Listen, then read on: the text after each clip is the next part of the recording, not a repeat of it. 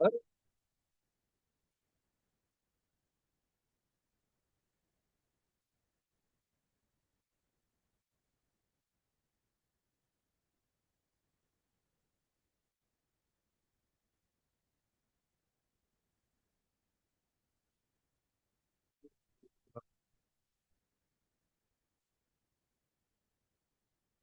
अरे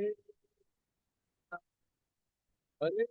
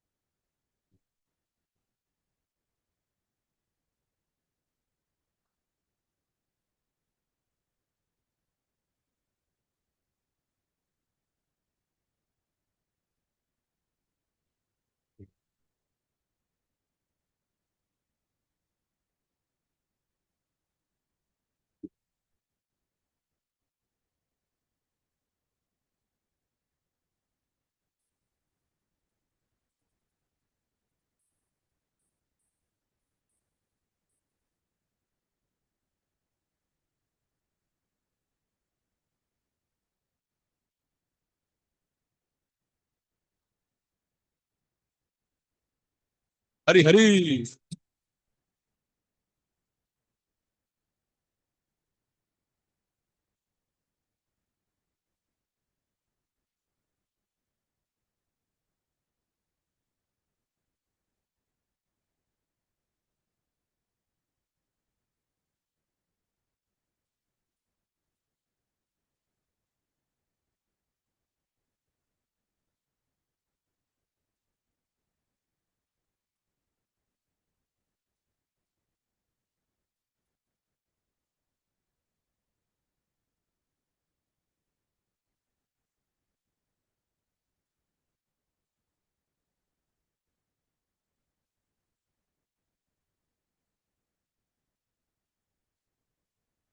हरे हरे हरे हरे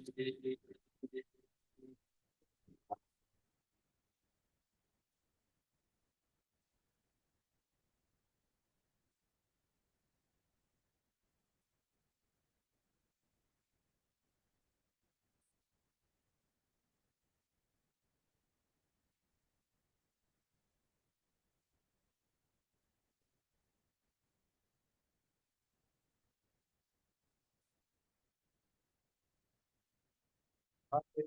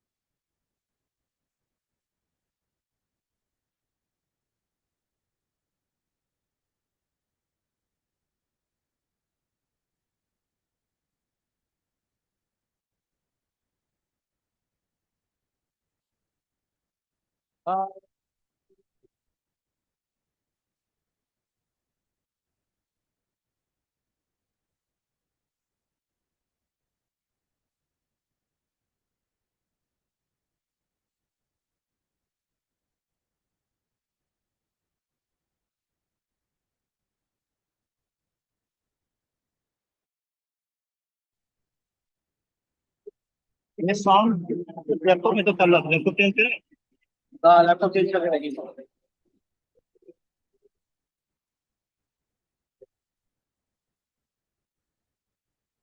अरे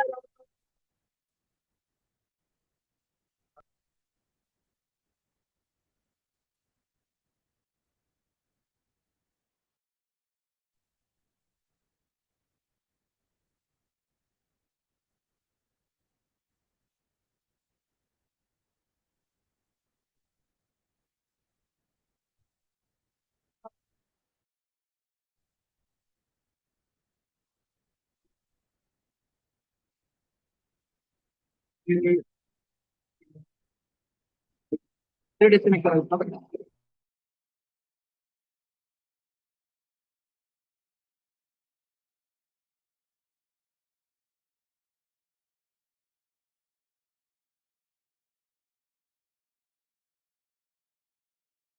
Hare Krishna, Hare Krishna,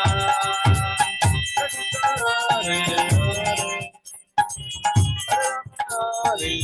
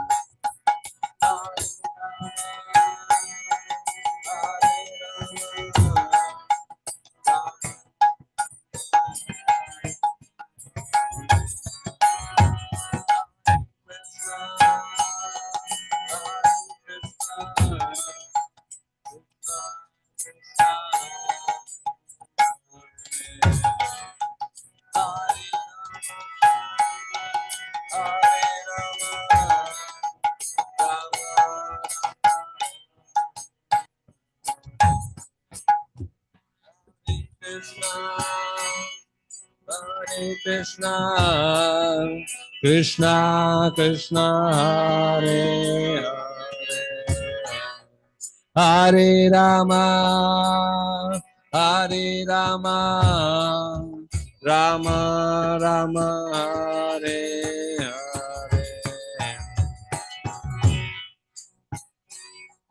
Hare Hare Krishna Krishna Krishna Hare Hare Hare Rama Rama Rama Hare Hare Hare Krishna Krishna Krishna Hare Hare Hare Rama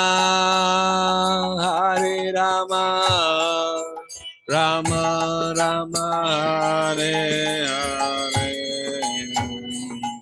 Hare Krishna Krishna Krishna Hare Hare Krishna Krishna Hare Hare Hare Ram Ram Ram Hare Hare Hare Krishna Krishna Krishna Hare Hare Hare Ram Hare Krishna Krishna Krishna Hare Hare Hare Ram Ram Ram Hare Hare Hare Krishna Krishna Hare Hare Hare Ram Hare Krishna Krishna Krishna Hare Hare Hare Ram Ram Hare Hare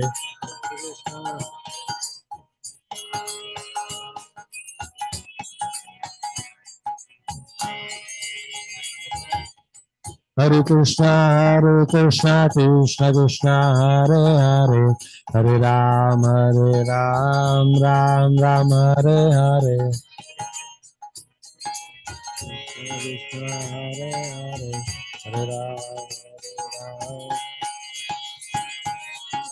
Hare Krishna Krishna Krishna Hare Hare Hare Ram Ram Ram Hare Hare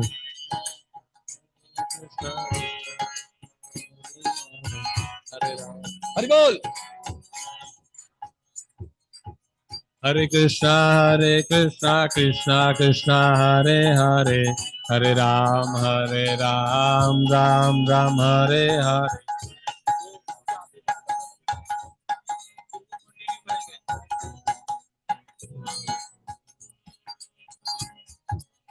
Hare Krishna Krishna Krishna Hare Hare Hare Ram Ram Ram Hare Hare Hare Krishna Krishna Hare Hare Hare Ram Ram Hare Hare Hare Krishna Krishna Hare Hare Hare Ram Ram Hare Hare Krishna Hare Hare Hare Ram Ram Hare Hare Hare Krishna Krishna Hare Hare Hare Ram Ram Hare Hare Krishna Hare Hare Hare Ram Ram Hare Hare Hare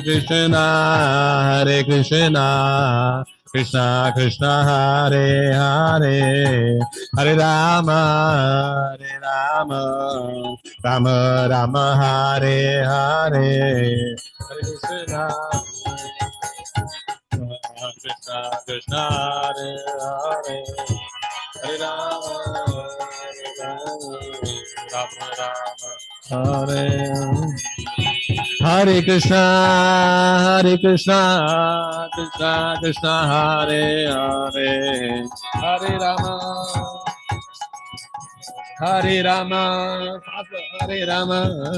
Rama Hare Hare Hare Krishna, Krishna Krishna, Hare Hare, Hare Rama, Hare Rama, Rama Rama, Hare Hare.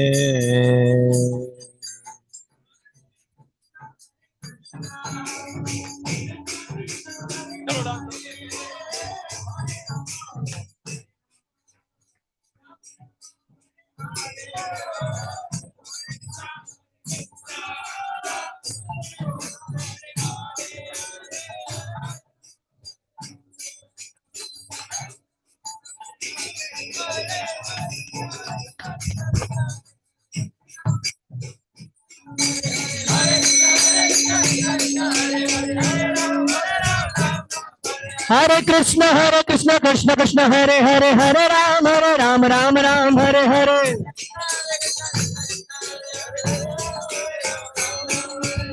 Hare Krishna, Krishna Krishna, Hare Hare, Hare Rama, Rama Rama, Hare Hare. Hare Krishna, Krishna Krishna, Hare Hare, Hare Rama, Hare Rama. Hare Krishna, Krishna Krishna, Hare Hare, Hare Ram, Ram, Hare Hare.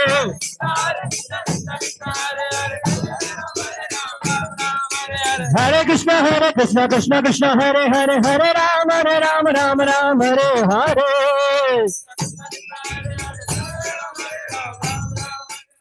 Nitai Gauranga, Gaura Hari, Nitai Gauranga, Gaura. Jaya Sachinandana Gaura Hari, Jaya Sachinandana Gaura Hari. Jaya Prabhupada, Jaya Srila Prabhupada. Jaya Prabhupada, Jaya Srila Prabhupada. Jaya Guru Deva, Guru Deva, Guru Deva, Jaya Guru Deva.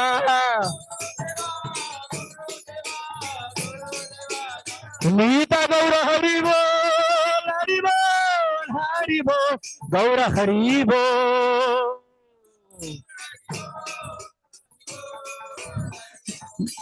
Nitai Gaura Hari Bol, Hari Bol, Hari Bol, Nitai Gaura Hari Bol. Nitai Gaura Hari Bol, Hari Bol, Hari Bol, Gaura Hari Bol.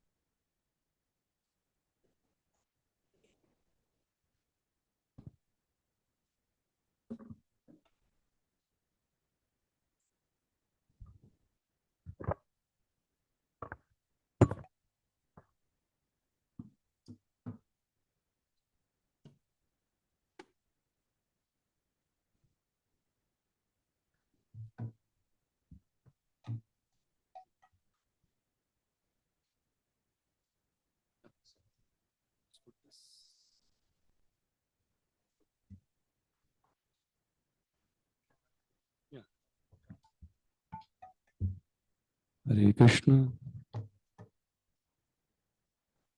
Hare Krishna.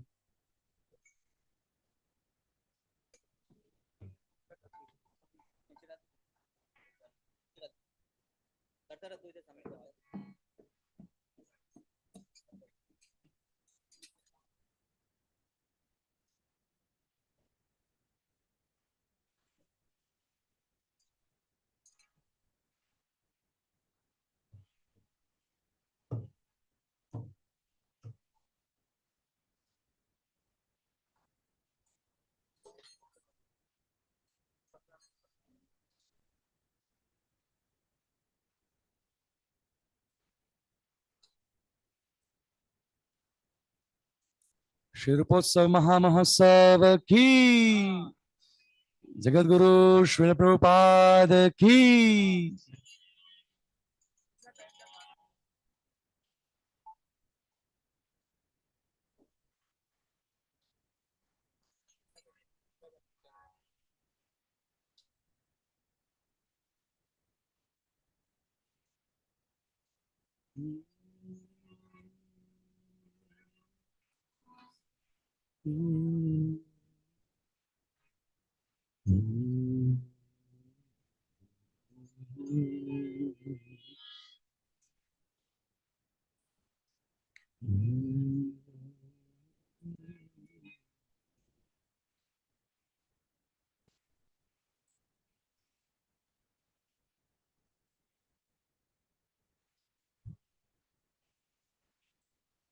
ओ है वैष्णव अवधान को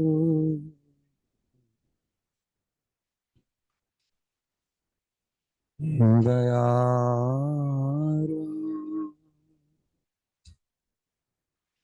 सागर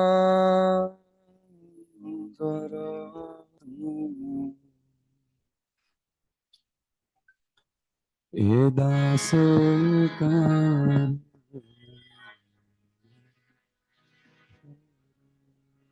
सत्वें से बोलो। ओ है वैष्णव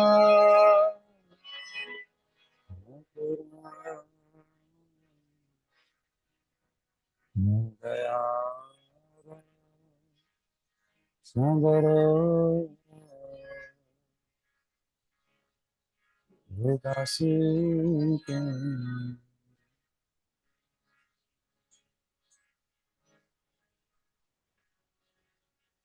ओ वैष्णव ठाकुर दयार सागर उदास करुण करी। ओ है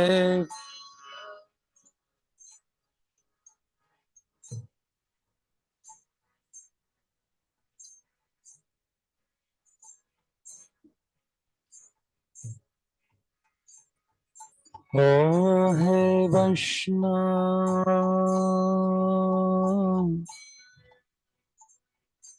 ठाकुर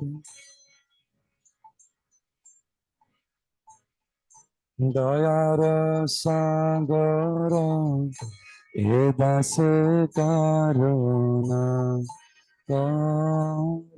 ओ है वैष्णव से बोलो।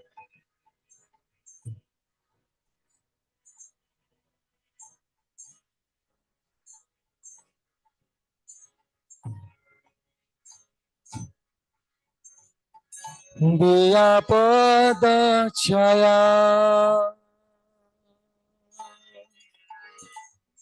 शोध है हमारा तुम्हारा चरण हरि।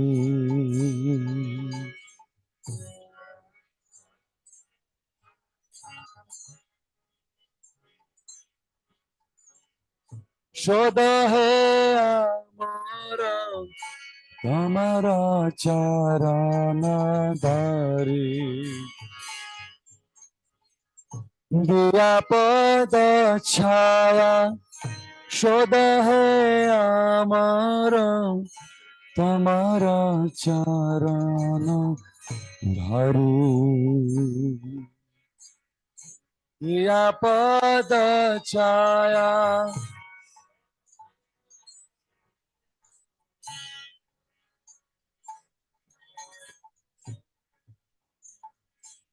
ओ है वैष्णव ठाकुर दयार सागर हे दास करुणा करी। ओ है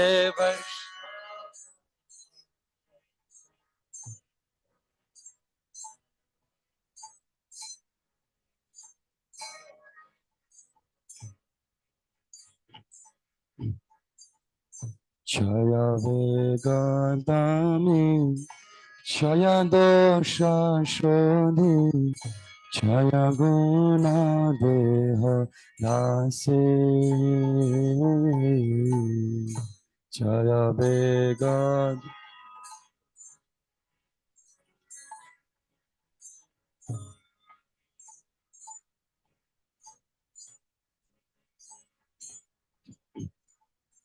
Chaya Vegadami, Chaya Dosha Shodhi, Chaya Guna Deha Dase, Chaya Vegad, Chaya Dosha Shodhi, Chaya Guna Deha, Chaya Sata Sangha, Deha Hai Amare, Bashichi Sangero Ashe, Chaya Sata Sangha, Deha Hai Amare, Bashichi Sangero,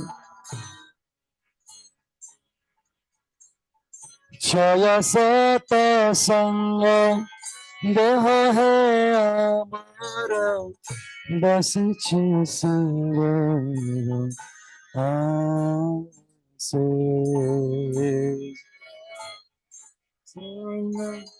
Deho hai amare, bas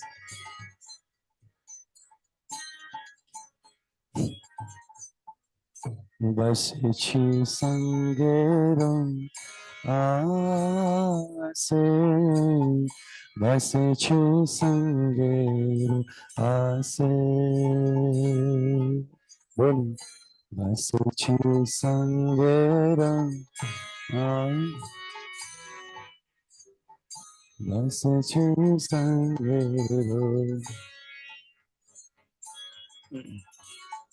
Ekakiya nahi paya bala Hari nama sankirtana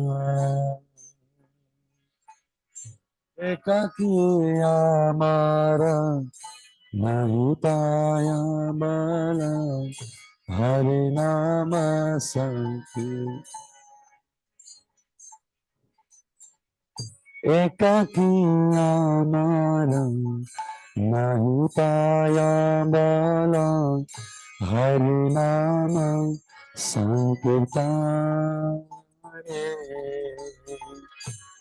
Ekakiya nahi paya bala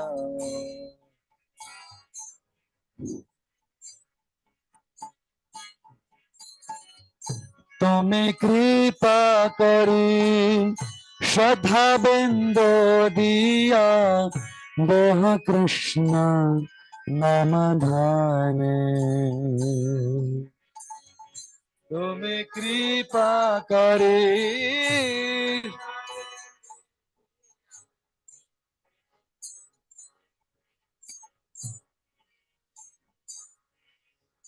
Tome kripa kari Shraddha bindo diya Deha Krishna namadhane Tome kripa kari Shraddha bindo Deha Krishna Deha Krishna namadhane Deha Krishna namadhane Krishna namadhane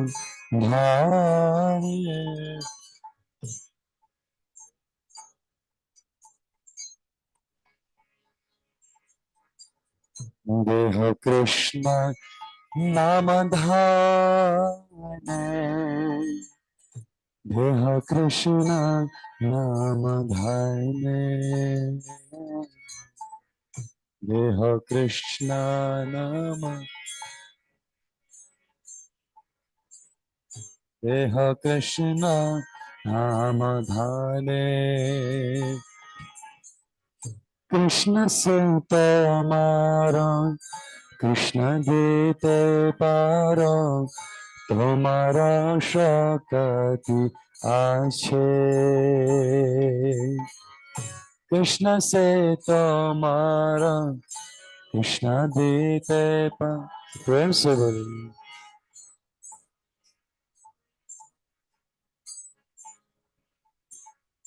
আমি তো গঙ্গা কৃষ্ণ কৃষ্ণ বলে ধাই তব পাছে পাছে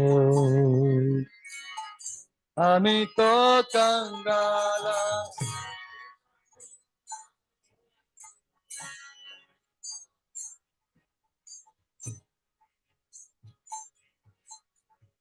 আমি তো গঙ্গালা কৃষ্ণ কৃষ্ণ বলে ধাই তব পাছে পাছে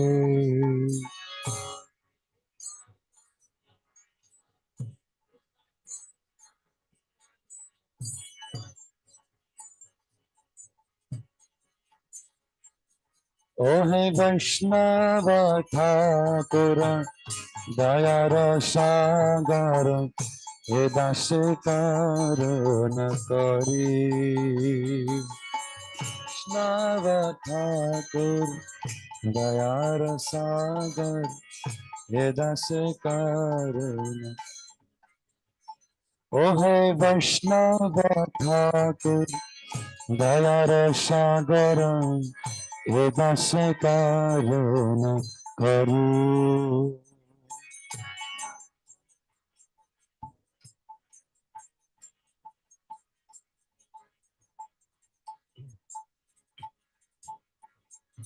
दिया पद छाया सदा अमर तुम्हारा चरण धारी दिया पद छाया सदा अमर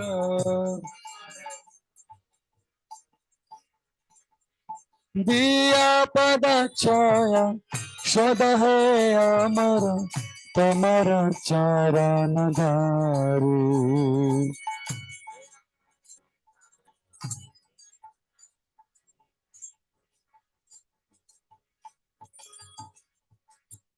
हरे कृष्णा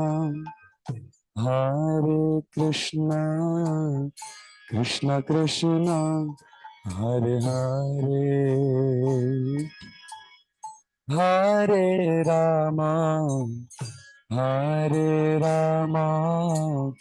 राम राम हरे हरे Once together बोले हरे कृष्णा कृष्ण कृष्ण हरे हरे हरे राम राम राम राम हरे हरे हरे कृष्ण कृष्ण कृष्ण हरे हरे हरे राम राम राम हरे हरे प्रेम से बोले हरे Krishna Hare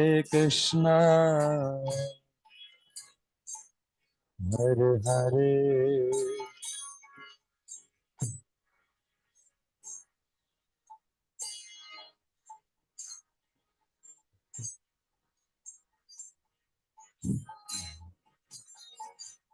Hare Krishna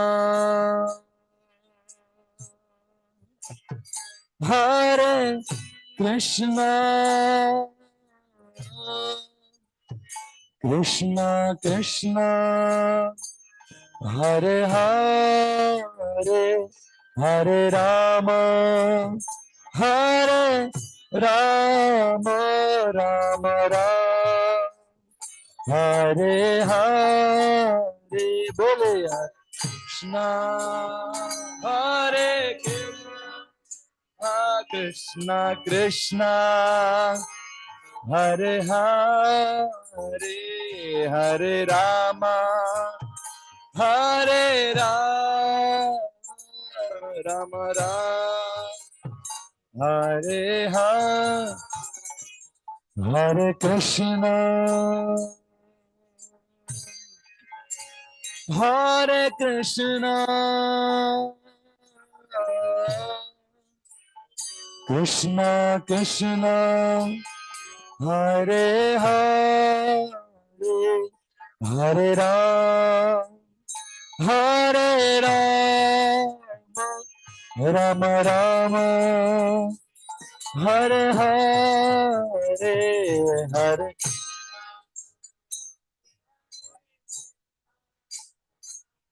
Krishna Krishna, Hare Hare, Hare Rama, Hare Rama, Rama Rama.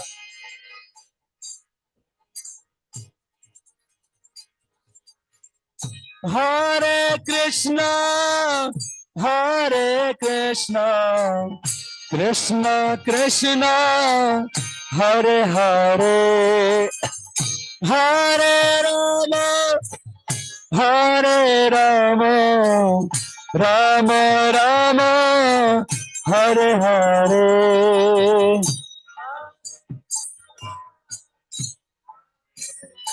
Krishna Krishna Krishna, Hare Hare, Hare Rama, Rama, Hare Krishna, Hare Krishna, Krishna Krishna, Hare Hare, Hare Ram, Hare Rama, Rama Rama, Hare Hare. Krishna Krishna Krishna, Hare Hare,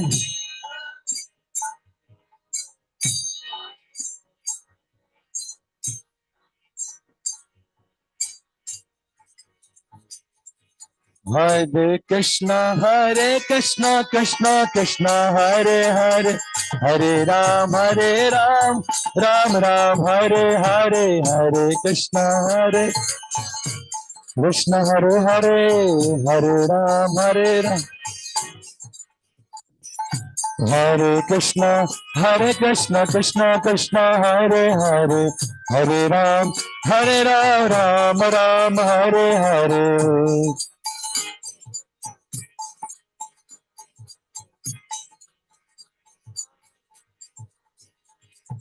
Hare Krishna, Krishna Krishna, Hare Hare, Hare Ram, Ram Ram, Hare Hare.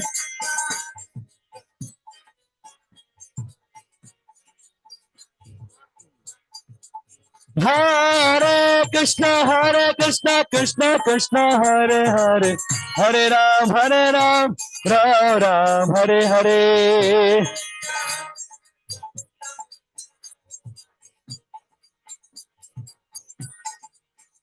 Hare Krishna, Krishna Krishna, Hare Hare, Hare Rama, Rama Rama, Hare Hare. Bole.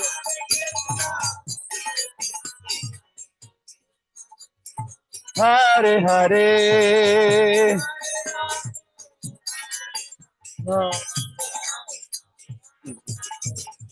Hare Krishna, Krishna Krishna, Hare Hare, Hare Rama, Rama Rama, Hare Hare. Bole. Krishna Krishna Hare Hare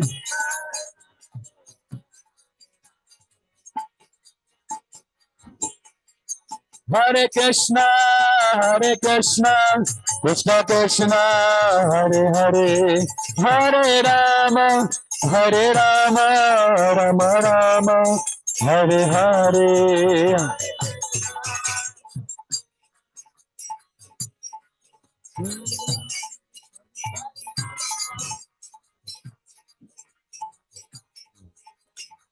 Jaya Jaya Prabhupada Prabhupada Prabhupada Jaya Jaya Prabhupada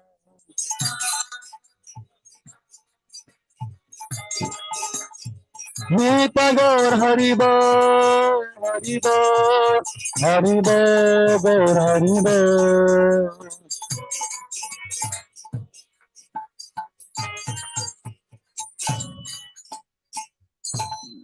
Srila Goswami ki Shri Srila Mahamahosava ki Jagadguru Srila Prabhupada ki Jai Gaur Premanande.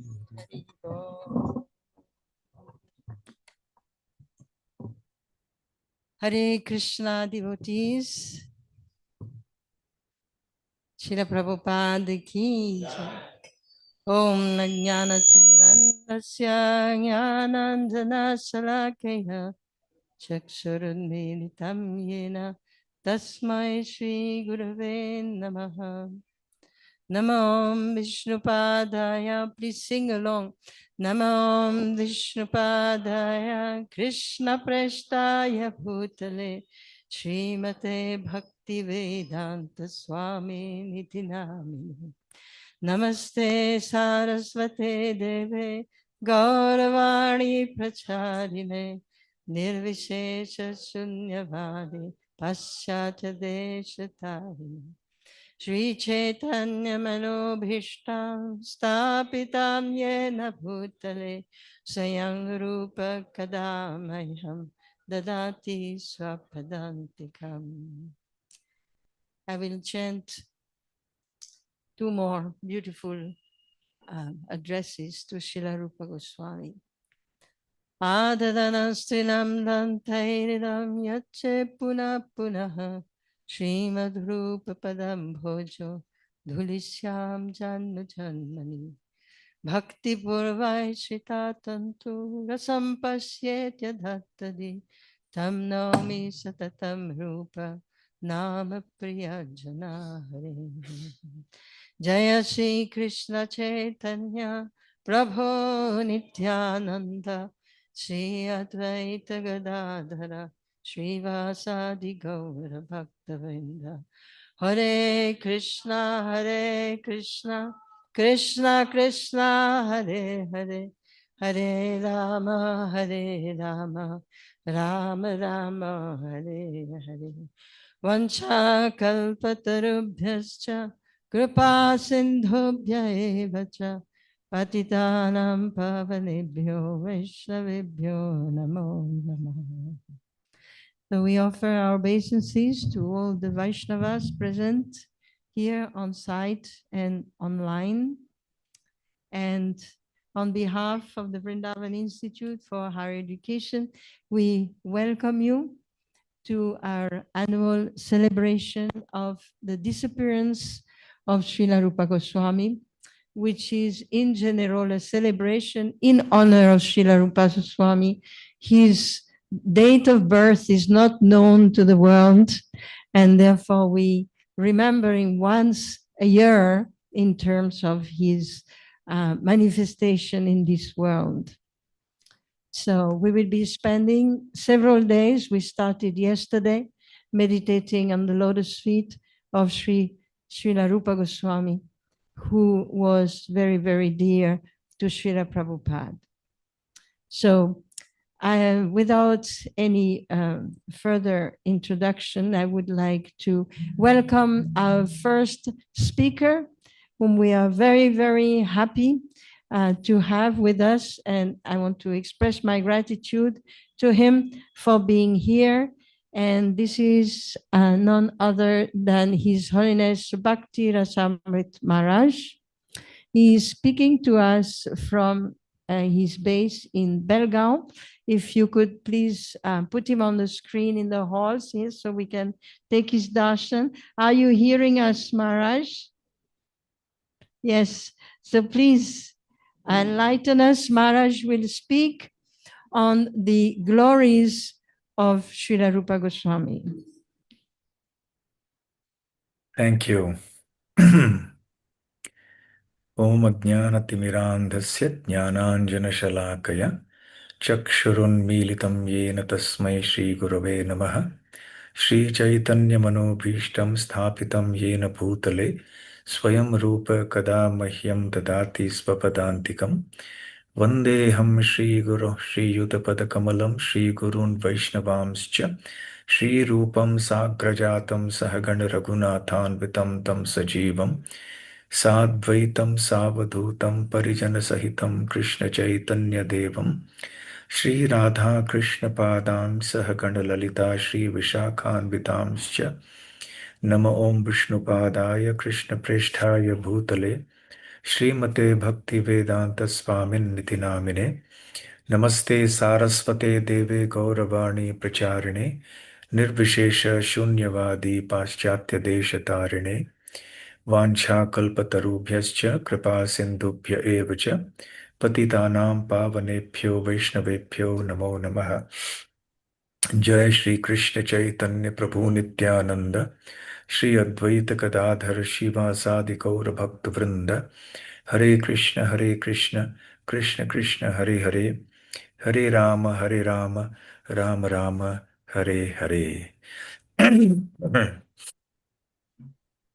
So, thank you very much, Prashanta Mataji, for the introduction and for inviting me to speak on Srila Rupa Goswami and for organizing this unique festival on the glories of Srila Rupa Goswami. We have heard of many types of utsavs, including Shravanotsav, etc. But the first time I'm hearing about Rupotsav, which is really nice. It's a good opportunity to speak about and hear about and meditate on the glories of Srila Rupa Goswami.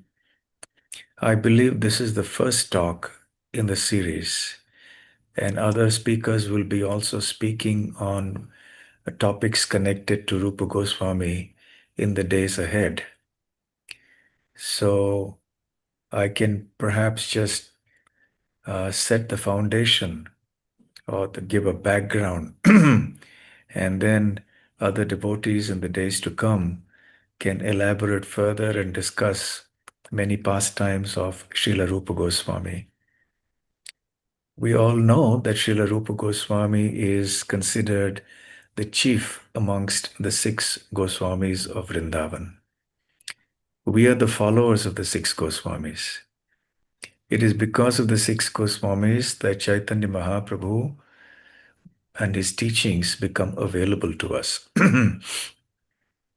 Even Srila Krishnadas Kaviraj Goswami, the author of the Chaitanya Charitamrita, has acknowledged his great debt to the 6 Goswamis, in particular to Srila Sanatan Goswami, Srila Rupa Goswami, and also to Srila Raghunath Das Goswami.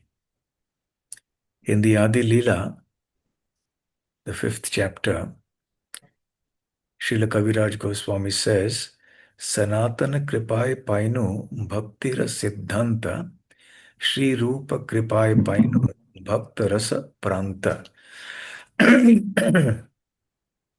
He says that by the mercy of Sanatan Goswami, I obtained Painu Bhaktira Siddhanta. Siddhanta refers to the ultimate conclusions. So by Sanatan Goswami's mercy, I have obtained the ultimate conclusions of devotional service. This is what Krishnadas Kaviraj Goswami says. And he goes on to say, Shri Rupa Kripai Painu Bhakti Rasa Pranta. That by the mercy of Rupa Goswami, I have obtained the ultimate limit. Pranta means the ultimate limit of Bhakti Rasa, the transcendental mellows of devotional service. And Srila Prabhupada in the purport mentions that it is because of this that Srila Rupa Goswami is referred to as the Bhakti Rasacharya, who is the Acharya of the transcendental mellows of devotional service. And we'll speak about that briefly in a few minutes. Meanwhile, I just want to pose an important question to all of you. Now, we do know that Rupa Goswami was not the eldest amongst the 6 Goswamis. Sanatan Goswami was the was the older brother, and Rupa Goswami considered Sanatan Goswami like a Shiksha Guru. Still, why is it that we consider Srila Rupa Goswami as the chief amongst the 6 Goswamis? This doesn't in any way minimize or diminish the glories of the other 5 Goswamis and also of the other great Vaishnavas who were their associates. But it does point out something important, that Srila Rupa Goswami was someone special. What is the reason for that?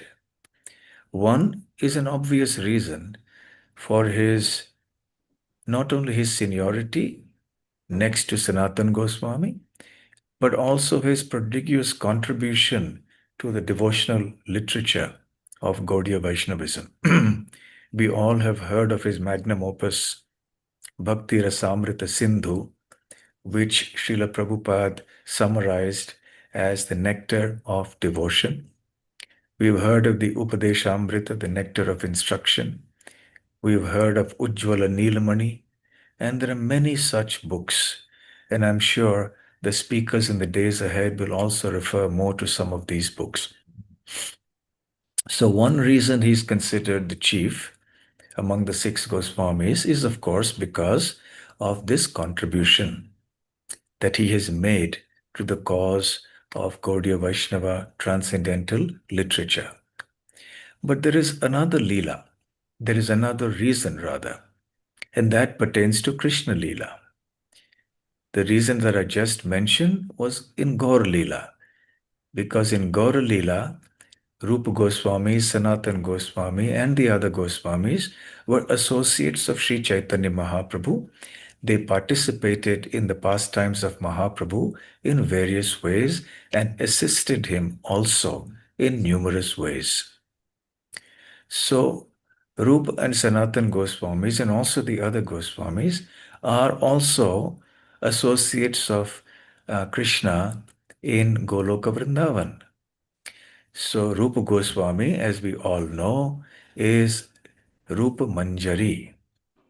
The Manjaris are the assistants of the Sakhis, the Gopis, who are in turn the assistants of Srimati Radharani, who in turn is the topmost devotee of Krishna in Goloka Vrindavan. So these Manjaris are a little younger in age, a couple of years younger in age than the Sakhis, and their seva is to assist the older. By older, I don't mean old, but just a couple of years older. They're still very young, but they're slightly older compared to the Manjaris. Their service is to assist them. So, who is Rupa Manjari? So Rupa Manjari is Rupa Goswami in Krishna Leela. Rupa Manjari is Rupa Goswami in Gaur Leela. So Rupa Manjari, she is the chief assistant or the chief Manjari of Lalita Sakhi. Lalita Sakhi is the chief amongst the Ashta Sakhis, the 8 principal assistant Sakhis of Srimati Radharani. So therefore, see the connection here. that Lalita Sakhi is the chief assistant of Radharani. She is the chief of the Ashta Sakhis, the 8 Sakhis. And Rupa Manjari is the chief assistant of Lalita Sakhi. And therefore, when she comes as Rupa Goswami, then Rupa Goswami is considered the chief amongst the 6 Goswamis. The other Goswamis are also, other 5 Goswamis are also Manjaris. So anyway, this is just a small but important point for us to consider. Now, Rupa Goswami and Sanatan Goswami, again, as we all know, were ministers in the government of Nawab Hussain Shah, who was the Muslim ruler of Bengal in those days. They both held very high positions.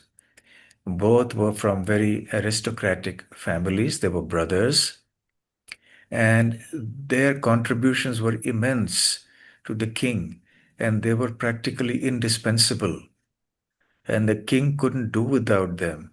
So expert and intelligent were they in the execution of their responsibilities that the king became extremely dependent on them for many things. So they were living in a place called Ramakeli, which is in Bengal. And this is where actually Chaitanya Mahaprabhu met Rupa and Sanatan Goswamis for the first time. Now, it is not that there had been no communication between them. Rupa and Sanatan Goswamis had written letters to Chaitanya Mahaprabhu, which Mahaprabhu had happily read. So Mahaprabhu was very well aware of the 2 brothers, and the 2 brothers were very devoted to Chaitanya Mahaprabhu even before they actually met him. They had heard about him, and they had already become his devotees, and they were in their own right great scholars of devotional service and of the Srimad Bhagavatam. So when Mahaprabhu wanted to visit Vrindavan from Jagannath Puri, and that is a whole pastime in itself, he had made numerous attempts to go to Vrindavan earlier, and on each occasion he had been unable to fulfill his desire. So on this occasion, when he decided to go to Vrindavan, many of his associates like Nityananda Prabhu, Srivas Thakur, Haridas Thakur, Gadadhar Pandit, etc., also accompanied him. And as he walked northwards towards Vrindavan, he happened eventually to come to a place called Ramakeli, where Rupa and Sanatan Goswamis resided. At that time, they were called Dabir Khas and Sakar Malik. Even though they were born in Brahmin families, but by virtue of their long association with and service to the Nawab, they had got these Muslim names, Dabir Khas and Sakar Malik. But notwithstanding their names, they were very exalted devotees of Krishna even before Mahaprabhu met them. So the pastime of them meeting is mentioned very nicely in the Chaitanya Charitamrita, and I'll just read from a particular section, which is in the Madhya Leela, chapter 1, the later pastimes of Lord Chaitanya. So when Mahaprabhu arrived at Ramakeli, he saw it was an extraordinarily beautiful place. And when he was performing Sankirtan there in Ramakeli Gram, he danced and sometimes lost consciousness due to experiencing intense love of Godhead. So many people came to have his darshan there. And naturally, because large numbers of people flocked to have darshan of Mahaprabhu, word spread and it reached the ears of the Muslim king, the Nawab Hussain Shah, who became somewhat astonished. And he spoke to the magistrate, who must have also been a Muslim king, a Muslim person, and who perhaps wanted to take some action against Mahaprabhu. And the king told the magistrate that, just see the influence of this prophet. He must be a prophet. He must be a great saint, because thousands upon thousands of people are following him. So don't disturb this prophet. Let him do whatever he likes. And then Nawab Hussain Shah called his assistant, whose name was Keshav Chhatri, and asked him, I'm seeing that there is this a Hindu prophet who is moving around and is attracting a lot of people. So what is your opinion about him? Now, Keshav Chhatri was well aware of the glories of Sri Chaitanya Mahaprabhu, but he deliberately downplayed those glories because he knew that the king was unreliable. Ultimately, he was not a faithful devotee of the Lord.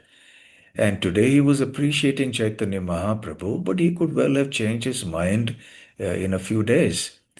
So Keshav Chhatri did not trust the king.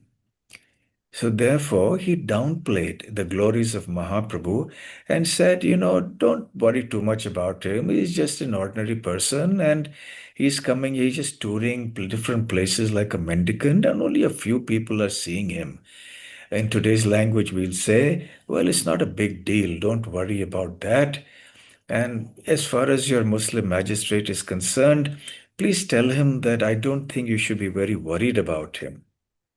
So having said that, he actually sent a messenger to Chaitanya Mahaprabhu to please leave as soon as possible because he did not trust the king.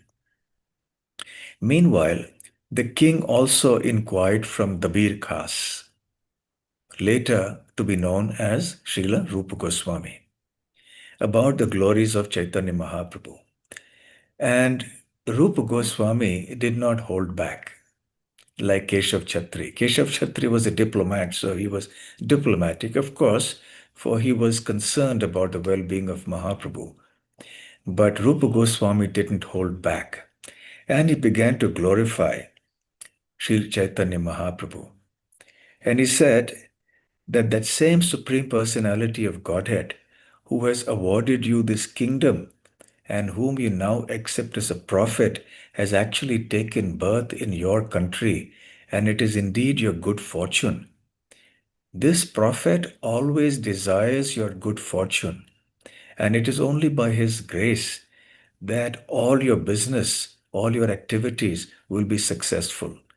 By his blessings alone will you attain victory everywhere. So why are you questioning me, O king? Please question your mind, because you are the king of the people. And therefore you are the representative of the Supreme Personality of Godhead, Naradev. And therefore whatever your mind tells you will be your final conclusion. Now, that's not something that we can, follow in when we explain to people. But he was Rupa Goswami. We are not Rupa Goswami. And Chaitanya Mahaprabhu was personally present there. Rupa Goswami, by his purity and devotion, was able to infuse sufficient faith in the heart of the king.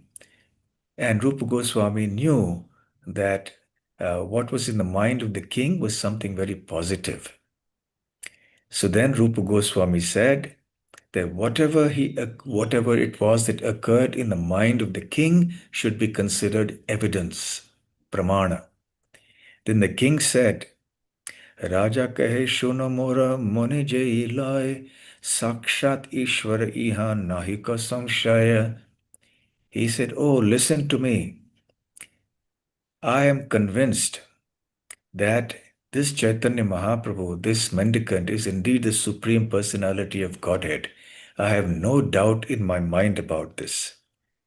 So after hearing this, Rupa Goswami, who was then Dabir Khas, also returned to his residence. And then, after much consideration, Dabir Khas and Sakar Malik decided to go and have darshan, personal audience with Sri Chaitanya Mahaprabhu.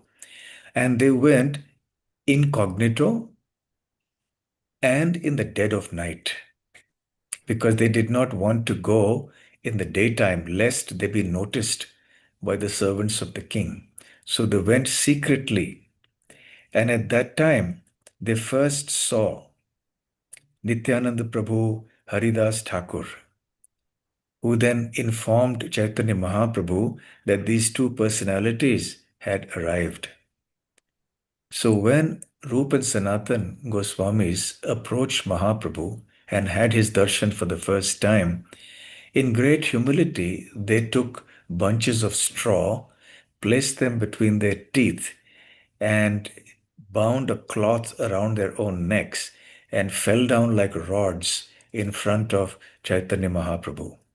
Now, this is generally considered a sign of humility, to hold a straw between one's teeth and to fall down in Dandavat Pranam. So, when they saw Chaitanya Mahaprabhu, they became overwhelmed with joy and they began to cry tears of ecstasy.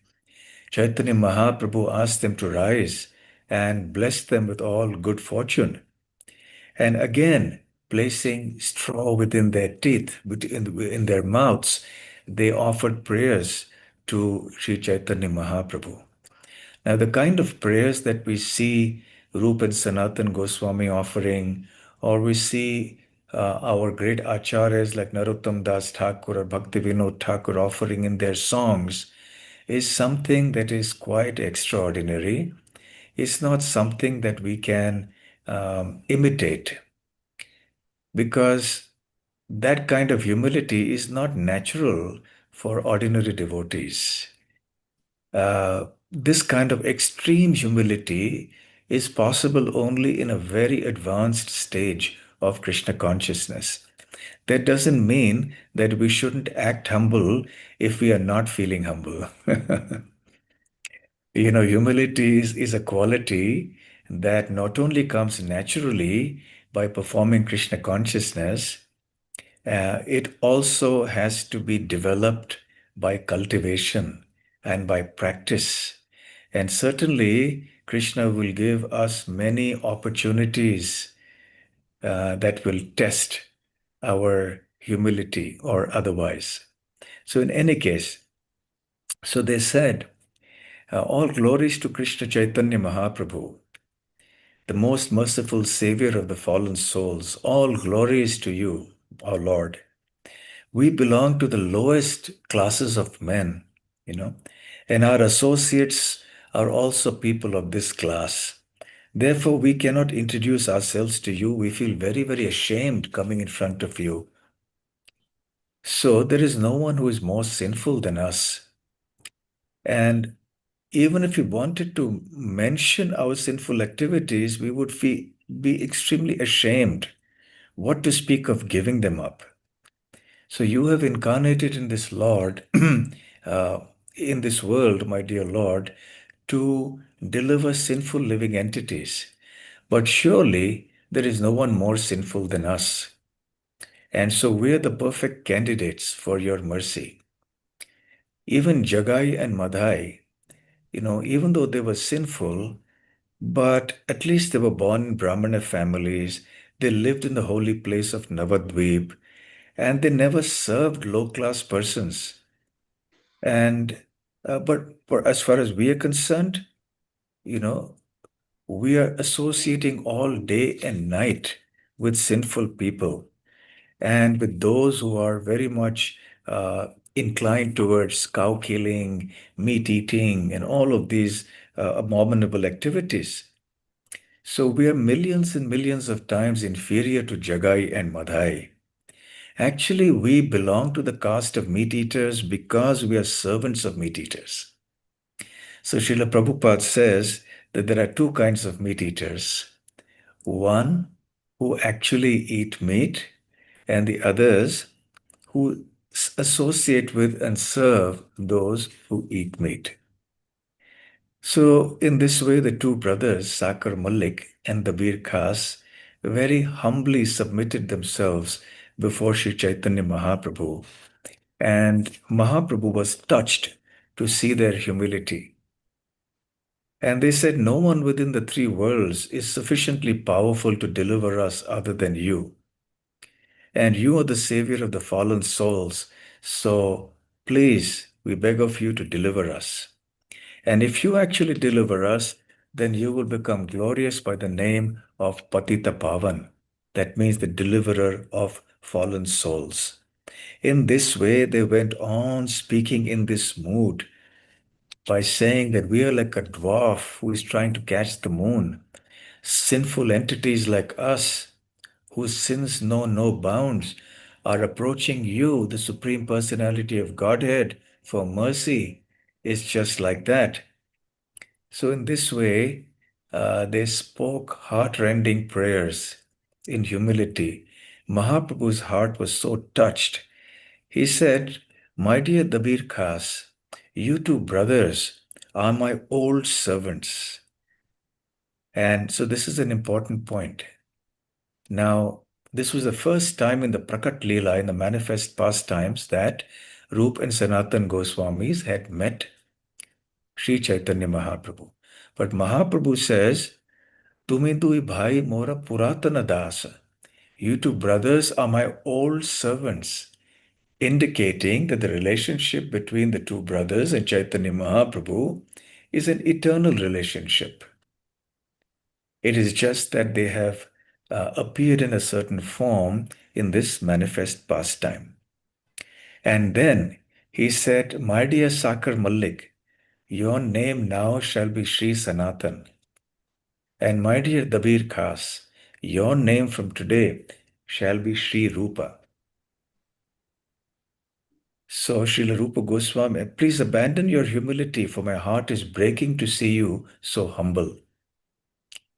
Srila Prabhupada says in the purport that actually this is Sri Chaitanya Mahaprabhu's initiation of Rup and Sanatan Goswamis. They approached them with all humility, and the Lord accepted them as old servants and actually initiated them. So, when the question arises, who were they initiated by? They were initiated directly by Sri Chaitanya Mahaprabhu. And this is the evidence from the Chaitanya Charitamrita and Srila Prabhupada's purport as well. So, then Mahaprabhu said, I have read the several letters you have written me with so much humility. I can understand your behavior from these letters. Therefore, I want you to know that I had no business coming to Ramakeli. I have only come here to deliver both of you, because nobody else could understand my intentions. And people are asking me all the time, why am I going to a place like Ramakeli? But the secret reason for my coming here is only to deliver both of you brothers. Now you don't fear anything. Go back home. Birth after birth, you have been my eternal servants. I'm sure that Krishna will deliver you very soon. So again, Mahaprabhu is repeating the same point, that they are eternal servants of Sri Chaitanya Mahaprabhu. Then Mahaprabhu placed his lotus hands on the heads of both the brothers.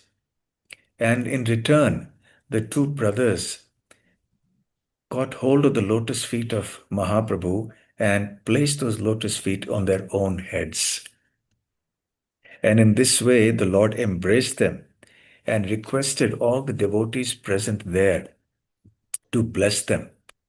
When Mahaprabhu saw the exchanges between Rup and Sanatan Goswami on one hand, with the other devotees like Nityananda Prabhu, Srivas Thakur, Gadadhar Pandit, Haridas Thakur, and others, he became extremely pleased.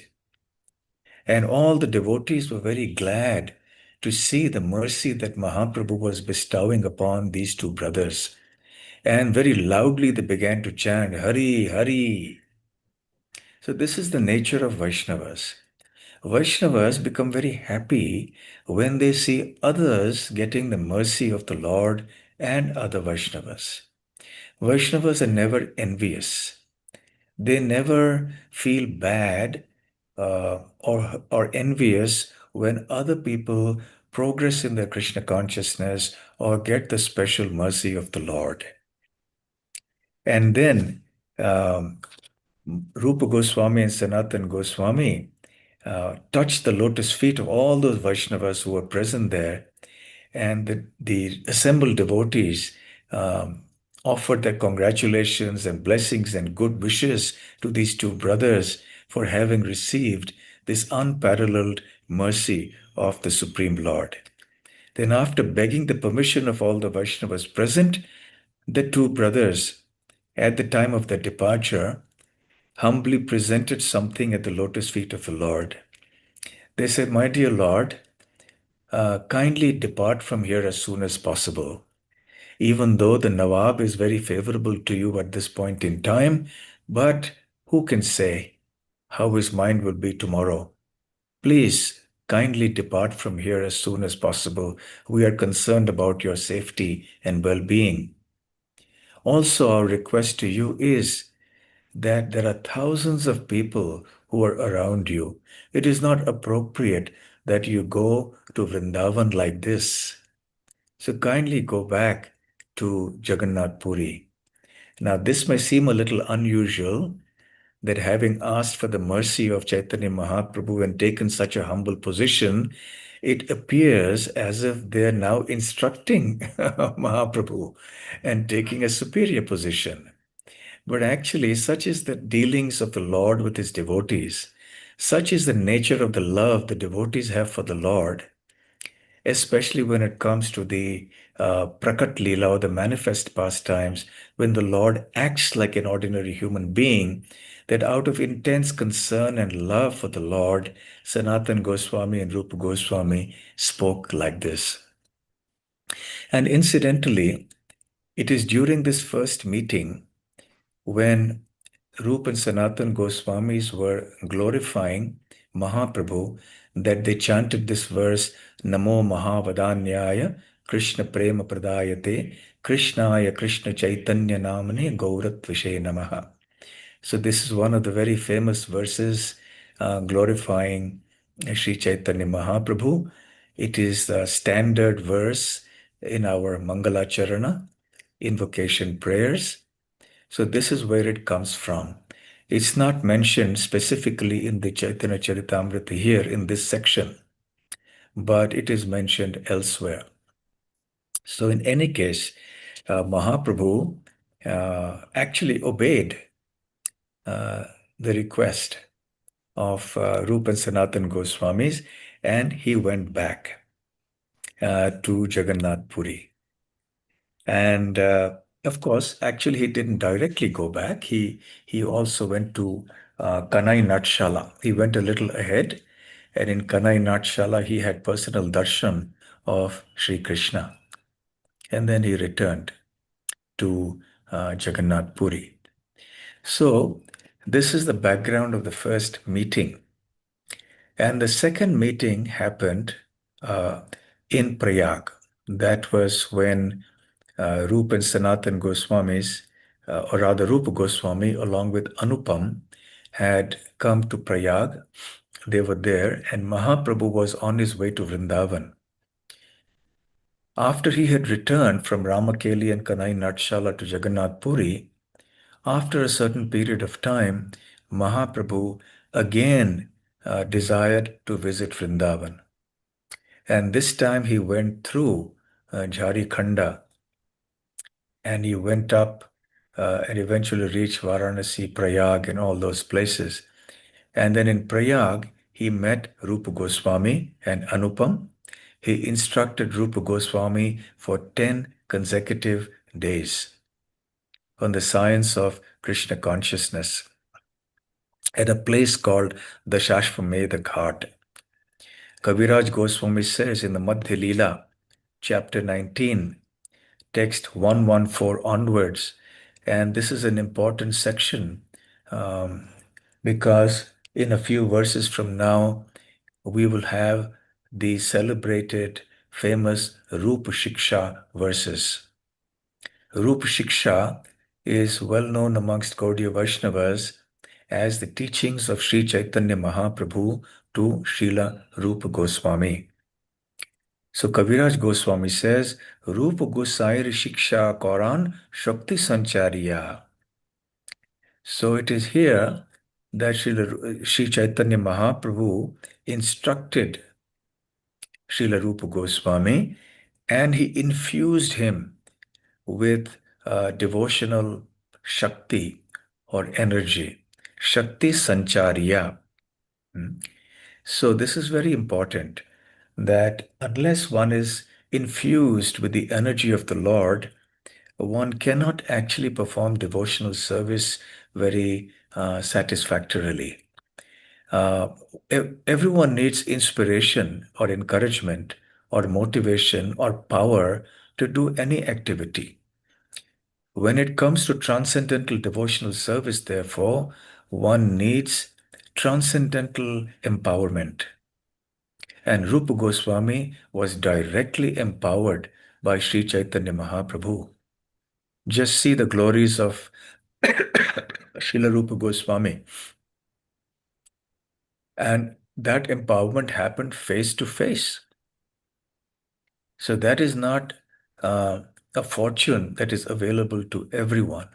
At the same time, because of the transcendental nature of the devotional process and the parampara system, this transcendental empowerment can be made available to any sincere seeker of the absolute truth.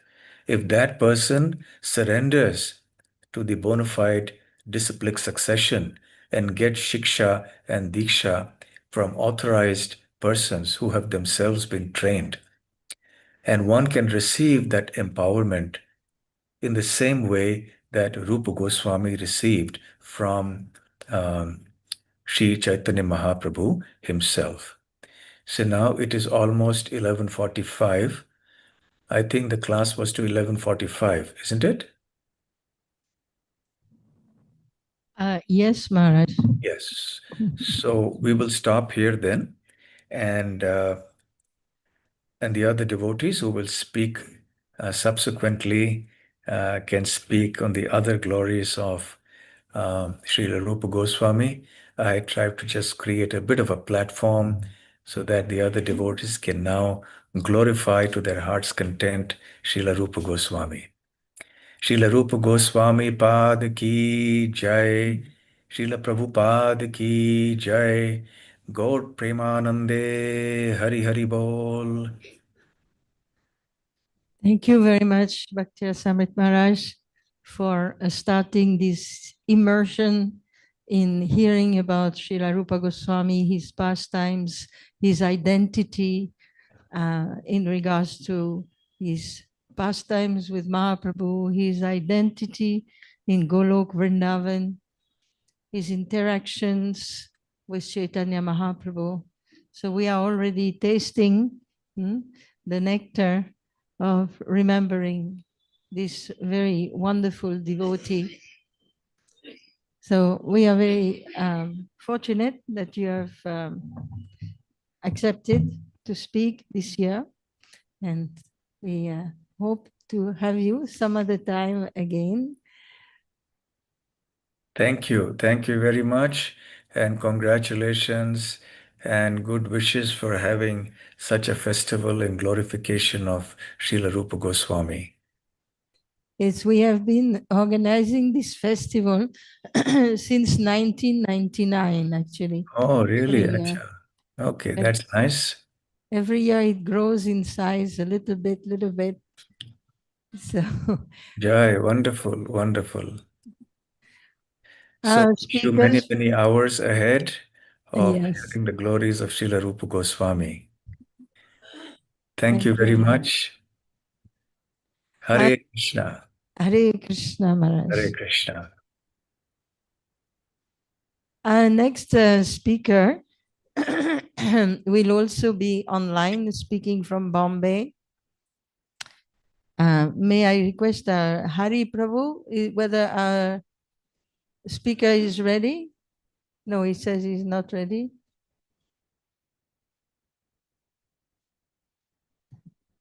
So our next speaker is Hari Parshad Prabhu, who is a very scholarly devotee. He will be speaking on the best definition of bhakti, which of course refers to the definition that Srila Rupa Goswami has compiled and that we study when we do Bhakti Shastri. We study the nectar of devotion and the definition of bhakti as described by Srila Rupa Goswami. So we will be sailing, hearing. I will just give you a little overview so that you are prepared for what is coming. Hari Parshad Prabhu will speak on this definition on bhakti.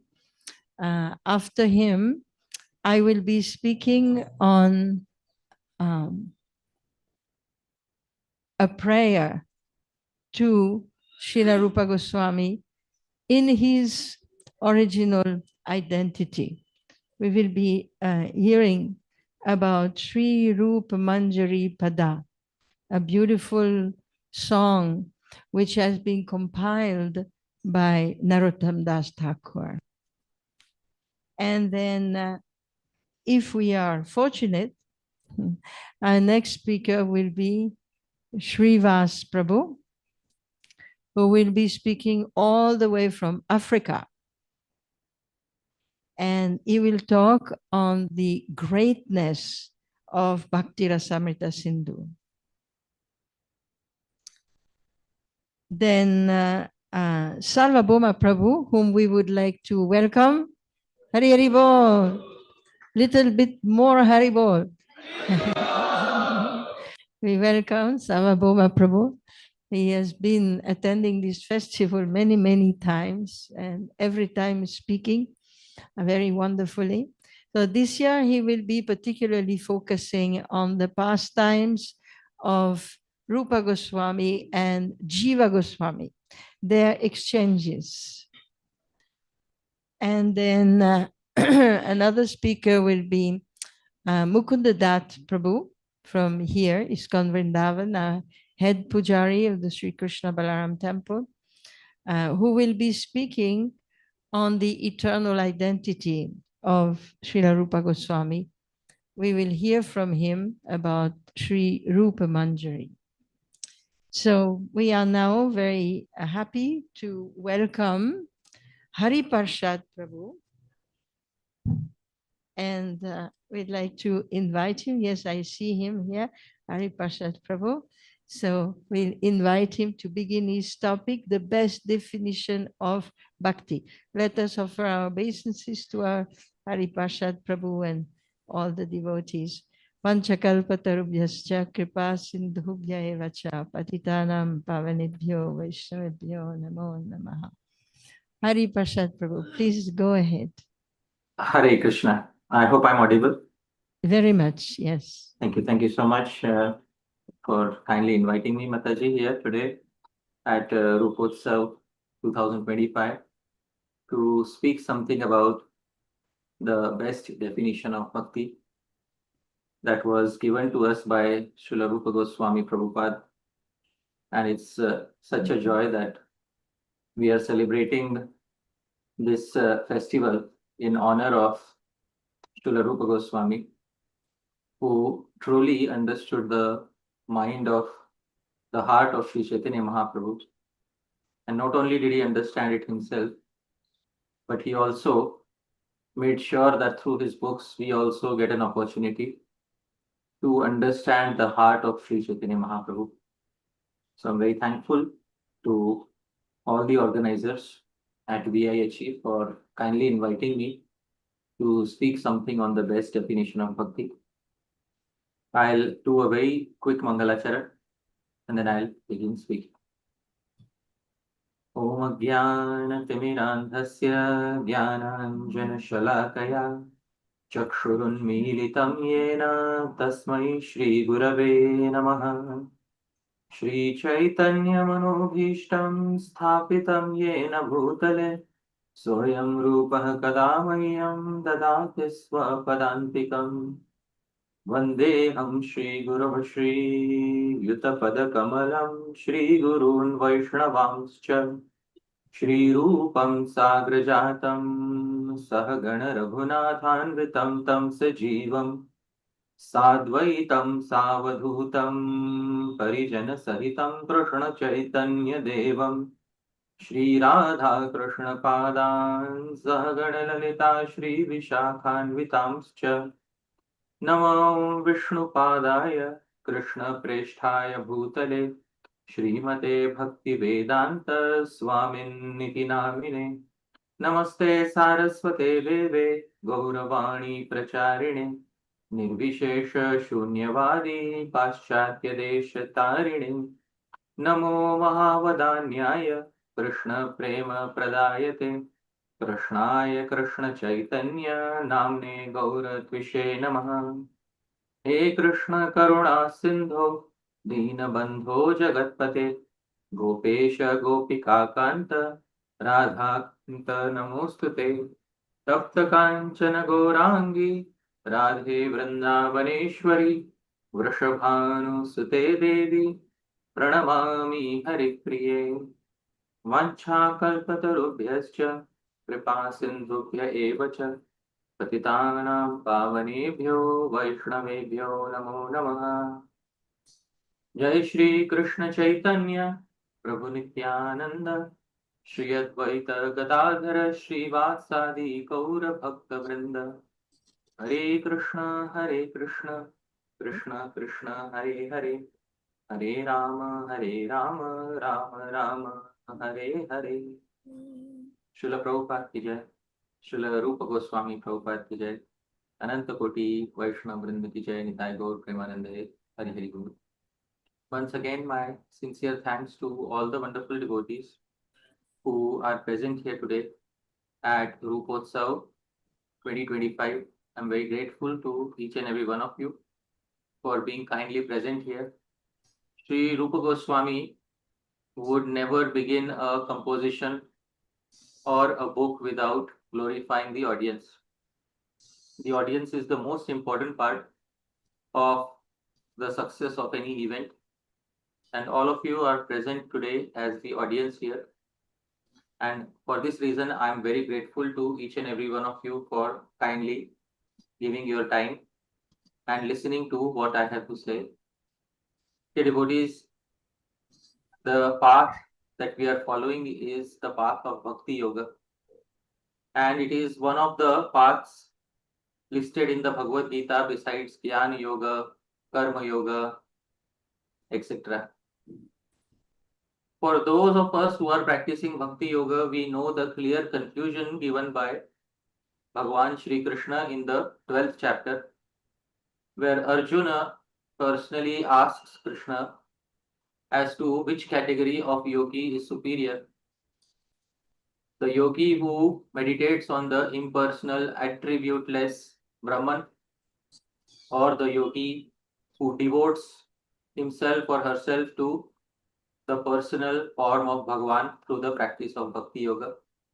And Bhagavan, without any delay, immediately in the second verse of the 12th chapter declares that the devotee who is dedicated to my personal form is the topmost amongst all the yogis. Hence, there is no doubt in our mind that the process of Bhakti Yoga is certainly the topmost process. But before we begin Bhakti, there comes the question that we have to define Bhakti. And what is Bhakti? Now, ideally, when we try to define anything, we should have a complete definition that covers all aspects of Bhakti and does not miss out on any particular aspect. Dear devotees, the first literature that we look at is Bhagavad Gita. And in the Bhagavad Gita, there are many verses pertaining to Bhakti. Manmana bhav, mad bhakto, madhyaji, mam namaskuru. This is Krishna telling Arjun to perform Bhakti. But Krishna, what is Bhakti? Please define Bhakti. So if we try to find out a definition of bhakti in the Bhagavad Gita, we will find it very difficult to pinpoint a single verse as a definition of bhakti in the Bhagavad Gita. We then look to Srimad Bhagavatam, and in the Srimad Bhagavatam, there are many definitions of bhakti given by Kapila Muni in the third canto, where Kapila Muni describes bhakti in the mode of ignorance, bhakti in the mode of passion, and bhakti in the mode of goodness. All these varieties of bhakti are described by Kapila Muni, and we still want to find that one definition which covers everything and doesn't leave anything out of that particular definition.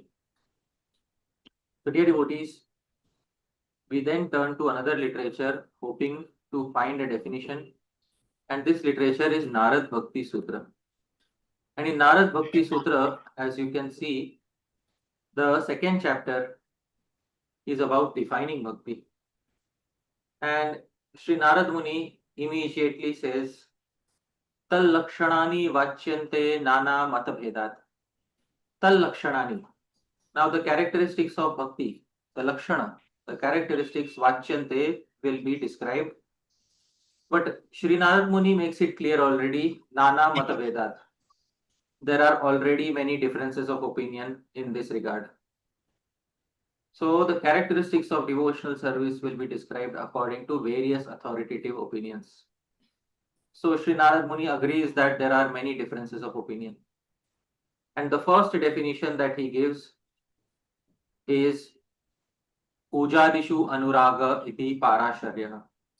Parasharya is the son of Parashar Muni, Sri Vyasadeva.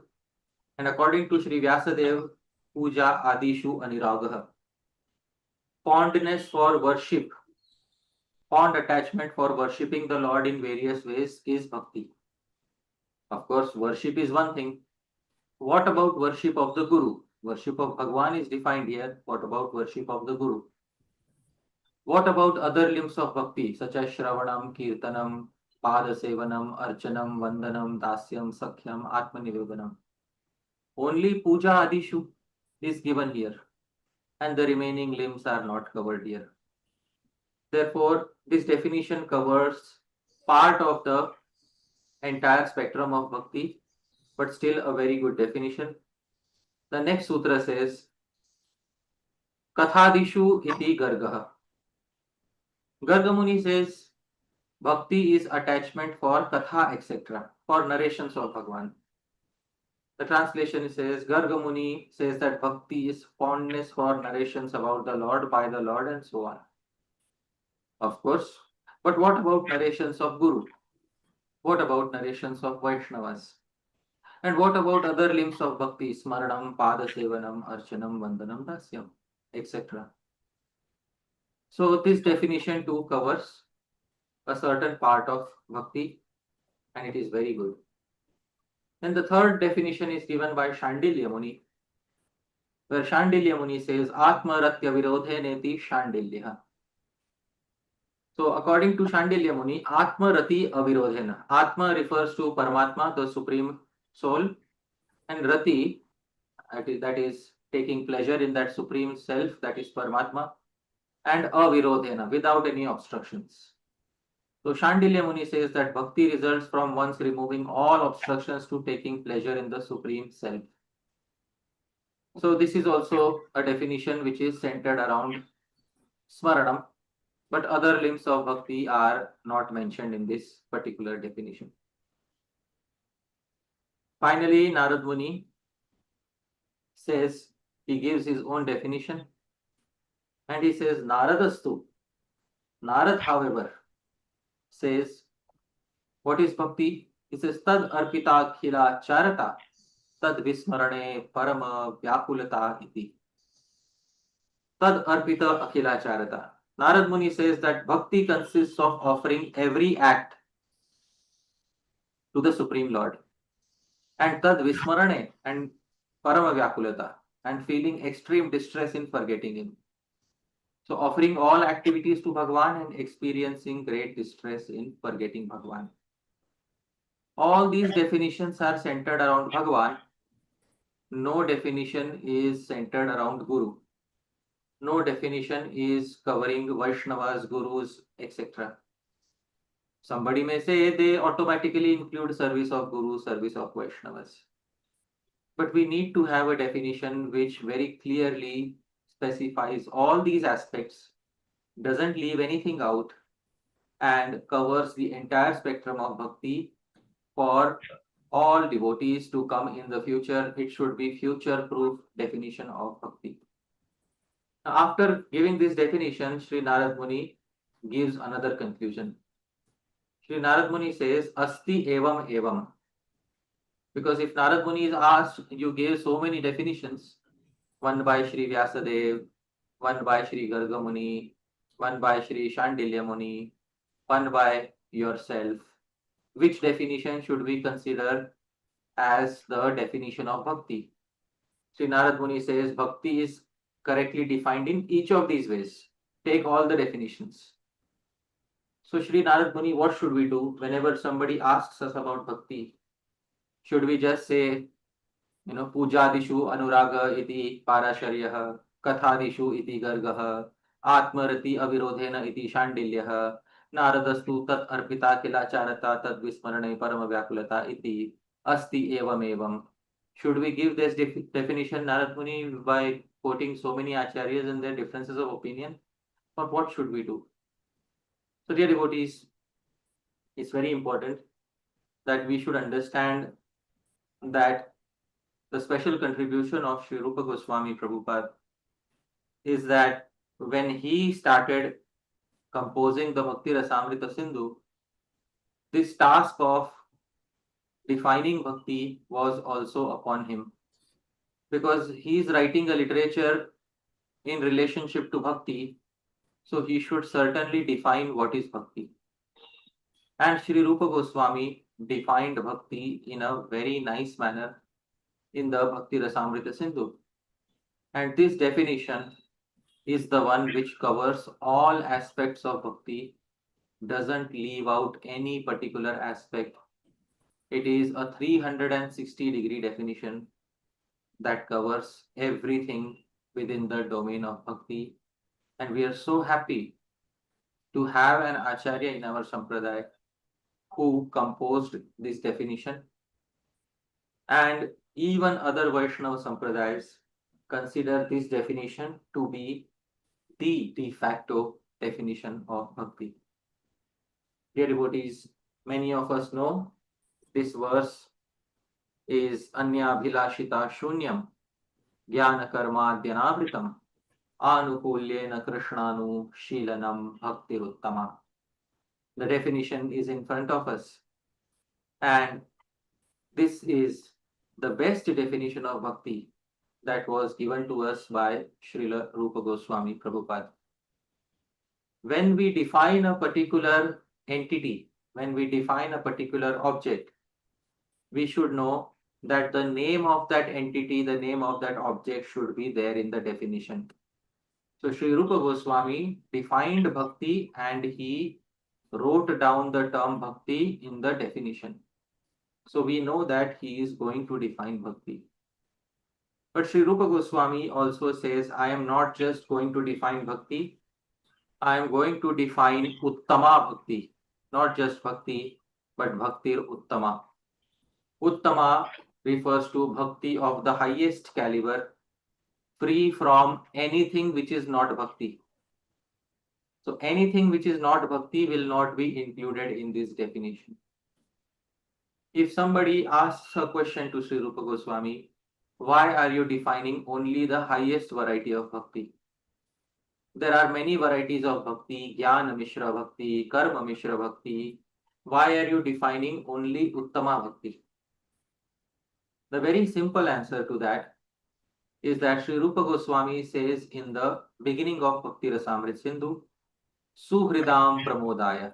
I am writing this literature for the joy of my near and dear ones. And for our near and dear ones, we should give the purest variation of bhakti.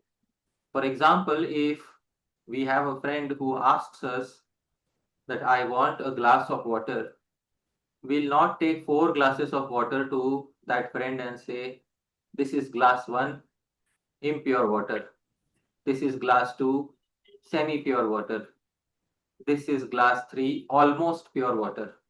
And this is glass 4, completely pure water. We will not take 4 glasses to that friend. We will take only 1 glass of water to that friend because Suhridam, that friend is near and dear to our heart. Therefore, we will give that friend pure water. Similarly, if Sri Rupa Goswami he has very clearly written that he is going to compose Bhakti Rasamrita Sindhu for his near and dear ones. So when he is going to define Bhakti, he is going to define pure Bhakti, free from any traces of anything which is not Bhakti. And therefore Sri Rupa Goswami says, I will define Uttama Bhakti. Also in the world, when somebody asks us, show me gold. So gold is also 18 karat and gold is also 24 karat. But 24 karat gold is considered as pure gold without any addition. 18 karat gold is gold mixed with something else. But 18 karat gold is also known as gold and 24 karat gold is also known as gold. But dear devotees, actual gold is 24 karat gold. Similarly, actual bhakti is Uttama Bhakti. And therefore Sri Rupa Goswami says, I am not going to define just Bhakti, I am going to define Uttama Bhakti. Dear devotees, Bhakti, this term Bhakti, is feminine in gender. Feminine gender according to Sanskrit grammar. Therefore, her adjective Uttama is also feminine in gender. So it is not Uttama with the short A, it is Uttama with the long A at the end. So Uttama Bhakti. Because names of ladies in Sanskrit, they don't end with a short A. Sanskrit names of ladies end with A, E, U. So therefore it is not Uttama Bhakti, it is Uttama Bhakti. Now that we have the term in front of us, Uttama Bhakti, we should now try to see how Sri Rupa Goswami defines Bhakti. Whenever we define anything, the name of that particular entity should be there in the definition. So we should have the name of that thing which is defined, and then the characteristics should also be there. So the name of the term we are defining is Bhakti. And now we need the characteristics of Bhakti, because anything we want to define, we need the characteristics of that particular thing. So Sri Rupa Goswami says Bhakti is defined by 3 characteristics, that is characteristic 1 plus characteristic 2 plus characteristic 3. There are 3 characteristics of Bhakti. These 3 together are known as not only Bhakti, dear devotees, Uttama Bhakti. So Uttama Bhakti is consisting of 3 characteristics, and these 3 characteristics are given by Srila Rupa Goswami in his definition. Let's see characteristic 1. This is the first characteristic of Uttama Bhakti. The first characteristic is Anya Abhilashita Shunyam. Anya Abhilashita Shunyam. Bhakti is Shunyam. Shunya means Bhakti is completely zero in Anya Abhilashita, in the desire for anything else besides Bhakti. Short and sweet, Srila Rupa Goswami is saying, the pure devotee is free from all desires besides the desire to execute Bhakti.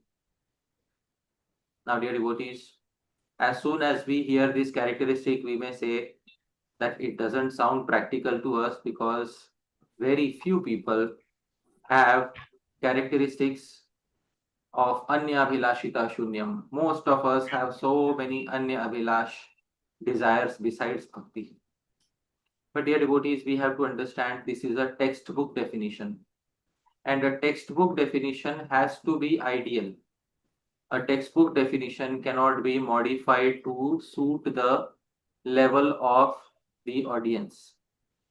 in a mathematics textbook, in a physics textbook, you have to give the ideal definition.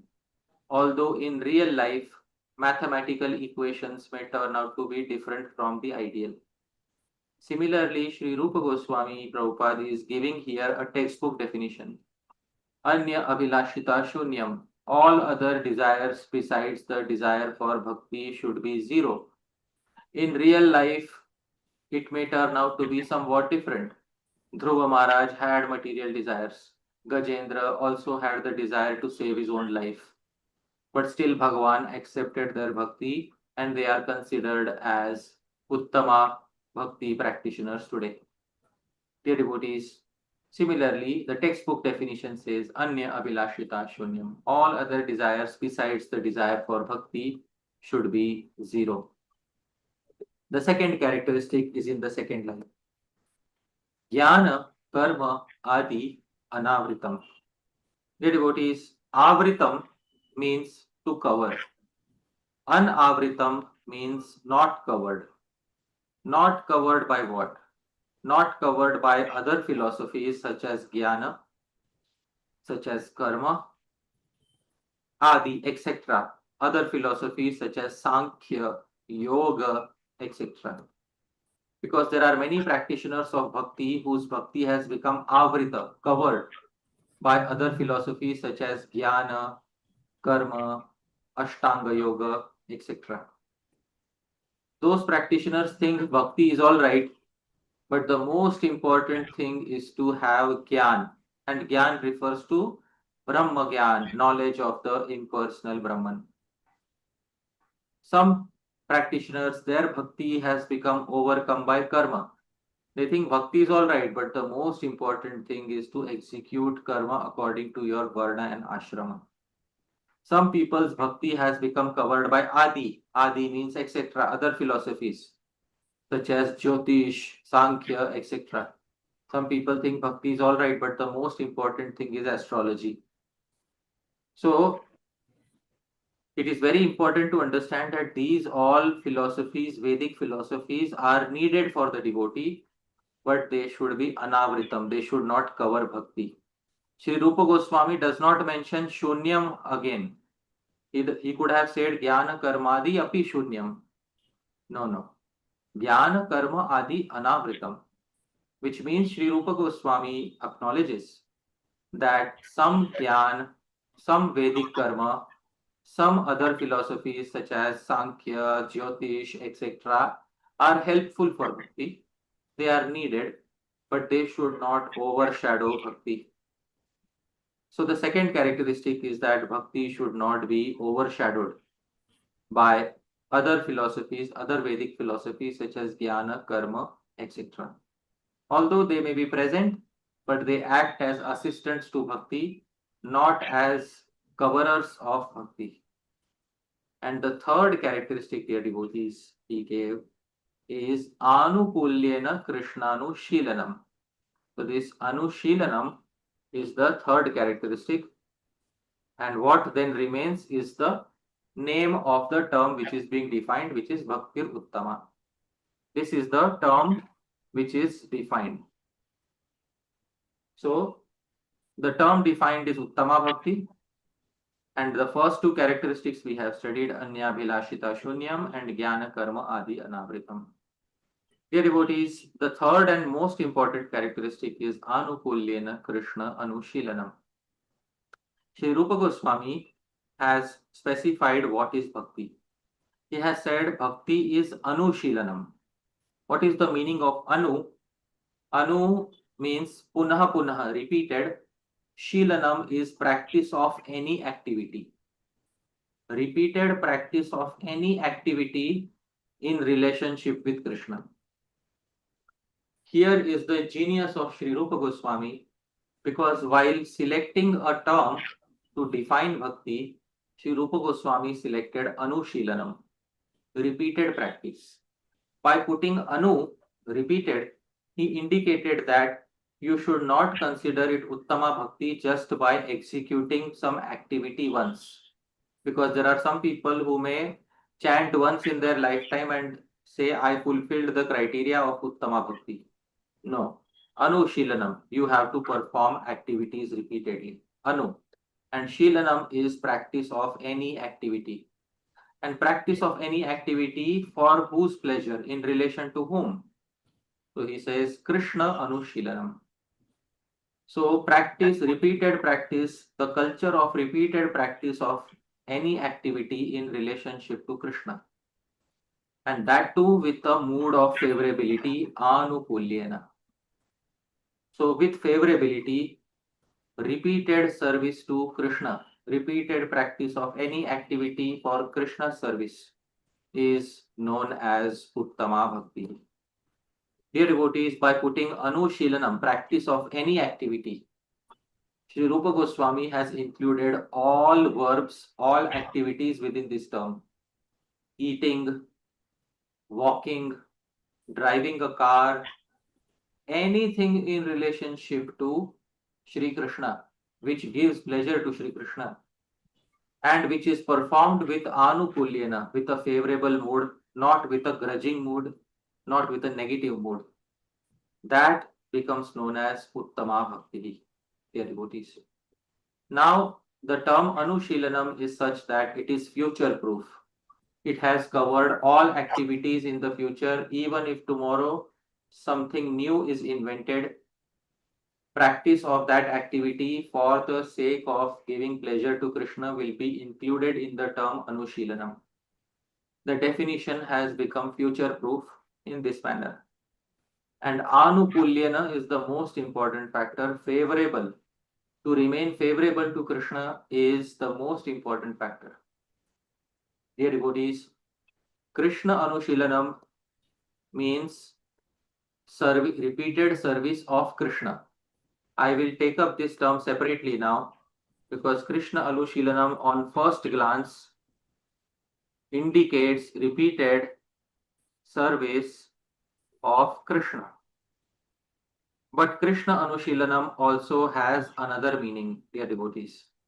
Krishna Anushilanam also means Krishna Sambandhi Anushilanam. What it means is repeated service of any entity related to Krishna.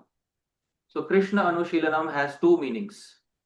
Repeated service directly of Krishna, and that is called as Krishna Artham Anushilanam, and repeated service of any entity related to Krishna, Krishna Sambandhi Anushilanam. So these are the two meanings, Krishna Artham Anushilanam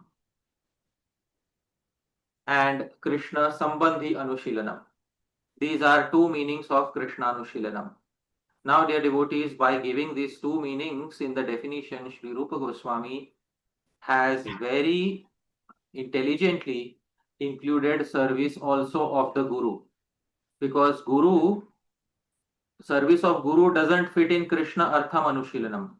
Service of Guru fits in Krishna Sambandhi Anushilanam. But Krishna Sambandhi Anushilanam also becomes Krishna Anushilanam according to rules of Sanskrit grammar. So service of the temple, which is favorable to Krishna, service of the Guru, which is favorable to Krishna, service of any entity related to Krishna, which gives pleasure to Krishna, is known as Krishna Anushilanam. And direct service of Krishna, such as deity worship, is Krishna Artham Anushilanam. The middle term gets removed and what remains is Krishna Anushilanam. Similarly, service of any entity related to Krishna is Krishna Sambandhi Anushilanam. The middle term gets removed and what remains is Krishna Anushilanam. According to Sanskrit grammar, this is known as Madhyama Pada Lopi Samas, which means a combined term in which the middle term gets deleted. So this is Madhyama Pada Lopi Samas. The middle term will be deleted, Sambandhi will be deleted, Artham will be deleted. What will remain is Krishna Anushilanam. And in this way, dear devotees, Sri Rupa Goswami defined bhakti by giving three characteristics.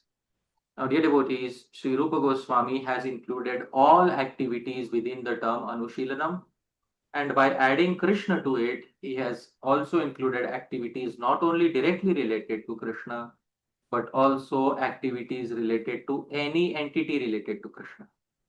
In this way, Krishnanushilanam covers all aspects of bhakti 360 degrees with nothing left out. Dear devotees, anukulyena, but the main condition is there should be favorability towards Krishna. Now, dear devotees, these are three characteristics of Uttama Bhakti as given by Sri Rupa Goswami. In these three characteristics, often we have heard that some characteristics are secondary characteristics, some characteristics are primary characteristics. They are also known in Sanskrit as Tatastha Lakshan or Mukhya Lakshan. Tatastha Lakshan is Tatastha Lakshan and Swarup Lakshan. Tatastha Lakshan means secondary characteristics. Swarupa Lakshan means primary characteristics. What are primary and secondary characteristics? I will explain using a very simple example. Please hear carefully, dear devotees. For example, if I have a friend whose name is Devadatta, but I don't know where his home is.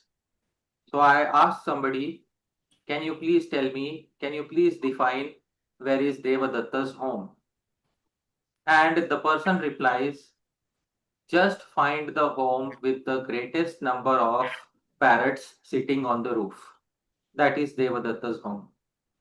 So this is also a definition. And I may actually locate a home which has the greatest number of parrots sitting on the roof. And it may be Devadatta's home. So I found Devadatta's home. But this is a secondary characteristic. And the secondary characteristic means tomorrow if the rain falls and all the parrots fly away, will it still remain Devadatta's home? Of course it will still remain. So this is known as a secondary characteristic. Something which may be present sometimes, may not be present sometimes, but still defines a particular entity. That is secondary characteristic. According to the Acharyas, the first characteristic is a secondary characteristic, Anyabhilashita Shunyam, which means that in certain devotees, there may not be Anyabhilashita Shunyam, but Bhagavan may still accept their bhakti as Uttama Bhakti. Example, Dhruva, Gajendra, etc. The second characteristic is Jnana Karmadi Anavritam. Some devotees may be overcome by other philosophies, but in still some exceptional cases, Bhagavan may accept them and consider their acts of devotion as Uttama Bhakti. But the primary characteristics, dear devotees, is Anukulyena Krishnanushilanam. And this particular characteristic is the important compulsory characteristic. For example, somebody asks, where is Devadatta's home? And the reply comes, find the home which is registered in the name of Devadatta. Now, if this characteristic changes, then the home itself will change. And it is no longer Devadatta's home. So this is known as primary characteristic or Swarup Lakshan. So the Swarup Lakshan, primary characteristic of Uttama Bhakti is Anukulyena Krishnanushilanam. Favorable, repeated practice of service towards Krishna or any entity related to Krishna. If favorability is lost, Uttama Bhakti is lost. If repeated service towards Krishna is lost, Uttama Bhakti is lost. If repeated service towards Krishna's devotees is lost, Uttama Bhakti is lost. But regarding these first two characteristics, even if Anyabhilashita Shunyam is lost, Bhagavan may still sometimes consider it as Uttama Bhakti. Even if Jnana Karmadi Anavritam is sometimes lost, Bhagavan may still consider it Uttama Bhakti. But if Anukulyena Krishnanushilanam is lost, Bhagavan will never consider it as Uttama Bhakti. So this, dear devotees, is the best definition of Bhakti that was given to us by Sri Rupa Goswami. And in this definition of Bhakti, dear devotees, we find the complete and all-encompassing nature of Bhakti that has been given by Sri Rupa Goswami. Till today, there has been nobody who has been able to give a better definition of Bhakti as compared to this definition, because this definition covers all aspects of Bhakti, leaving out nothing at all. And we are so happy, and we can say we take pride in our Acharyas, that it was our Acharya, Sri Rupa Goswami Prabhupada, who gave this particular definition of bhakti. And for this reason, dear devotees, we are very thankful, very grateful to Srila Rupa Goswami, who gave this definition. Of course, we know that it is Sri Chaitanya Manobhishtam. The definition has originally come from Sri Chaitanya Mahaprabhu. And Sri Rupa Goswami simply understood that definition and presented it in front of the entire world so that the entire world can benefit from the thought process of Sri Chaitanya Mahaprabhu. And of course, Sri Chaitanya Mahaprabhu was a very learned Vidwan, a very learned scholar of Nyaya. And therefore, Sri Chaitanya Mahaprabhu has also personally ensured that according to all logical points of view, nothing is left out in the definition of Uttama Bhakti that has been given by Sri Rupa Goswami. So Sri Rupa Goswami's definition, checked personally by Sri Chaitanya Mahaprabhu, authorized by all the great devotees, and it stands as a testimony to the fact that Sri Rupa Goswami did what was not achieved previously in any previous text of Bhakti. This is the unique contribution of Sri Rupa Goswami, for which we are ever grateful to him.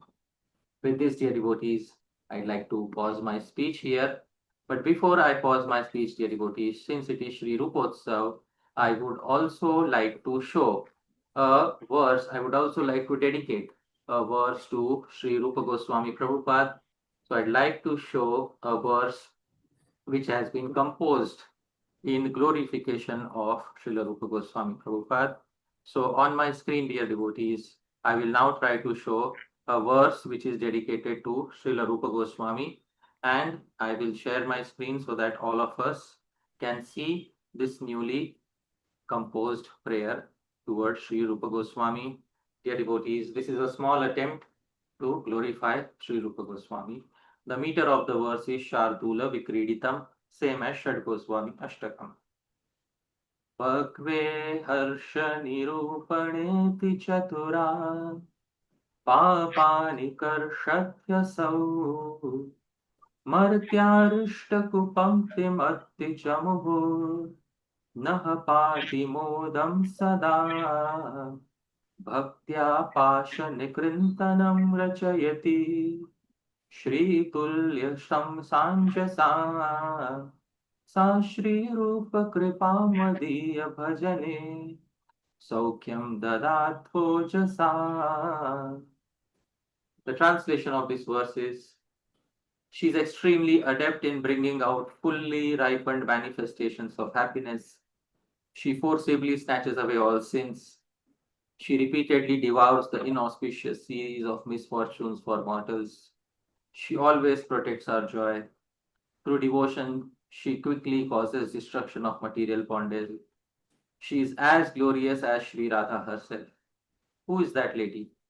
Well, may that wonderful lady named Sri Rupa Kripa, the mercy of Srila Rupa Goswami, vigorously bestow pleasure in all my acts of devotional service. Dear devotees, this verse has been composed in a way that it can be laid on a wheel. The first line of the verse is laid from top left to bottom right. I'll sing it again and simultaneously lay down the verse.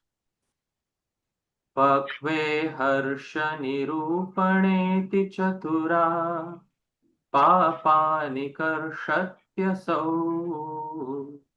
The second line is again from left to right, top left to bottom right.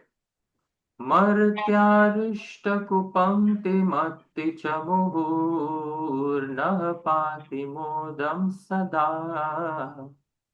The third line goes from top to bottom. Bhaktya pasha nikrintanam rachayati Shri Tulya Shamsanjasa. We end at the bottom sa and we go in a circular fashion in the last line, clockwise from the bottom.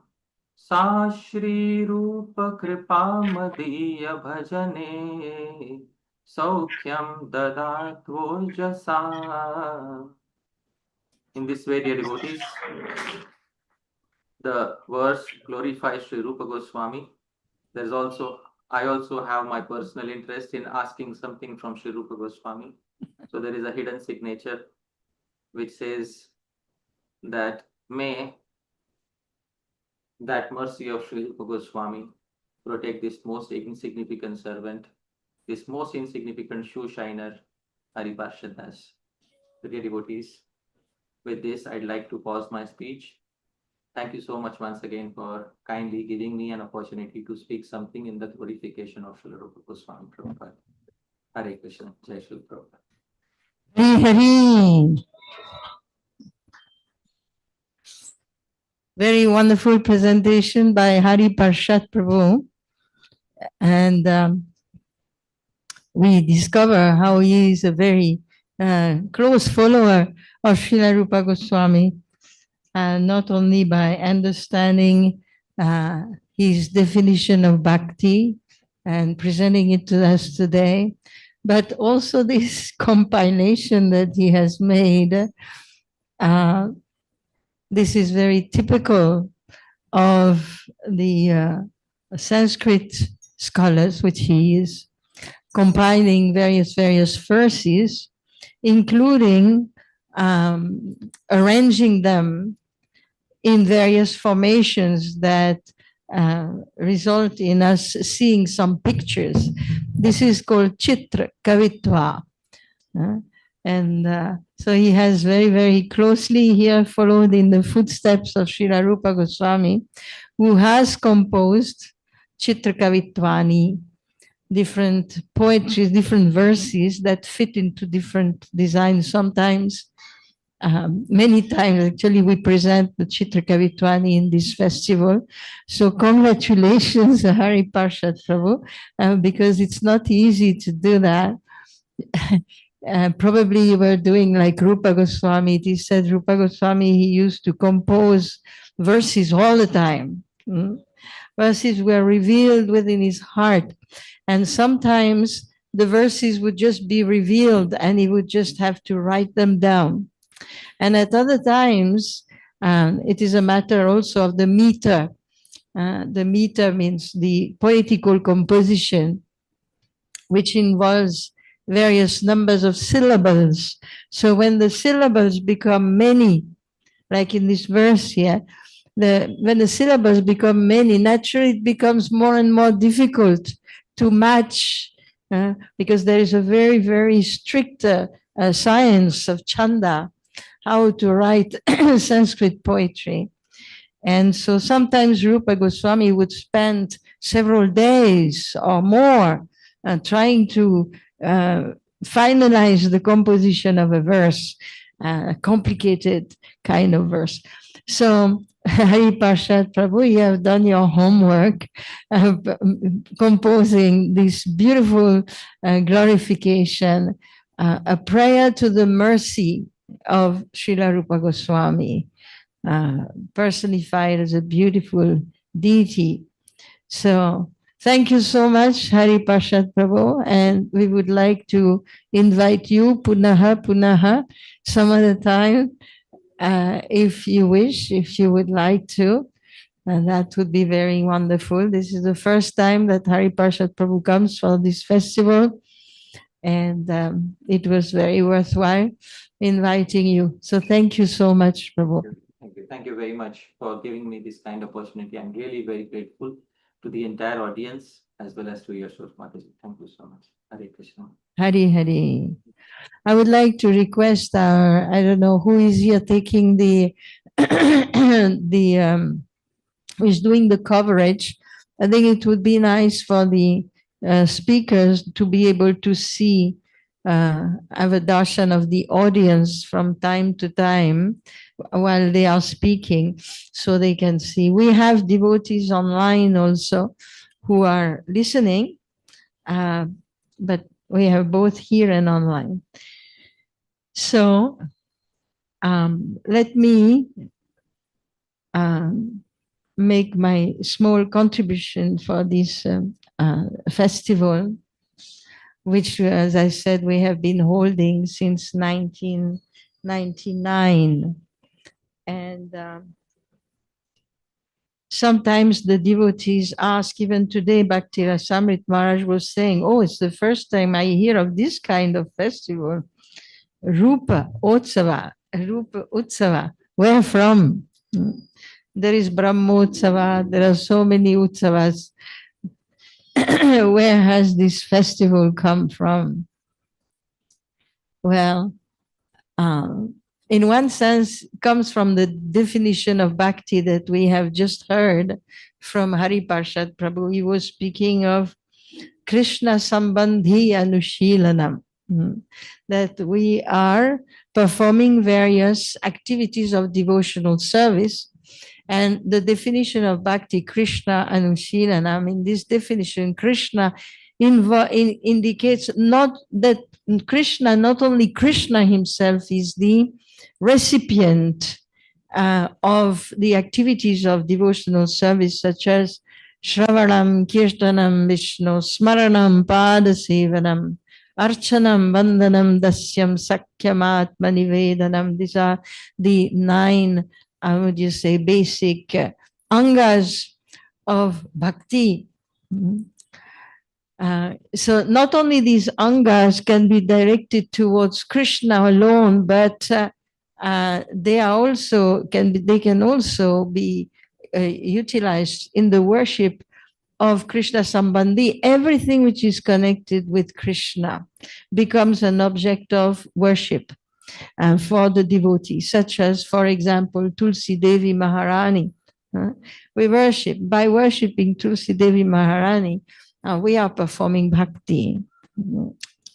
And sometimes we worship Krishna's paraphernalia, various things that belong to him. We worship the Dham, where Krishna has appeared. And of course, we worship the devotees of Krishna.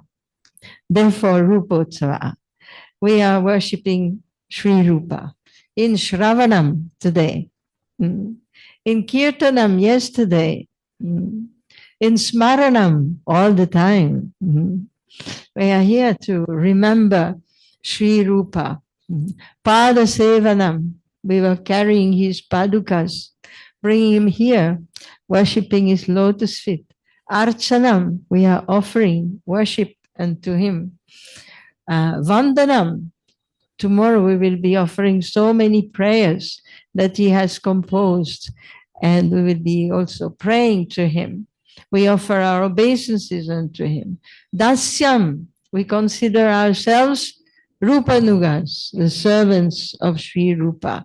Sakyam, it is our aspiration to understand the heart of Srila Rupa Goswami and to serve him in that way, to serve his mission, and to serve him as a confidential friend very favorably, as we heard, Anukulyena, we should worship Krishna and everything that is related and everyone that is related to Krishna in a very favorable way, without expecting anything for our own self, and with a very positive state of mind, a very positive state of consciousness.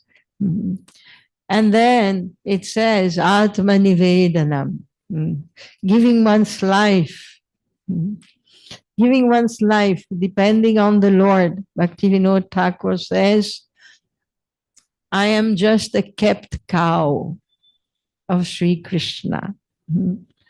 A cow which is kept by someone, especially a great good person, has nothing to worry about. Grass will come, shelter will come, everything will be provided by the master. So we don't want to be a strayed cow. We want to be Krishna's cow. And we want to be Srila Rupa Goswami's cow. We want to be Srila Prabhupada's cow, a kept animal. We also heard that when Rupa and Sanatan, they went to meet Chaitanya Mahaprabhu, they fell on the ground holding grass between their teeth. And Maharaj said, this is a sign of humility. What is that sign of humility? Who eats grass? the cow, the pashu animal. So when we come in front of the spiritual master, like Rupa and Sanatan, with straw in the mouth, it means, as we heard, the outwardly humility of the Goswamis. It means, oh my Lord, I am an animal. I am actually an animal, unworthy. So this is the utmost humility of the Goswami, which makes their greatness. When Srila Rupa Goswami was visiting Chaitanya Mahaprabhu in Nilachal, in Jagannath Puri,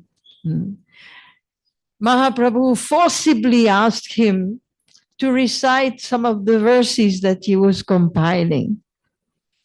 And the devotees around him, including great devotees of Swarup Damodar, Sarvabhauma Bhattacharya, Haridas Thakur, all great devotees. Nityananda was also there. They were amazed. How could he compile such verses? How could he do that? How could he compile such verses? And especially one time, we know Rupa Goswami from afar, because he considered, he was so humble. He didn't consider himself qualified to be part of the intimate circle of Chaitanya Mahaprabhu, and he always kept a distance. He was staying at a distance and he was observing. So during the Ratha Yatra, Mahaprabhu was dancing, singing, and all his associates were surrounding him, dancing, playing mridangas, and trying to protect him, as well as he would go wild in ecstasy. He would jump very high into the sky and he would fall on the ground, sometimes hurt himself. So they were all surrounding him. Rupa Goswami was at a distance and he was observing. Then at some point, as we know, Chaitanya Mahaprabhu began to sing a song which was like a mundane love song of a lady who was lamenting the time when I was with my lover in young age. I was with my lover on the bank of the river. And we had such a good time, such wonderful feelings. But where is all this today? So the devotees around Mahaprabhu became very perplexed. What's happening to him today? He's a sannyasi. And usually we know him as completely focused in devotion, completely focused in devotional service, remembering Krishna only. How come he's singing this song today? They could not understand. But someone understood. And that was Sri Rupa. After the Ratha Yatra, he went back to the hut where he was staying with Haridas Thakur. And he took a palm leaf and he started inscribing on it a verse of his own composition, which we will hear tomorrow. That's advertising for tomorrow. He composed a verse of his own, which was like an explanation of what Mahaprabhu was singing. He understood that Mahaprabhu actually was singing that song because it was a song of separation. And in that song, he considered himself the young lady who was remembering her lover, not on the bank of the river, on the bank of the Kalindi, Yamuna. Who was the young lady? Radha. And who was the lover? Shyam. So Mahaprabhu was, and this is the mood of the Ratha Yatra. The Ratha Yatra originates from Kurukshetra, when Krishna and the Brijbasis met after so many years of separation. The gopis wanted to bring him back to Vrindavan. This is the significance of the Ratha Yatra. Jagannath. Jagannath is the form of the Lord, hearing about the feelings of separation of his devotees.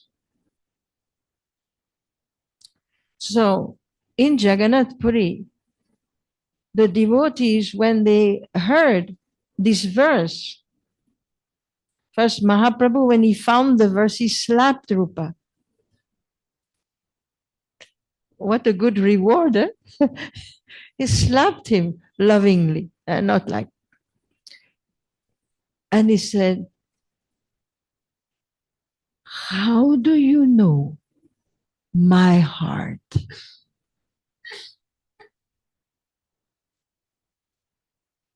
So the devotees, when they heard this verse, they also asked Mahaprabhu, how does he know? How could he know? The only person who knew the heart of Mahaprabhu was Swarup Damodar. So how did Rupa know this?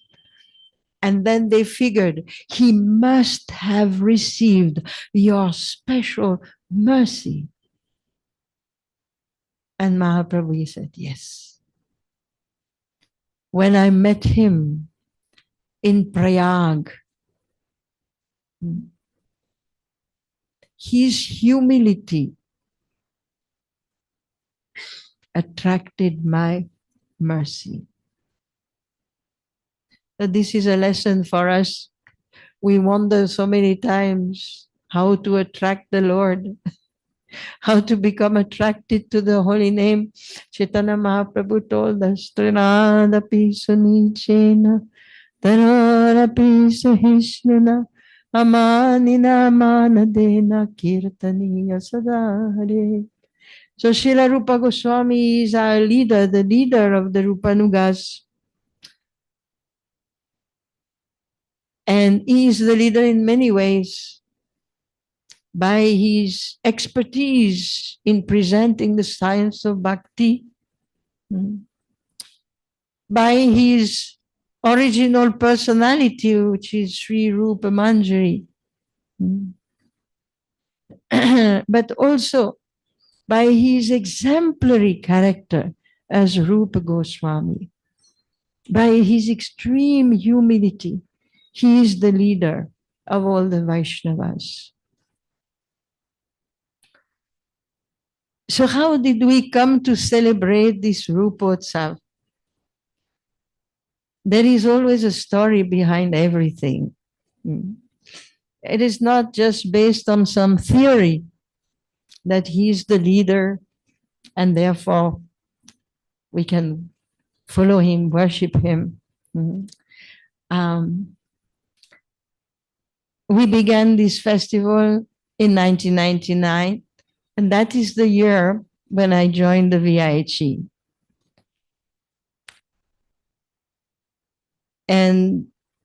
But I had met, and this is something to understand, when we study the Bhagavad Gita, we come in touch with who?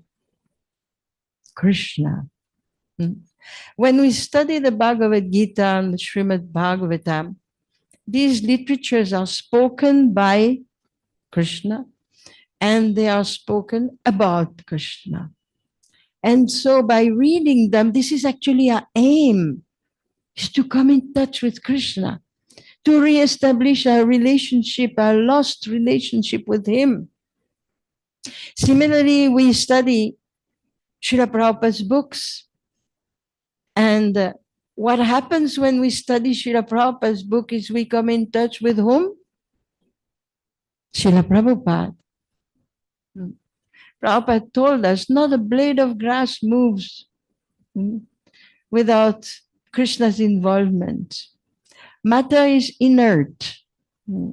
There is always a soul, which manifests all activities. Even our eyelids, Prabhupada said, are controlled by a devata. The tirthas have personalities. When we celebrated Srila Prabhupada's centennial in 1996, we were collecting holy waters from all over Bharatvarsha and beyond. And initially we were thinking, how are we going to do that? 1008 Sahasratirtha Jal, 1008, it will be difficult. But at the end, we found it was very easy. You know why it was easy? Because the tirthas were persons and they were coming. They were coming to glorify Srila Prabhupada. They were coming to worship him with their waters.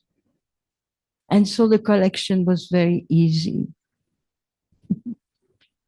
So when we read Prabhupada's books, we come in touch with Srila Prabhupada. Similarly, when we read Rupa Goswami's books, we also come in touch with him. We come in touch with all the acharyas.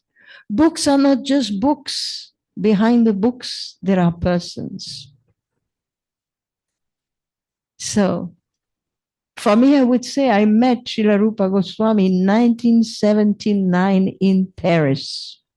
I had visited the temple as a student studying in the university. I went to the Sunday feast, and the devotees forced us to buy books.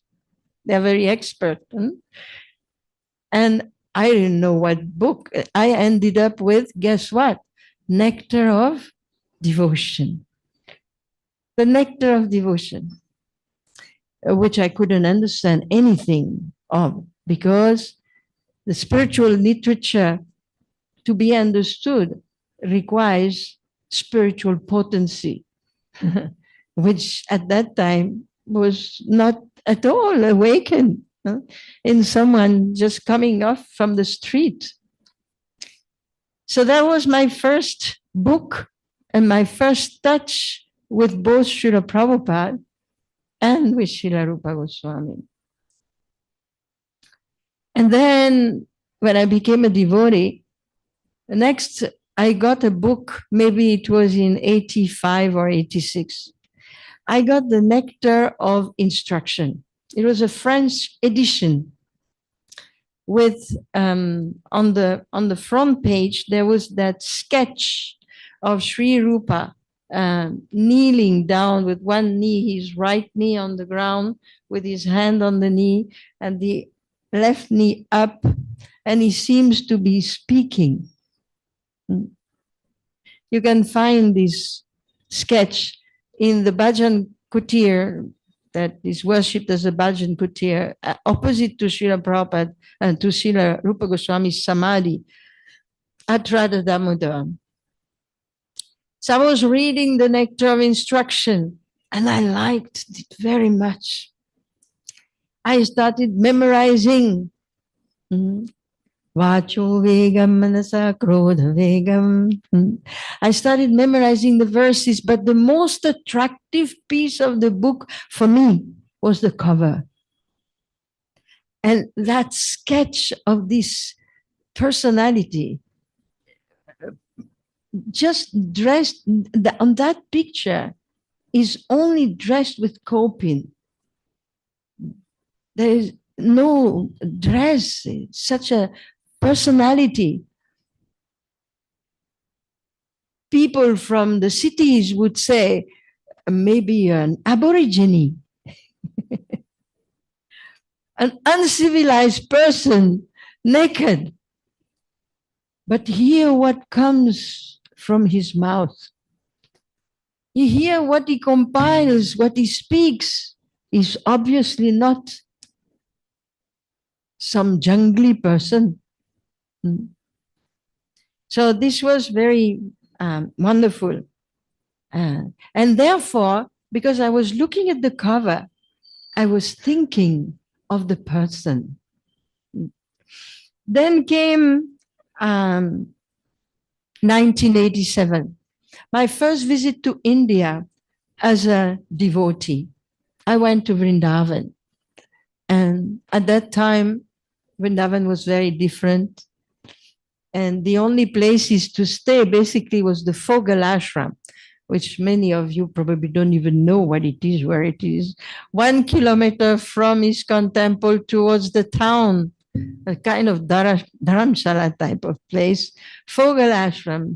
And opposite to that, I was staying, there was a Ram temple with a few rooms there. I stayed in that Ram temple and I roamed, went to the ISKCON temple and I visited the temples in Vrindavan and I discovered Radha Damodar temple, very interesting place. I discovered Srila Prabhupada's rooms and I discovered Srila Rupa Goswami's Samadhi. Oh, that person who wrote the book. And I began to go there every day, chanting at the Samadhi of Srila Rupa Goswami. I remember I stayed for 2 months, summer months, very hot. Then, in the 90s, I was serving in Delhi. I was actually serving my Guru Maharaj. And every time I would go to his office, there was this picture, small format, hanging on the wall, written in Sanskrit or Devanagari script. Initially, I didn't even know who was that person. But every time I would go to the office, I would look at this, as very attracted to that picture. Then I understood it says Sri Rupa Goswami Pad. It's him. I was very devastated one time when some of my godbrothers, they completely changed the deco in Maharaj's room and the photo was gone. I became a little frantic. Where is the picture? Where is the picture? I found it in a corridor. And then later on, I managed to get it. And it landed on my altar. So I began seeing this picture every day. Every day. And then one day I connected with the VIHE in 1999. And I discovered the VIHE logo. At the first time, I thought it was a student taking notes. But from the dress, I again was doubtful. Usually, ISKCON devotees don't dress like that. And then again, I discovered, who is this? Rupa. It is Srila Rupa Goswami sitting under the Kadamba tree in Teya Kadamba, writing Bhakti Rasamrit Sindhu and some of his other works. So again, I felt, wow, nice that I landed in this place. This place is connected to Srila Rupa Goswami. It is the founders and the later directors of the VIHE that actually decided to use that figure as part of their logo, naturally connecting the VIHE with Rupa Goswami. Or it's not just the VIHE which is connected to him, the entire ISKCON. In the Nectar of Instruction, Srila Prabhupada writes that the Sankirtan movement is conducted under the supervision of Srila Rupa Goswami. So all ISKCON devotees are naturally connected to Srila Rupa Goswami. And then began the festival. We started celebrating. We used to go to the Samadhi and sit there for 5 hours, 5.5 hours. We would do kirtan, we would sing some of Rupa Goswami's compositions. And it went on and on and on and on and on like this every year. We continued to celebrate this festival. And in between, we studied Srila Rupa Goswami's books. Then in 2012, we established the VIHE temple room with the 6 Goswamis and Srila Rupa Goswami. Somehow he was so much part of the VIHE that we gave him a separate asana. And as we started the temple, the VIHE temple, we also began the weekly kirtan. And it was actually Sarvabhauma Prabhu who advised that you should sing Shad Goswami Ashtakam. And Sri Rupa Manjari Pada to worship the Goswamis and Srila Rupa Manjari. So this is how this Sri Rupa Manjari gradually, Rupa himself became more and more present in the VIHE. And by this weekly singing the glories of the Goswamis and then the glories of Srimati Rupa Manjari, which is the form, the eternal form of Srila Rupa Goswami, then gradually this presence of Srila Rupa Goswami has been growing year after year in the institute. So this song, Sri Rupa Manjari Pada, is compiled by Narottam Das Thakur, who was himself a great follower of the Goswamis. And he compiled this song as part of his series of prayers known as Prarthana. You can find it in that book of songs, Prarthana.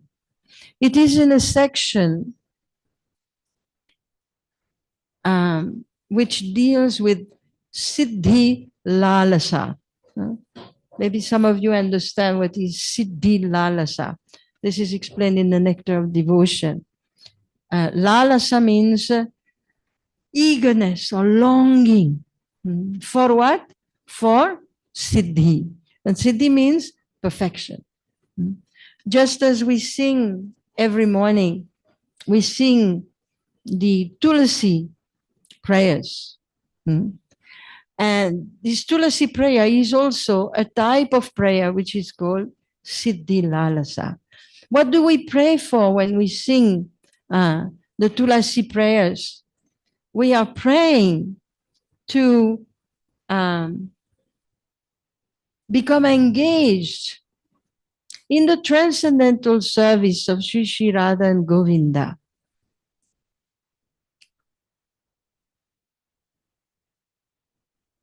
Of course, mostly when we pray for service, we pray for service in this world. Give me some service, some book distribution, some cooking, some deity worship, because we are embodied in this material tabernacle. We are embodied. And Srila Rupa Goswami has explained us that devotional service can be performed by us through our senses. We can utilize this material body to serve the Lord. Otherwise, the Lord exists only on the transcendental platform. And he is served by his devotees who have a form similar to him, that is a spiritual form, a transcendental form. This material form cannot touch the spiritual realm. But by the mercy of the Lord, we can begin to offer our service to the Lord through this material body. Patram pushpam phalam toyam, yome bhaktya prayachati. We can take some water, some fruit, some leaves, And we can offer that with these very hands to the Lord. And by the mercy of our connection with the Guru Parampara, Krishna accepts these offerings. Not exactly the apples and oranges and bananas. He accepts the bhakti. He accepts our desire. He accepts our longing. He accepts our intention to serve him. And in this way, we are included in the service of the Lord. No more serving Maya in this world. We are serving the Supreme Lord, even though situated here. But the devotees long to fulfill the desire of the Lord. What is the desire of the Lord? Is that we return to him. He descends in this world to reclaim the conditioned souls so that they may end their sojourn in this terrible place, which is known as Dukhalaya, the place of suffering, whereas the soul is eternally, naturally situated in bliss or ananda. Krishna personally descends to reclaim us. So it is our duty to fulfill his desire and to return to him. Even though while we are performing devotional service, we do not keep anyabilashita shunyam, any material, selfish, personal desire. Returning back to Godhead is not a personal desire. The desire is actually to fulfill Krishna's own desire, to have us back with him, playing with him in the spiritual world. It is his desire that we shall not suffer. It is his desire that we become uncovered, that we return to our original spiritual nature. And therefore the devotees endeavor in their sadhana, not with any selfish motive, but with the desire to please him. Krishna is pleased when we engage in his service. And ultimately, service means serving him through transcendental senses. And that is siddhi. To reawaken our transcendental senses and serve him with those senses in a transcendental body, similar to his Sat Chit Ananda. So naturally you may say, oh, I think this is very far away, which is true. It is very, very far away. We are so much entangled in the modes of nature. We were hearing devotional service in ignorance, devotional service in passion, devotional service in goodness. Where is pure devotional service? But it is our aspiration. It is the aspiration of the Gaudiya Vaishnavas to serve Krishna purely. And so the Acharyas have given us all these beautiful prayers. All the prayers we sing, Gurvashtakam in the morning. We are meditating on the spiritual master in his transcendental body, serving Krishna in transcendence. And we are praying to Srimati Vrindadevi or Tulsi Devi to please bestow upon us divine service. So this song, Sri Rupa Manjari Pala, similarly is a longing. It is the longing of Narottam Das Thakur, the longing for the darshan of Sri Rupa, not in that ascetic body, but in that divine, glorious, gorgeous body of a beautiful Manjari. Why darshan? Well, in order to serve, to enter or re-enter the divine realm and be engaged in the service. So it is a longing, it is a desire, it is a goal in Krishna consciousness. And Prabhupada gave it to all the neophytes. Although we are not understanding, during Tulsi Puja in the morning, somebody is just trying to figure the Sanskrit words. Somebody is trying to get first to do the parikrama. Somebody is worried about the pronunciation of the song. Somebody wonders how we worship a plant.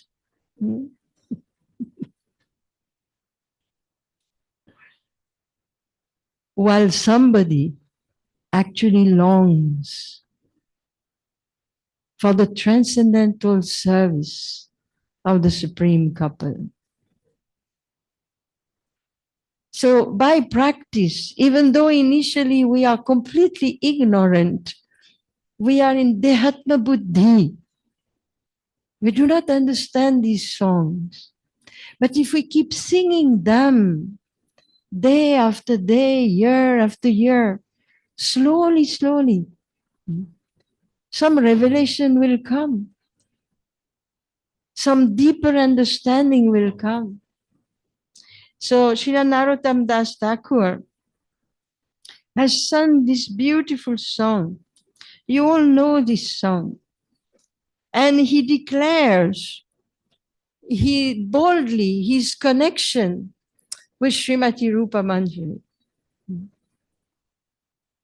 There are others.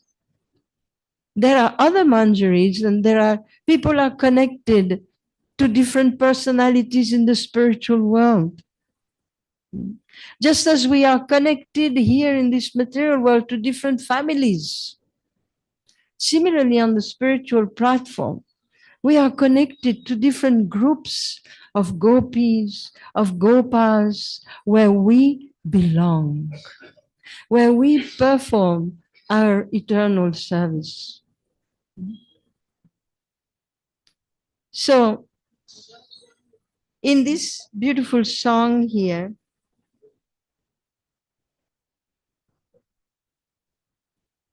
how are we doing with time? Is Srivas Prabhu there or is there? So this beautiful song, in this beautiful song, Sri Narottam Das Thakur, he says that the lotus feet of Sri Rupa added Manjari. He is meditating on the original identity of Srila Rupa Goswami. He says, they are my sampada, which is my wealth. Why do I possess? Nothing. Nothing in this world. I possess nothing in this world. We cannot own anything in this world. What is the reason for that? Ishavasyamidam sarvam. Krishna is the owner. So we cannot own anything. But we own people by love. So here he says that I have only one wealth, and that is Sri Rupa. Then he goes on saying that whenever I perform devotional service, I do it to please Sri Rupa. You may say, oh, I thought we were supposed to please Krishna. But Prabhupada also told us, you cannot serve Krishna directly. We are Gopi Bhartu Pada Kamalayo Dasa Dasa Dasa Nudasa. We are the servant of the servant of the servant of the servant of the servant of the servant of the servant of the master of the gopis. So we are the servants. We belong to a chain of service. So here he wants to say that I dedicate all my service. Of course, it is service to Krishna. But I am a servant of Sri Rupa. Whatever she orders me, that is what I do.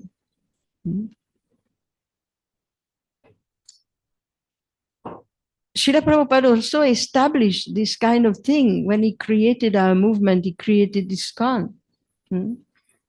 He said, you serve the temple president. You serve the authorities in the temple. And that is considered service to Srila Prabhupada. So we are servants of the servant. He says, in my heart, there is a treasure. What is the treasure? It's the person I love. That is the treasure. What else is in the heart? It is love. Now the person I love and that love for that person, that is the treasure in my heart. And it is such a treasure that usually I wouldn't speak about it. It is a hidden treasure. He says also that the lotus feet of Rupa Goswami are my ornament. I am decorated by this servitude to Sri Rupa. And they are the life of my life. All my spiritual energy, my spiritual strength, which is the life, that is coming from his lotus feet. This is the meditation of Narottam Das Thakur. And he goes on. He said, the lotus feet of Sri Rupa are the reservoir of all rasa. They are the conclusion of the religion of the Vedas. How to taste rasa? Again, rasa descends through the disciplic succession,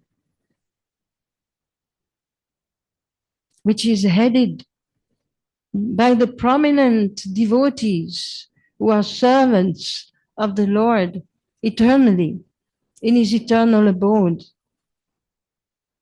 He says, service to the lotus feet of Sri Rupa is the conclusion of the religion of the Vedas. The Vedas introduce us to the eternal religion, our eternal service, which is understood to be service to Krishna. But it comes under the service of his associates. He says, service to the lotus feet of Sri Rupa, or the lotus feet of Sri Rupa, the fulfillment of all my desires. There is nothing else that I desire in the world. My only wish is for the service of Sri Rupa. These lotus feet, the attainment of that service of the lotus feet of Sri Rupa is the goal of my vows, my austerities, and all the spiritual activities that I perform. It is all meant to please him or her. So this is his meditation. By the power of those lotus feet, my activities will become favorable. Anukulyena Krishna.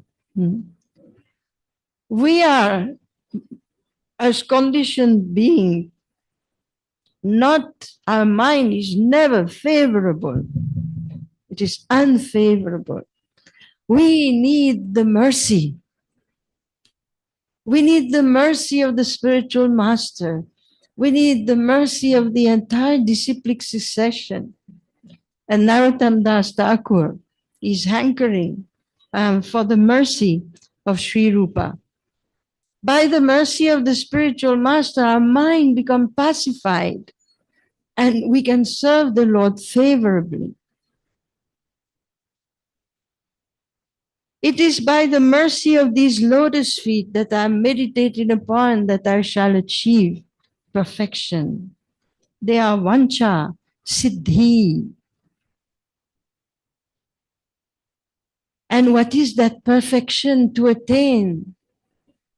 It is that one day my spiritual eyes may open and I shall see reality. The world where we're living is known as illusion. It is the world of illusion, a temporary manifestation which vanishes at every moment.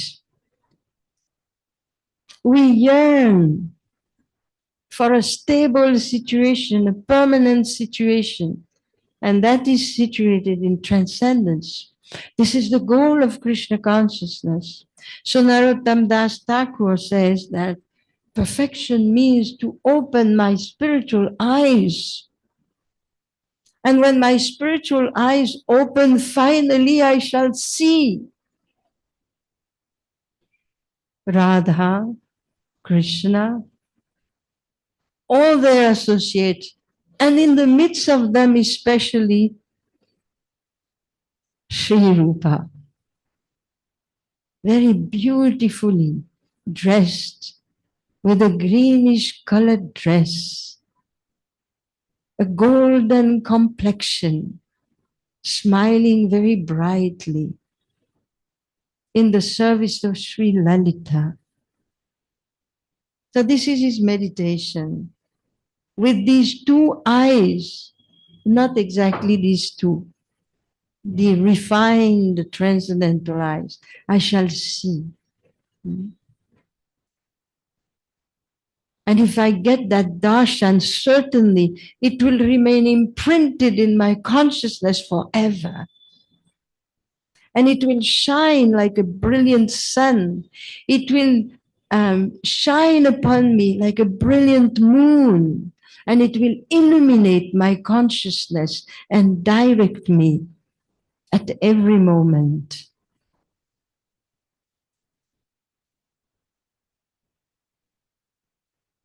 Then finally he expresses this longing naturally transforms into a sense of a feeling of separation.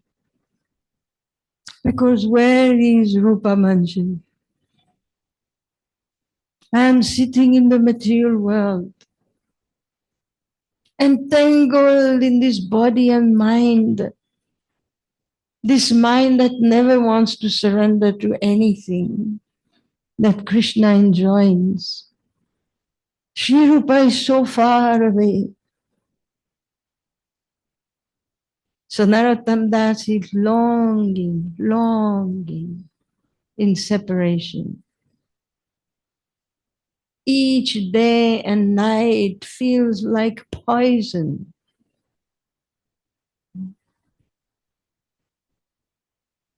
When shall we ever attain this spiritual perfection that the great acharyas have described? So an occasion like today is an occasion to think in this way, because most of the days, we're not feeling separation from Rupa, Radha, and Krishna. We are feeling separation from dog. We are feeling separation from husband, from wife, from father, from mother, from the land of our birth. Therefore, we are known as Gokara. Animal. Truly. Therefore, we remember Sri Rupa Goswami Pad holding a blade of grass in his mouth, very humbly. We are incapable, unqualified. We are neophyte devotees.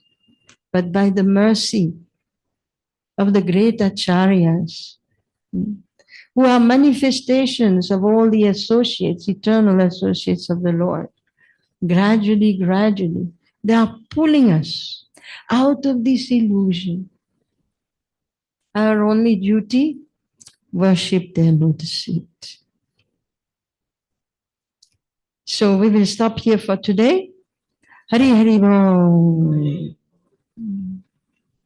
And we will welcome our next speaker here very happily, Srila Prabhu, who is speaking all the way, we said, from Africa. So let us hear him. Srila Prabhu, are you there?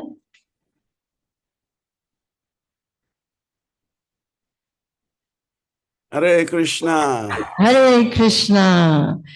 Vansakalpatarubhyascha kripa sindhubhyaiva cha patitadam pavanibhyo vaishnavibhyo namo namaha. Om Jnanatimirasya Jnanam Jnanashalakaya Chakshuram Militam Yena Tasmai Sri Gurave Namaha.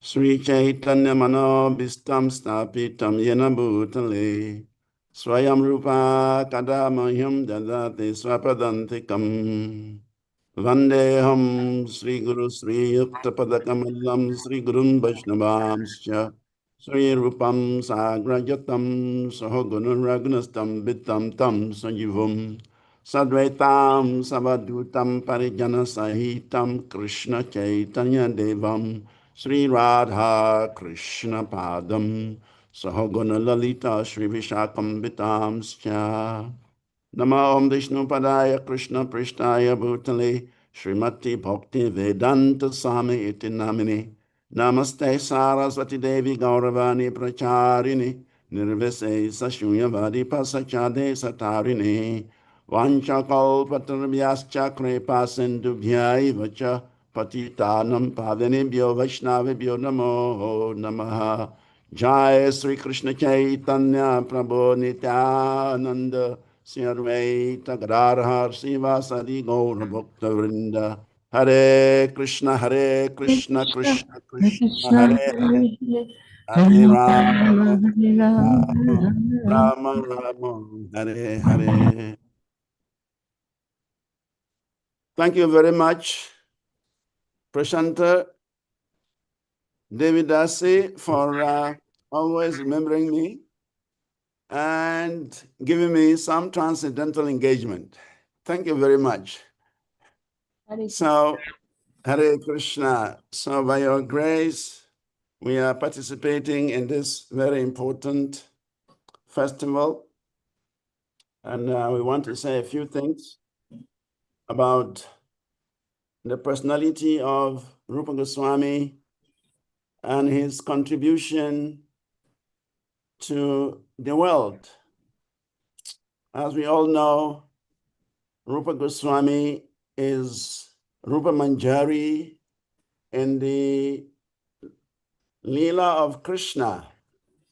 So he's a very intimate assistant to the gopis like Lalita Vishakha, who are always attending to Srimati Radharani and Krishna. So she plays such an important role in the service of Krishna. And therefore, when Krishna came as Sri Chaitanya Mahaprabhu, a combination of Radharani and Srimati and Sri Krishna, again, Rupa Manjari came to assist his Lord in establishing the proper worship of the Supreme Personality of Godhead in this world. So Krishnadas Kaviraj Goswami beautifully says, Kalena Vrindavana Kelivarta Lupte Tam Kya Paitum Vishishya Krepatem Na Bishisha Devas tatraiva rupamsa cha sanatana cha. In the course of time, the transcendental news of Krishna's pastimes in Vrindavan were lost. To enunciate explicitly those transcendental pastimes, Sri Chaitanya Mahaprabhu, he empowered Sri Rupa Goswami and Sanatana Goswami with the nectar of his mercy to enable them carry out the revelation of the pastimes of Radha and Krishna in Vrindavan. So because he is such an intimate associate of Radha and Krishna, he knows exactly the various pastime places of Radha and Krishna in Vrindavan. And even though they seem to be lost, they seem to be covered, but because he was part of those pastimes, he could remember them. And therefore, Sri Chaitanya Mahaprabhu empowered him. Sri Chaitanya Mahaprabhu entered his heart and empowered him to be able to uncover all the pastimes places of Radha and Krishna in Vrindavan.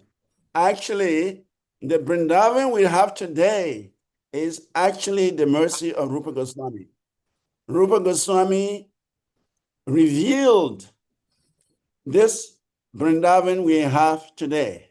Without the mercy of Rupa Goswami and his brother, his senior brother, Sanatana Goswami, we would not have Vrindavan. So therefore, Rupa Goswami has actually contributed so much for our spiritual emancipation by revealing to us Sri Vrindavan Dham. And that shows his beauty. It shows his love. Priya Swarupe Dayita Swarupe Prema Swarupe Sahaja Birupe Nija Nurupe Prabhur Eka Rupe Tatana Rupe Swa Vilasha Rupe. Krishnadas Kaviraj Goswami is saying that indeed Srila Rupa Goswami, whose dear friend was Swarup Damodar, was the exact replica of Sri Chaitanya Mahaprabhu. And he was very, very dear to the Lord. Being an embodiment of Sri Chaitanya Mahaprabhu's ecstatic love, Rupa Goswami was naturally very, very beautiful. He very carefully followed the principles initiated by Sri Chaitanya Mahaprabhu, and he was so competent a person to explain properly the pastimes of Sri Radha and Krishna.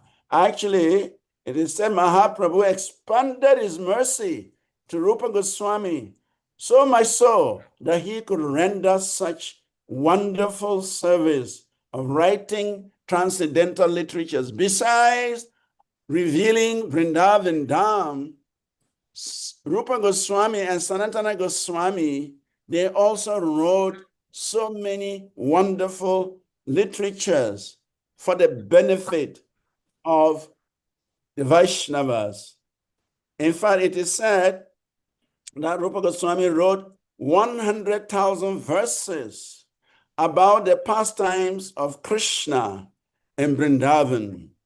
Rasamrita Sindhu Ara Vidhaga Madhava Ujwala Nilamani Ara Lalita Madhava. That the books compiled by Rupa Goswami includes Bhakti Rasamrita Sindhu, Vidhaga Madhava, Ujwala Nilamani, and Lalita Madhava. Actually, Rupa Goswami wrote 16 books, but these are considered the cream of his writings. Srila Bhaktisiddhanta Saraswati Thakur Prabhupada says that actually we cannot count the number of books that were written by Rupa Goswami.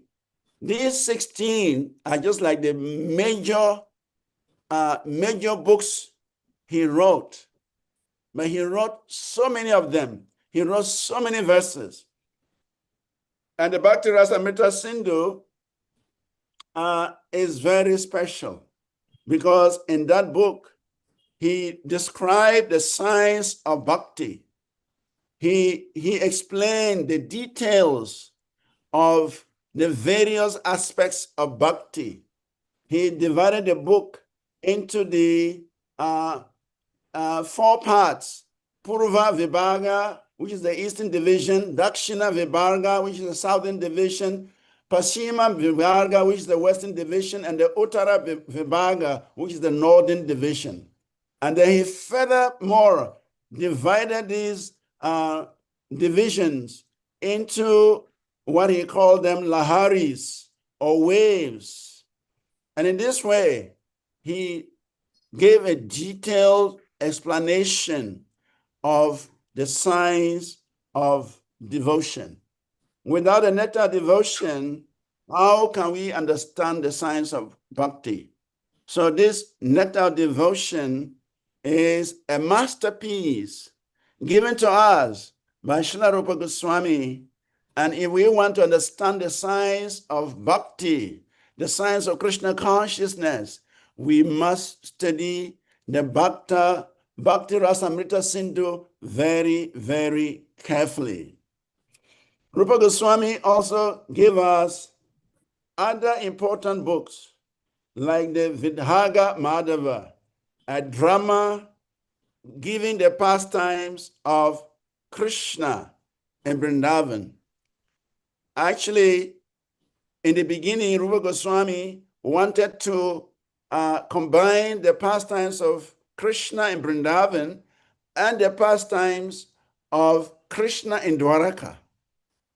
But on his way to Puri, he slept in Satyabhama Puri, a town within Orissa. And there he had a dream.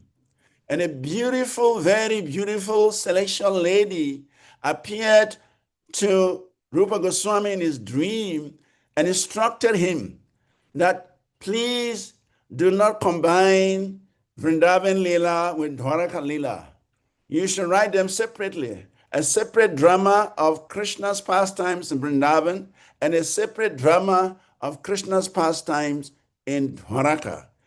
And Satyabhama, actually that beautiful celestial lady, was no other person than Satyabhama herself.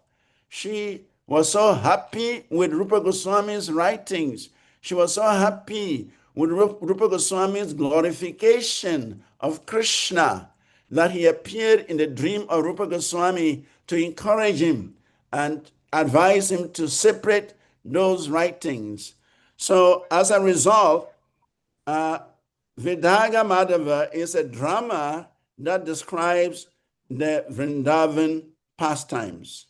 And then Rupa Goswami wrote a separate book that describes the Dwaraka pastimes. In fact, in the Ujjvala Nilamani, a transcendental account of loving affairs that includes metaphors, analogies, and higher bhakti sentiments, Rupa Goswami, he brought out the beauty of devotional service. Some acharyas say that this Ujjvala Nilamani is just a continuation of the Bhakti Rasamrita Sindhu. It goes into more details about the sentiments, about the different types of love, about the different types of characters that are associated with Krishna Leela. And then in the Lalita Madhava, there he explained in detail the festivities in the evening, the festivities in killing the demons, the Srimati Radharani's madness in looking for Krishna, and so many wonderful things that Rupa Goswami explained. In the Lagu Bhagavatamrita, Rupa Goswami, he actually describes two things: the nectar of Krishna and the nectar of devotional service. So in this way, Rupa Goswami has revealed to the world that very, very deep bhakti, the science of bhakti, that a living entity can easily enrich oneself by practicing bhakti. Without Rupa Goswami, without Sanatana Goswami appearing in this world to give us this deep, deep knowledge of devotional service, the world would have been deprived of such knowledge. So therefore, it is our greatest joy to glorify Rupa Goswami, to hear about his activities, and to take inspiration from his words. No wonder Srila Prabhupada has included in our study of the scriptures two of Rupa Goswami's books, the Bhakti Rasamrita Sindhu and the Upadeshamrita. These are Rupa Goswami's books. But we can even go further to read these Lagu Bhagavatamritam and Ujjwala Nilamani. We can go deeper into the science of bhakti Rupa Goswami has made available to the world. That is our great fortune. Nana Shastra Vicharini Nipano Sadharma Samstapakau. Because they were so much empowered to write these scriptures. They were so much empowered to reveal to the world the science of bhakti. They were worshipped by everyone, and they are worth taking shelter of. So on this auspicious day, we are given the opportunity to take shelter of such a dear devotee, Rupa Goswami, who serves Sri Chaitanya Mahaprabhu in such a most wonderful way. We cannot imagine the relationship between Rupa Goswami and Sri Chaitanya Mahaprabhu. Within 10 days, Chaitanya Mahaprabhu had revealed the whole spiritual knowledge, the whole spiritual relationships into the heart of Sri Rupa Goswami when they met in Allahabad, Prayag. And with that interaction, Rupa Goswami was ready to go to Vrindavan and unearth the covered places of pastimes and give the world what we are having today as Bhakti Rasamrita Sindhu, Lalita Madhava, Ujjwala Nilamani, and so on and so forth. All these wonderful books that have enriched our spiritual life. So on this day, we want to thank Rupa Goswami. We want to appreciate him for appearing in this world to make this knowledge available. Even though we are so unqualified to study the scriptures, we don't have the adhikar to study the scriptures, but he is so kind. He made them available anyway. And whoever is interested, whoever is inspired to study the scriptures, guaranteed one's spiritual life will improve. Guaranteed one's perfection is possible. Guaranteed one will attain the lotus feet of Sri Sri Radha and Krishna by the mercy of Rupa Goswami. Thank you very much for giving me the opportunity to say a few words about Rupa Goswami for my own purification. Hare Krishna. Hare Krishna, Srivas Prabhu.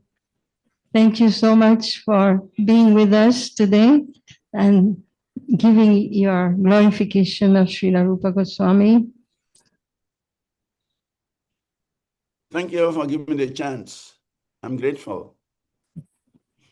We are grateful that you have come.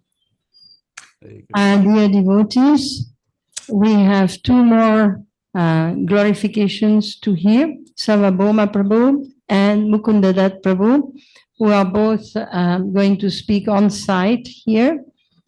But before that, we are going to see Srila Rupa Goswami has to go to the temple room to accept all the bhoga offerings which have been cooked by his devotees. So we are going to take him away right now, and taking him away means that we are going to enter the realm of feeling separation, and Damodar Astaka Prabhu will lead us in the singing of Sri Rupa, Ye Anilo Premadana. So please, yes, go ahead. So everybody just stand up, relax your legs and feet, and honor Srila Rupa Goswami as he departs.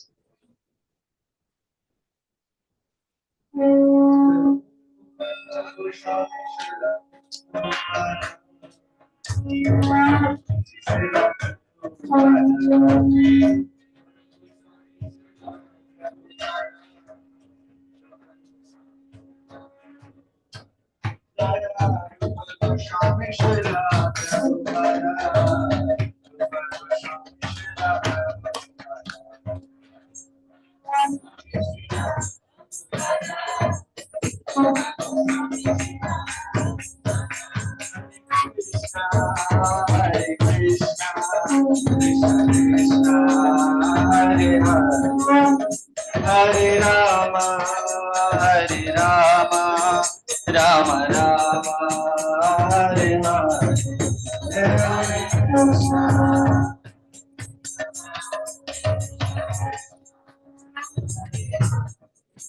Hare Rama.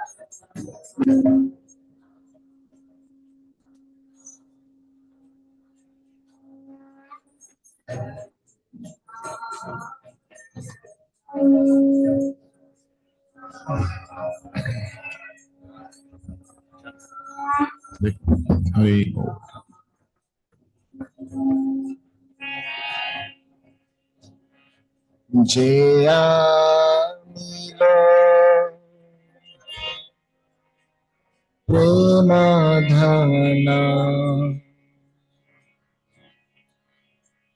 Koruna Prachur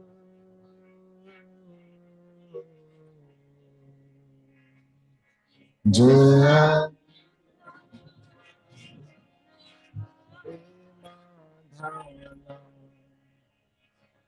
Karuna Prachur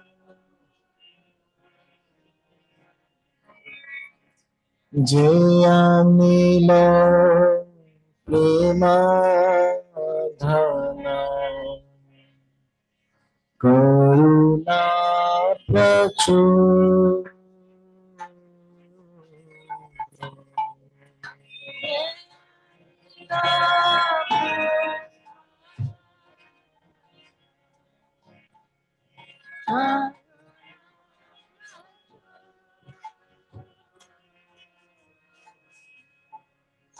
Heno Prabhu Kotha Gila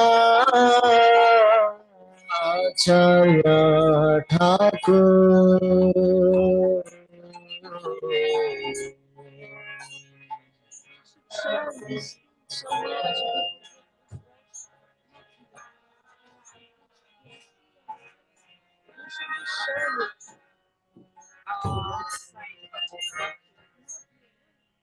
Heno Prabhu Kotha Gila Acharya Thakur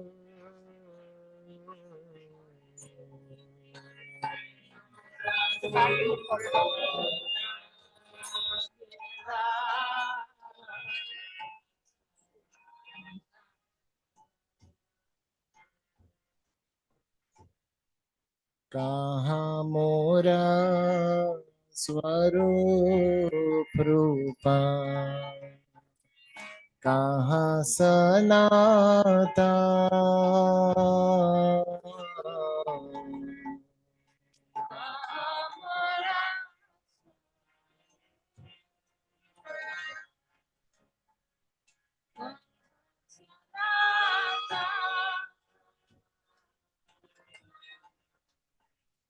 कहाँ मोरा स्वरूप रूपा, कहाँ सनाता,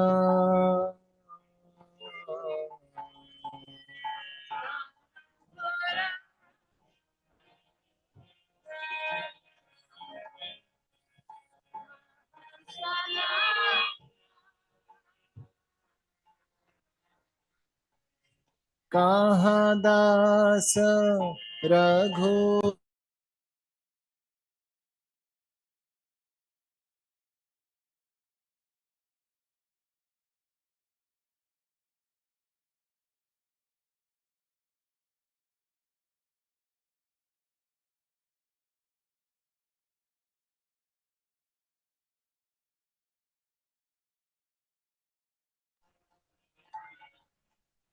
कहाँ दास रघुनाथ पतिता पावन,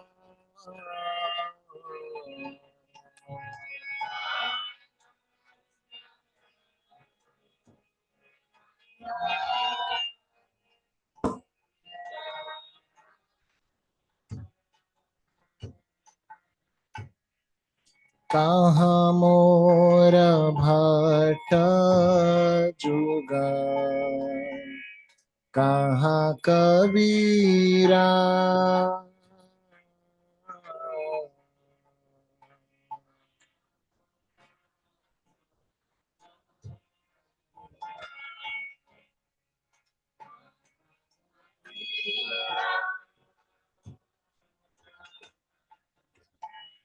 कहाँ मोर भट्ट जुगा,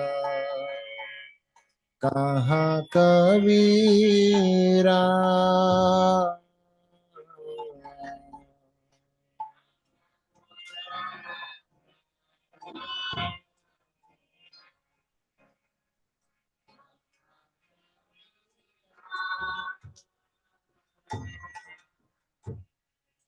एका काले कोथा गेला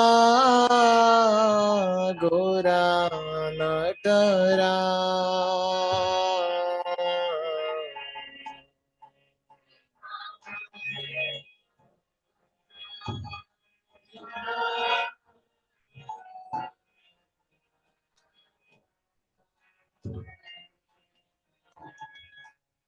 एका काले कोथा गेला गोरा नटरा,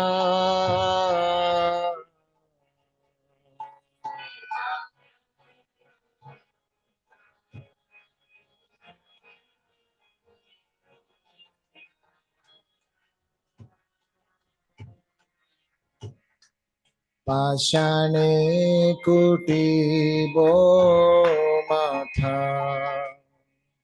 अनले पशिबो,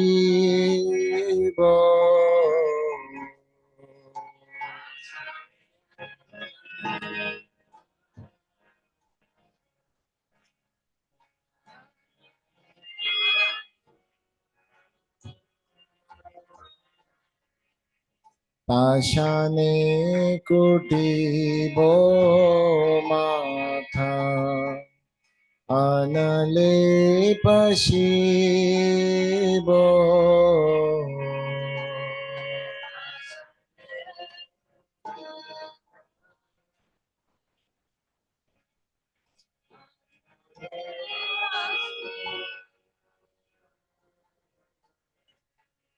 गौरांग गुणेरा निधि कोथा गेले पावे,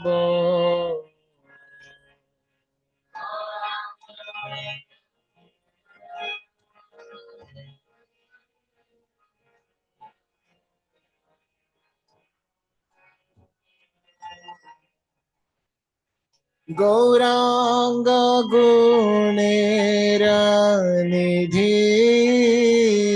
कोथा गेले पाबो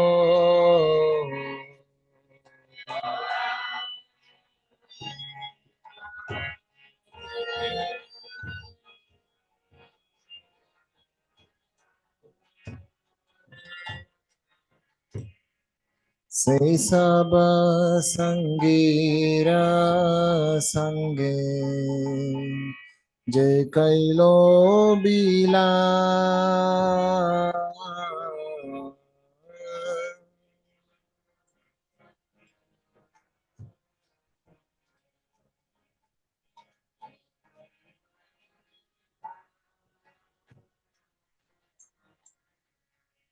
से संग ना पाइया कांदे नरोत्तम दास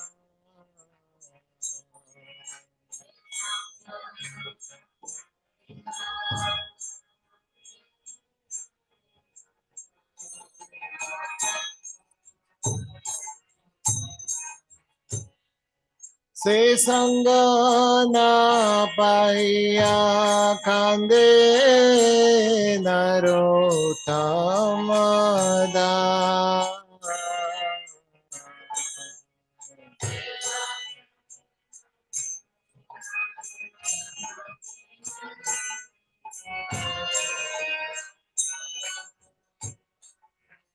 जय वैष्णव ठाकुर जय वैष्णव ठाकुर जय वैष्णव ठाकुर जय वैष्णव ठाकुर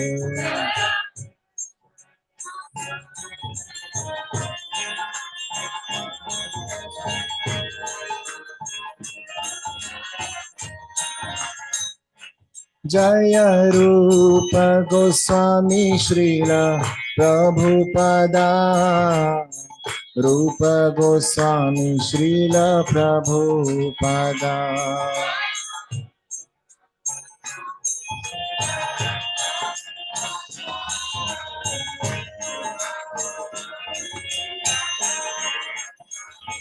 जय प्रभुपदा जय प्रभुपदा प्रभुपदा जय Prabhupada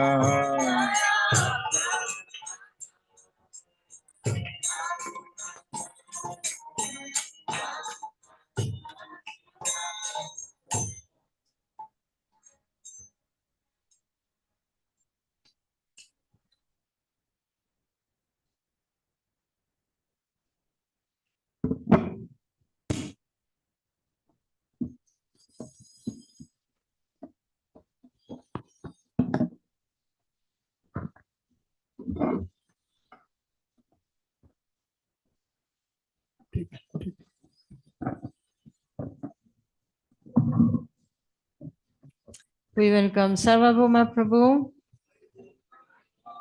who will now enlighten us about the pastimes between Jiva Goswami and Srila Rupa Goswami. Hare Krishna, Krishna Krishna, Hare Hare, Hare Ram, Ram Ram, Hare Hare.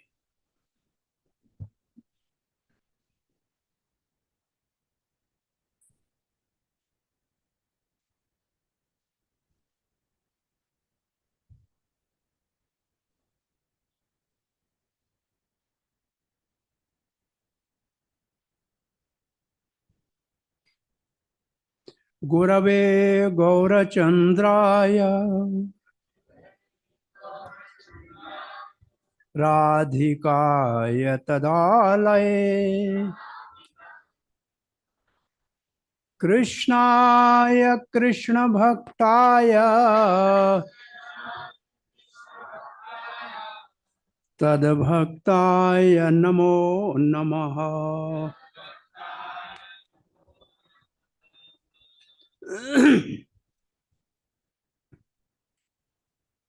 Sri Chaitanya Mano Abhishtam Stapitam Yena Bhutale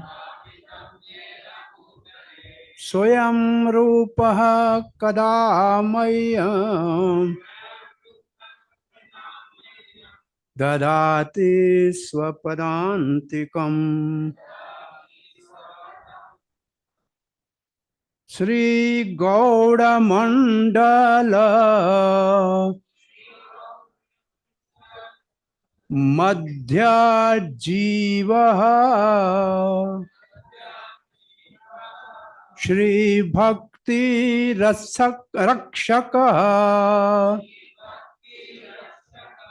Krishna Tattva Avalokartham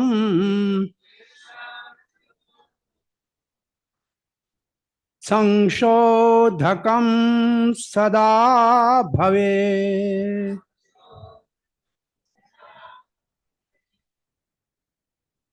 Namo Jiva Mahabhaga Shri Rupa Anugami Yasya Prasada Agyo Api Tattva Jnanam Labheta Dhurvam Jai Sri Krishna Chaitanya Prabhu Nityananda Shri Advaita Gadadhara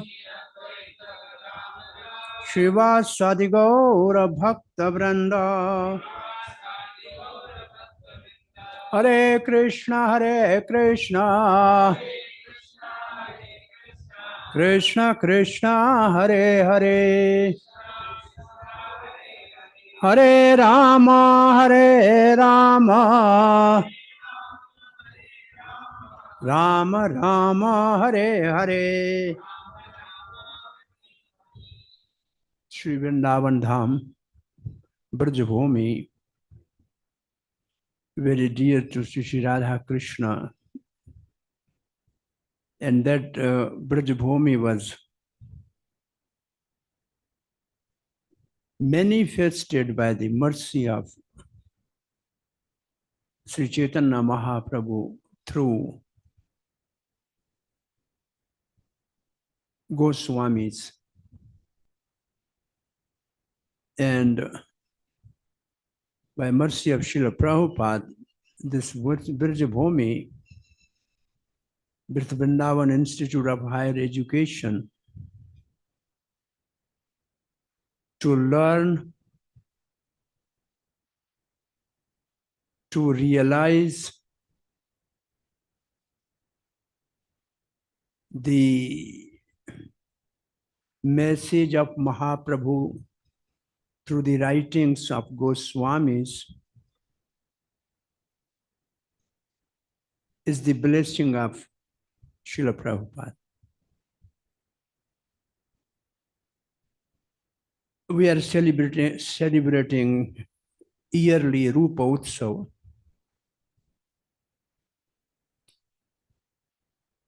And parampara is most important. So the parampara from Mahaprabhu through Goswamis, through Rupa Goswami, continues through Jiva Goswami. So after Rupa Goswami is Jiva Goswami, the principal Acharya of our parampara. So most of us are already knows that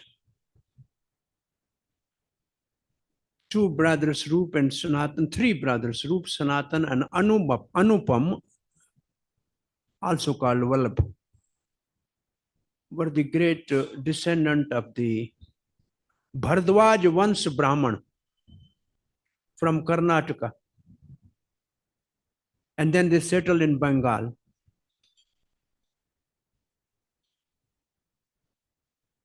and they were serving during the Mughal era under Nawab Hussain Shah. And they changed their names. And according to the custom of that time, they were not, respected in the local Hindu custom. But Sri Chaitanya Mahaprabhu personally, on the pretext of going to Vrindavan, he went to the Ramakeli to meet the two brothers. Also, the third brother Anupam was there, but Jiva was maybe born at that time. This is 1514, something like that. 1514. So Jiva was, if he's born, he's maybe 1 year old, not more than that.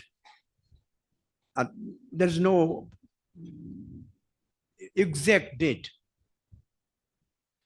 So Mahaprabhu, he wanted to go Vrindavan, but how can he go Vrindavan without manifesting Vrindavan and its pastime places of Krishna to the world? So he first went to the Rup and Sanatan, knowing that they have served the Mughal Muslim Mohammedan government, and they know their language, they know their nature. And their headquarters was Agra and Delhi.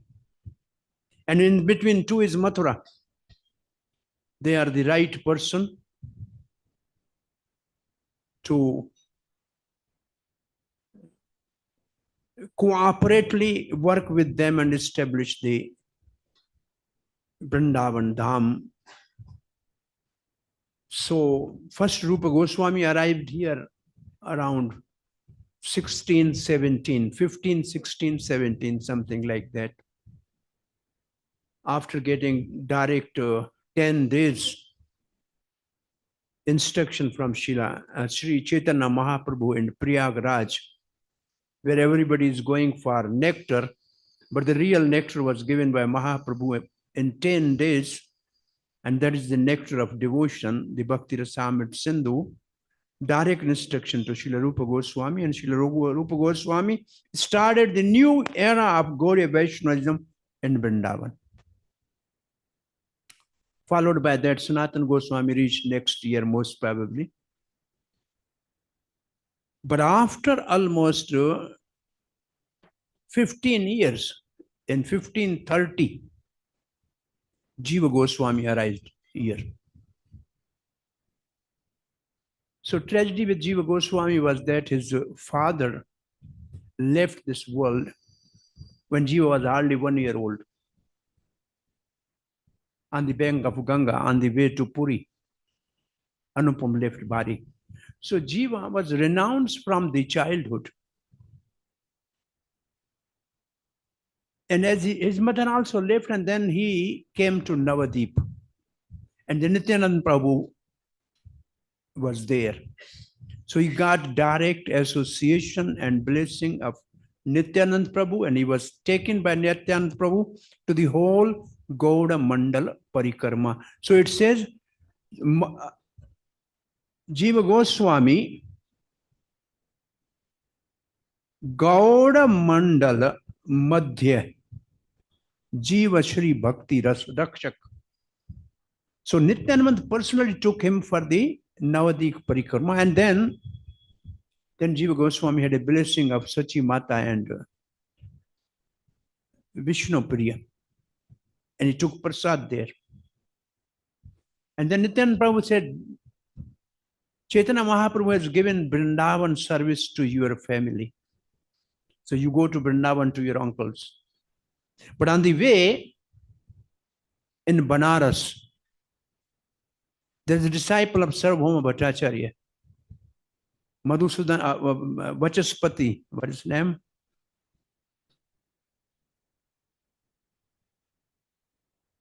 Vachaspati, and you go and get, you are learning from him. So he was around, say, 18 year or something. By the year of 20, he reached here. So he studied under the Madhusudan Vachaspati, the whole Sanskrit and all the Bhagavatam and everything. And then remembering Nityanand Prabhu's order, he walked to the Vrindavan. And then 1530, he arrived here. And both Rupa and Sanatan was very happy to see the mood of renunciation in Jiva and his eagerness and his wisdom and education under the greatest Sarvabhauma Bhattacharya's disciple Vachaspati. So they embraced him with great affection. So Jiva told Rupa Goswami, or Sanatana Goswami, who was most senior, said, now you please initiate me in a Mahaprabhu's Gauriya Vaishnava tradition. Sanatana Goswami said, with my all blessing, you go and take shelter of Rupa Goswami. This is actually some big lesson for the future generation of Krishna conscious movement, to have this type of relation between the leaders, spiritual leaders, will get things together with full cooperation without competition. And Srila Rupa Goswami, now the two verses I read, the Pranam Mantra for Jiva Goswami, I'm just translating. Within the land of Gauda, Sri Jiva is the guardian of devotion. He is always engaged in scrutinizing the truth about Krishna for the sake of revealing them properly. And the next verse we read is, O greatly fortunate Jiva, I offer my obeisance unto you, the follower of Sri Rupa Goswami. By your mercy, even a fool can firmly attain knowledge of spiritual truth. Now we have reached to the Vrindavan Dham. Srila Rupa Goswami is living, let me say at this time, this place right now, what we call Radha Damodar Temple, this whole area, Imlitala, this land was purchased by Srila Rupa Goswami from some Ali Khan Chaudhary in 1570, something like that. I think 70. Hare Krishna Mukunda Prabhu, welcome. Yeah, 1517, he purchased the land in 30 rupees. 30 rupees only. He purchased the land at that time. And Srila Rupa Goswami personally carved the deities of Radha Damodar with his own hands, and he gave it to Jiva Goswami for worship. So here is something. Radha Damodara Deva Shri Rupa Kara Nirmitaha Jiva Goswami Datam Sri Rupena Kripa Badina. The deity was carved by Rupa Goswami himself. And then out of affection, love, he gave it to Jiva Goswami. And when he gave this in 1542, 7 years after Jiva Goswami arrived in Vrindavan. He arrived in 30. Rupa Goswami arrived in 1530. So in 42, it says the deity was given, but the temple was built afterward when the land was purchased. So now we are discussing some relationship between Srila Rupa Goswami and Jiva Goswami.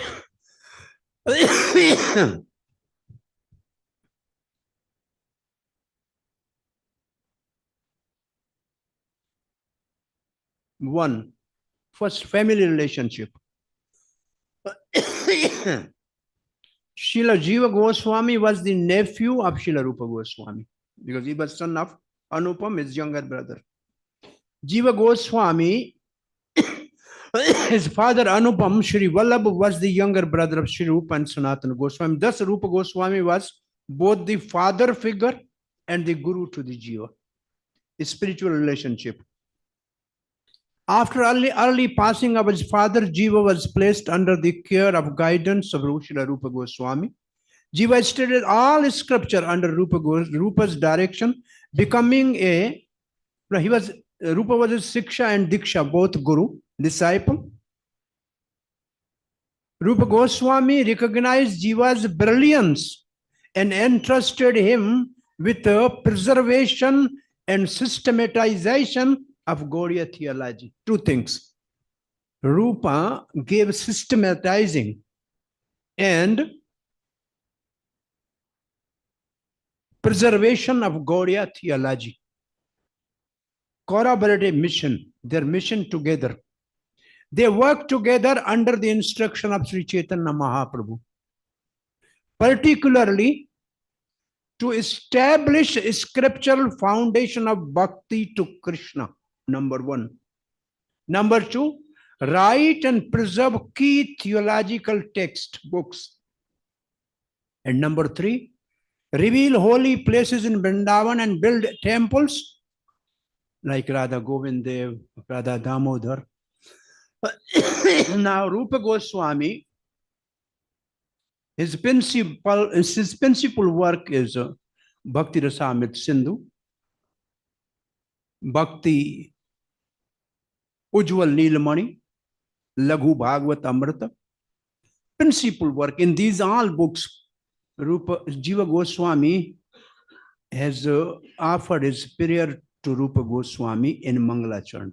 So these three main books was produced by Rupa Goswami, and Sri Jiva Goswami followed with Shad Sandarbha and Laghu Vaishnava Toshani and Sri Harinama Vyakaran. Commentaries and philosophical synthesis of Rupa's work. So now here's a deep personal affection. Here is what I wanted to say here. What Rupa Goswami gave as a Rasa Shastra, Jiva Goswami preserved that with the Tattva. This will come. Now here, one episode which is very common, everybody knows. When Jiva Goswami was under Srila Rupa Goswami's tutelage at that time, there are two incidents. One is Rupa Narayana, a big scholar. He's Digvijay Pandit, and he was conquering in debates all the philosophers and great scholars. He came to Vrindavan and approached Rupa and Sanatan. He said, I want to have a debate with you on scripture. But the two exalted Mahabhagavat, they never wanted to waste time on mundane topics. So they said, no, you are a great scholar. We don't know nothing. We simply chant Hare Krishna. She said, you give in writing that you are defeated by me. He said, come bring the paper, we write. What is the problem? Take this. And they let him go. But then he heard that there is his nephew is also a scholar living here, Jiva. So they went to Jiva. He said, this is the certificate given by your uncles. Now you give certificate, I'll discuss with me. Jiva Goswami said, come to the bank of Yamuna. Let us sit for 7 days. And Jiva Goswami defeated that Rupa Narayan, the great scholar. And when he came back to Srila Rupa Goswami and he told this to Rupa Goswami was not pleased. Internally maybe, but externally he wanted to bring Jiva more in the deeper realizations. So Srila Prabhupada writes that what Jiva Goswami did was right. because he defended their spiritual master and seniors, that in future otherwise people would have sent the Gaudiya Vaishnava philosophers were defeated by Rupa Narayan. So he preserved the parampara. And there is another incident with that. When Chaitanya Mahaprabhu was in Prayagraj, Vallabha Bhatta, who is very our Vishnu Swami Sampradayas, Vaishnava Sampradayas Acharya, commonly known as Sri Vallabha Acharya presently, he invited Chaitanya Mahaprabhu to his house, other side of the Jamuna river, for honoring Prasad. And at that time, Rupa Goswami was there. And Rupa Goswami stand far away. He said, "No, I lived with Muslims, so I don't want to, come near to this exalted Brahman." And Chaitanya Mahaprabhu was very pleased by Rupa Goswami's this humble behavior. But Vallabh Bhatt says he's chanting Hare Krishna. He's a great Vaishnava. And he quoted some verses from his scripture about Rupa Goswami's glories, and Chaitanya Mahaprabhu was very happy. So there was already a meeting of the Sri Vallabh and Rupa Goswami. So Sri Vallabh came to Vrindavan and he went to Rupa Goswami. And Rupa Goswami already he was knowing him, so he paid his obeisances, and they were sitting together. Rupa Goswami said, "I've just compiled this Bhakti Rasamrita Sindhu, and this is the Mangalacharan." So Sri Vallabh Bhatt says, "Very nice, but this needs little refinement." And Jiva was sitting there and watching. And Sri Vallabh says, "I'm going to Yamuna, I'll take bath and come back, and then I will help you to refine this." Jiva Goswami said, "I'm also going to bring water from Jamuna." He went to the Jamuna and he said, "Srimad Vallabh Bhatt, please extend my obeisance. What fault you found in our Gurudev's writing?" He said, this, and Jiva Goswami spoke about from the scholarship of the scripture, and Vallabh Bhatt was really surprised, amazed, and appreciated Jiva's scholarship. And he came back after birth. He told Shri Rupa, this student is so exalted, wise, and learned person. He convinced me that your writing is perfect. And then Rupa Goswami looked at Jiva. He said, he wanted to help me with respect, and you have first you defeated that scholar to show your pride of scholarship. Now you also made this, you wanted to see other people being defeated, they don't feel pain. You are not fit to live in Vrindavan. Go out other side of Jamuna. And Jiva Goswami very humbly paid obeisance, and he left and he went to the other side, Nanda Ghat. At the bank of Jamuna, he found some crocodile cave, which was empty. He was living there, not eating anything, just flour, water, Jamuna water, and drinking and chanting only holy name and praying that one day I may go back and serve Rupa Goswami. Sometime left, Sanatana Goswami was worried about Jiva Goswami. So when he was doing Madhukari, there's two words in a scripture, Madhukari and Bhiksha. Bhiksha means you invite somebody and feed them after cooking. And Madhukari means you take some grains and cook yourself. Or maybe you get cooked things also.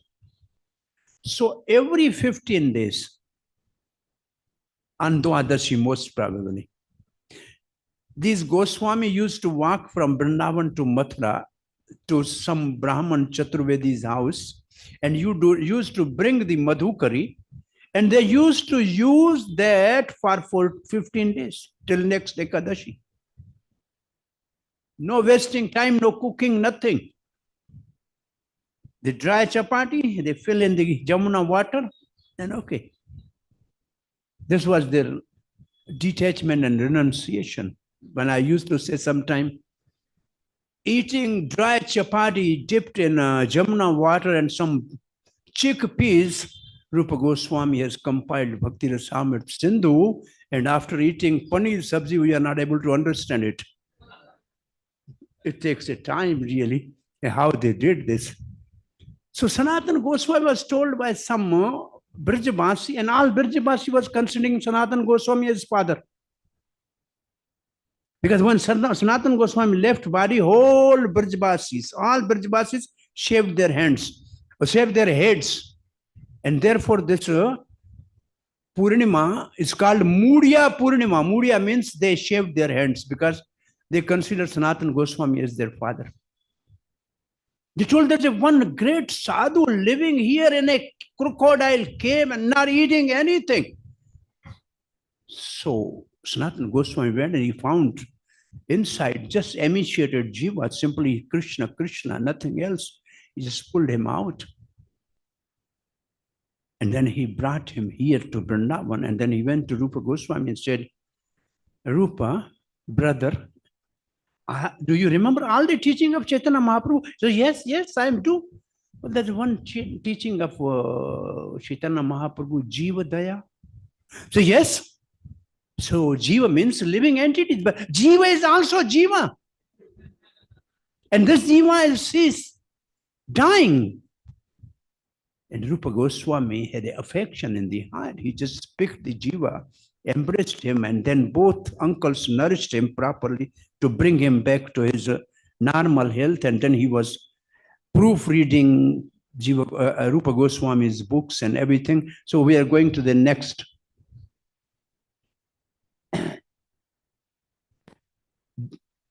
The one summary aspect. Family Jiva, nephew of Rupa. Spiritual, is a disciple. Collaboration, together, systematized Gaudiya philosophy. Legacy, Rupa, poet of divine love, Ras. And Jiva, philosopher and protector of Siddhanta. The spiritual relationship between Srila Rupa Goswami and Sri Jiva Goswami is a profound model of Guru Shishya dynamics grounded in love, discipline, surrender, and transcendental cooperation. Their interaction offer deep instructional and devotional lessons for any serious sadhak, spiritual aspirant. Let us explore. Now we are going to see Srila Rupa Goswami, Bhakti Rasa Acharya, and Srila Jiva Goswami, Tattva Acharya. Srila Rupa Goswami embodied the emotional essence of bhakti. Emotional essence of bhakti as received from Chaitanya Mahaprabhu, especially Madhurya Ras, conjugal mellows. And Srila Jiva Goswami, while sharing the same mood, focused on philosophical grounding, systematizing, and teaching into Shat Sandarbha and commentaries. And what lesson we should learn? Emotional depth, ras, must be rooted in scriptural truth. Their relationship teaches balance between heart and head, bhav and siddhant. Bhav is Rupa Goswami, siddhant is Jiva Goswami. It's a lineage of surrender. Jiva Goswami, though extremely learned, completely surrendered to Srila Rupa Goswami as his disciple, as a spiritual guardian. His knowledge did not give rise to pride. Rather, it became a tool in the service of Rupa's mission. Now, the story I told you, the essence of that. When Srila Rupa Goswami appeared to reject Jiva, for engaging in theological debates to defend him. Jiva accepted that chastisement without argument. He went into secularism, Nandaghat. Later, Rupa Goswami, realizing Jiva's pure heart and motive, helped Sanatana Goswami, reinstated him in lovingly. What lesson we should learn from this? True disciple accept even apparent rejection with humility, trusting Guru's deeper intent. Guru corrects not to punish, but to refine the disciple's internal mood. He actually is not punishing, he is correcting and refining devotees or disciples' internal mood. It's a big message to all of us. Chastisement of the spiritual master is his greatest mercy. And now there's a unity of mission of the two.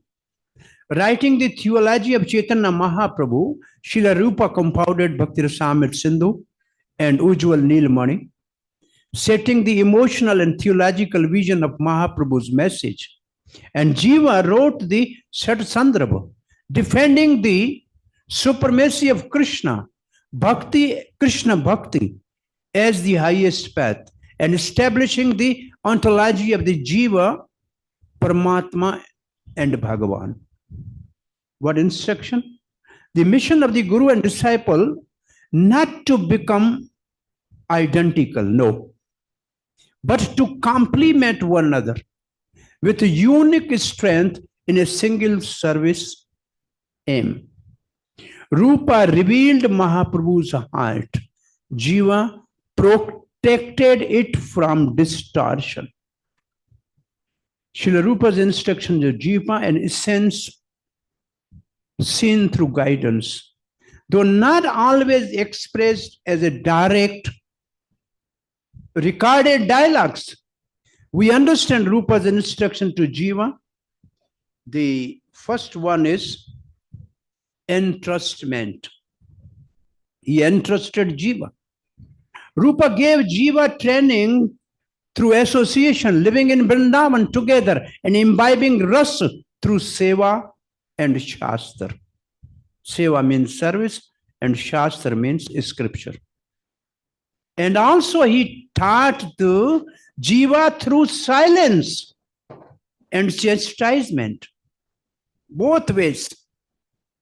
And when Jiva overstepped with debate, Rupa's silence was his instruction. Your knowledge must be governed by humility. That silence transformed Jiva's inner self. Spiritual instruction derived from their relationship. Teaching explanations. Vinaya, humility. Jiva Goswami was never independent in thought or mission. All was in service to Rupa. Seva, service. Jiva did not try to become greater than Rupa. He saw his greatness in expanding Rupa's legacy. Tattva, ras, unity. Rupa provided the ras. Jiva entrusted its tattva integrity. Both are essential for Gaudiya Vaishnavism. Chastisement is a grace, correction from Guru, even harsh, is a blessing. Jiva becomes stronger through it. Mission continuity. A true disciple doesn't replace the Guru, but ensure Guru's teaching shine eternally. What do you think? Disciple should never replace Guru, but only make sure his teaching shine eternally. Now,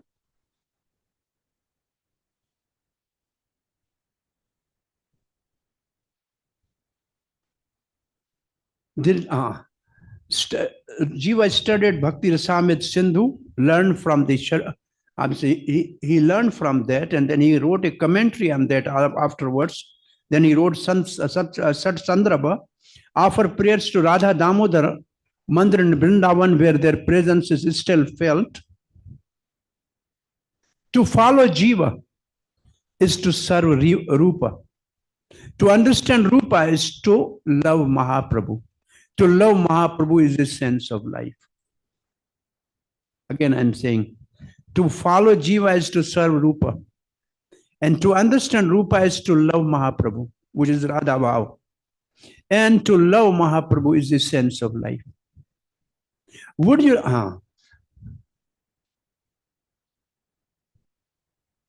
One more mantra you can chant. Rupa Moolam Paravahanti Jiva Dhara Sudha Mayahi. From the root of Rupa flows the nectarian stream of Jiva's teaching. So root is Jiva, root is Rupa. And the nectarian river is flowing through the teaching of Jiva. Rupa is heart of Chaitanya Mahaprabhu. Rupa is heart of Chaitanya Mahaprabhu. He appeared and Rupa's heart appeared. 2 times Chaitanya Mahaprabhu appeared. And Jiva is its voice, is spreading it.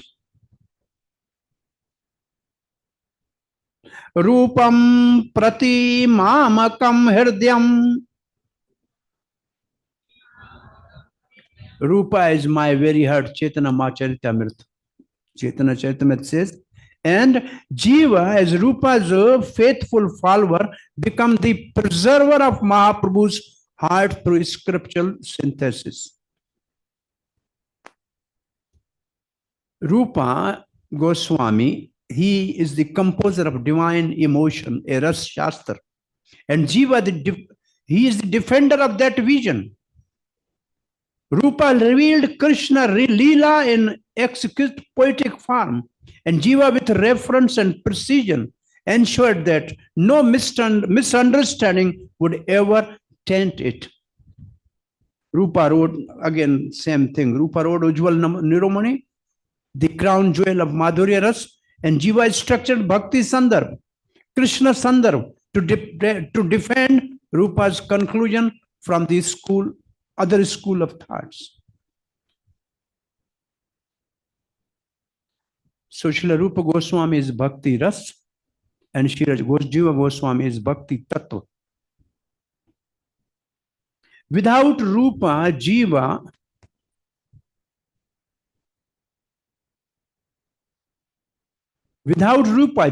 would have no lamp to carry. Without Jiva, Rupa's lamp would have risked being stolen by impersonalists and ritualists. Karmis and Gyanis would have stolen and make it Sahajya. And so Jiva Goswami has protected with the Tattva. Now we have to pay obeisance to both Rupa and Jiva in few lines, and then we end. Shri Rupa Pada Padma, Shri Rupa Pada Padma Abaja Shastra Rasa Visvilasinam Jiva Ananda Sandarbhe Vyakhyataram Namamyaham. I bow down to Sri Jiva, who joyfully expanded the sweet scriptural sense found in the lotus feet of Srila Rupa.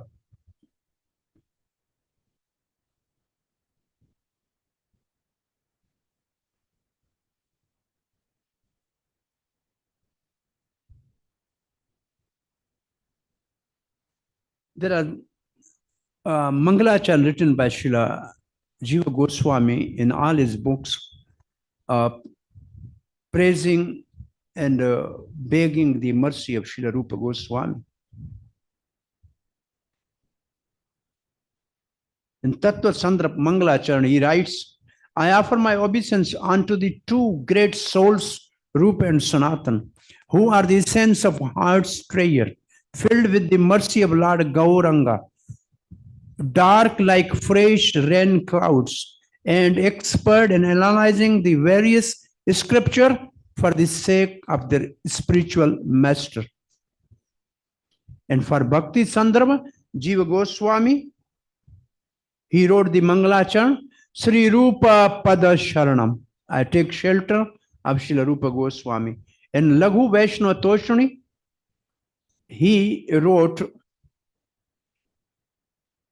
without understanding the mood of Rupa Goswami, no one can properly understand the mercy of Sri Chaitanya Mahaprabhu.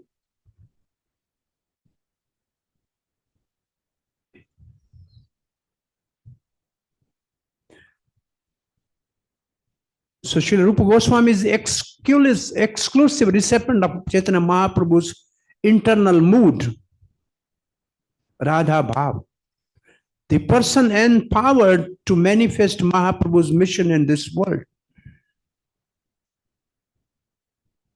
Sri Jiva Goswami refers to Rupa as Ras Tattva Acharya, signs of devotional service. Sri Chaitanya Mano Abhishtam. I think I end here. Srila Jiva Goswami, after Sanatana Goswami and Rupa Goswami, they enter back into the Goloka service of Sri Krishna as Manjaris. The Jiva is a Vilas Manjari. He was interested with the legacy, and he had his three principal disciples, Srinivasa Acharya, Narottam Das Thakur, and Dukhi Krishna Das, who becomes Shamanand. And his deity is Radha Damodar. They are Sankirtan deity. And Jiva Goswami is the first Gauriya Acharya. All the writing of the Acharya from Vrindavan, he sent it to the Gaura Desh with interested unto these three disciples. So he is like Rupa Goswami is Rasa Acharya, Tattva Acharya, Sambandha Acharya, we may say Sambandha Acharya, Sanatana Goswami, Abhidheya Acharya, Rupa Goswami, Priyojana Acharya is Raghunath Das Goswami, and Sankirtan Acharya, Shastra is Srila Jiva Goswami, and his deity Sri Radha Damodar, where Srila Prabhupada stayed between 62 and 65, and he wrote the Bhagavatam first canto, and he took that Bhagavatam so humbly. When Srila Prabhupada was asked by his friends here, we heard that Swami, you are going to America from Vrindavan in this age of 69. Prabhupada said, no, I'm not going. Bhagavatam is going. I am going to serve Bhagavatam. Bhagavatam is going. So there is Radha Damodar is a place from where bhakti in the heart of Srila Prabhupada with the teaching of Samadhis of Rupa and Jiva Goswami, directly empowered by them, he took the devotion to the West, and this Bhakti Rasamrita, sun is rising from the West and is just extraordinary gift given to the whole world by these Rupa and Jiva and Sanatan and other acharyas. And we are so fortunate that we have been allowed to stay in Vrindavan and to learn their writings, which they hear devotionally prepared for us. This is our spiritual food. Hare Krishna. Sri Jiva and Rupa Goswami ki jai. Srila Prabhupada ki jai. Hari Hari Om. Thank you, Sarvabhauma Prabhu, for sharing this. All these we are getting impressions of the life of the Goswamis, how they assisted each other, 6 of them, meeting, discussing, and then writing the scriptures that are the foundation of today's Hare Krishna movement all over the world. So now we would like to invite, first of all, welcome Mukundadat Prabhu, and invite him to speak. His topic is Sri Rupa Manjari.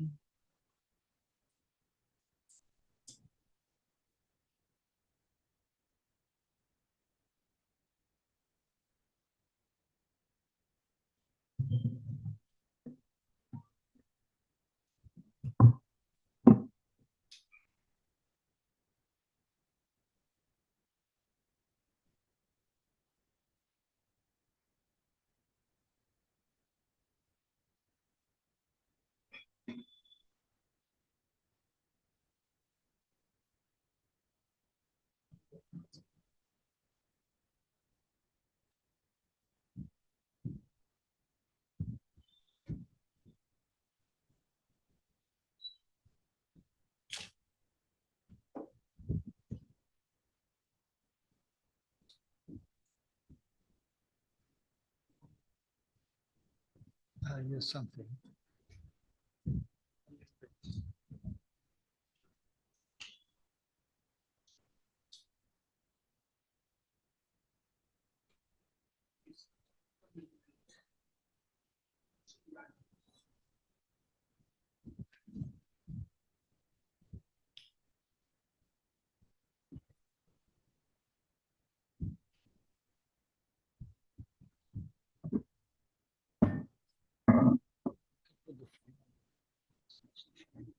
Hare Krishna. Hare Krishna.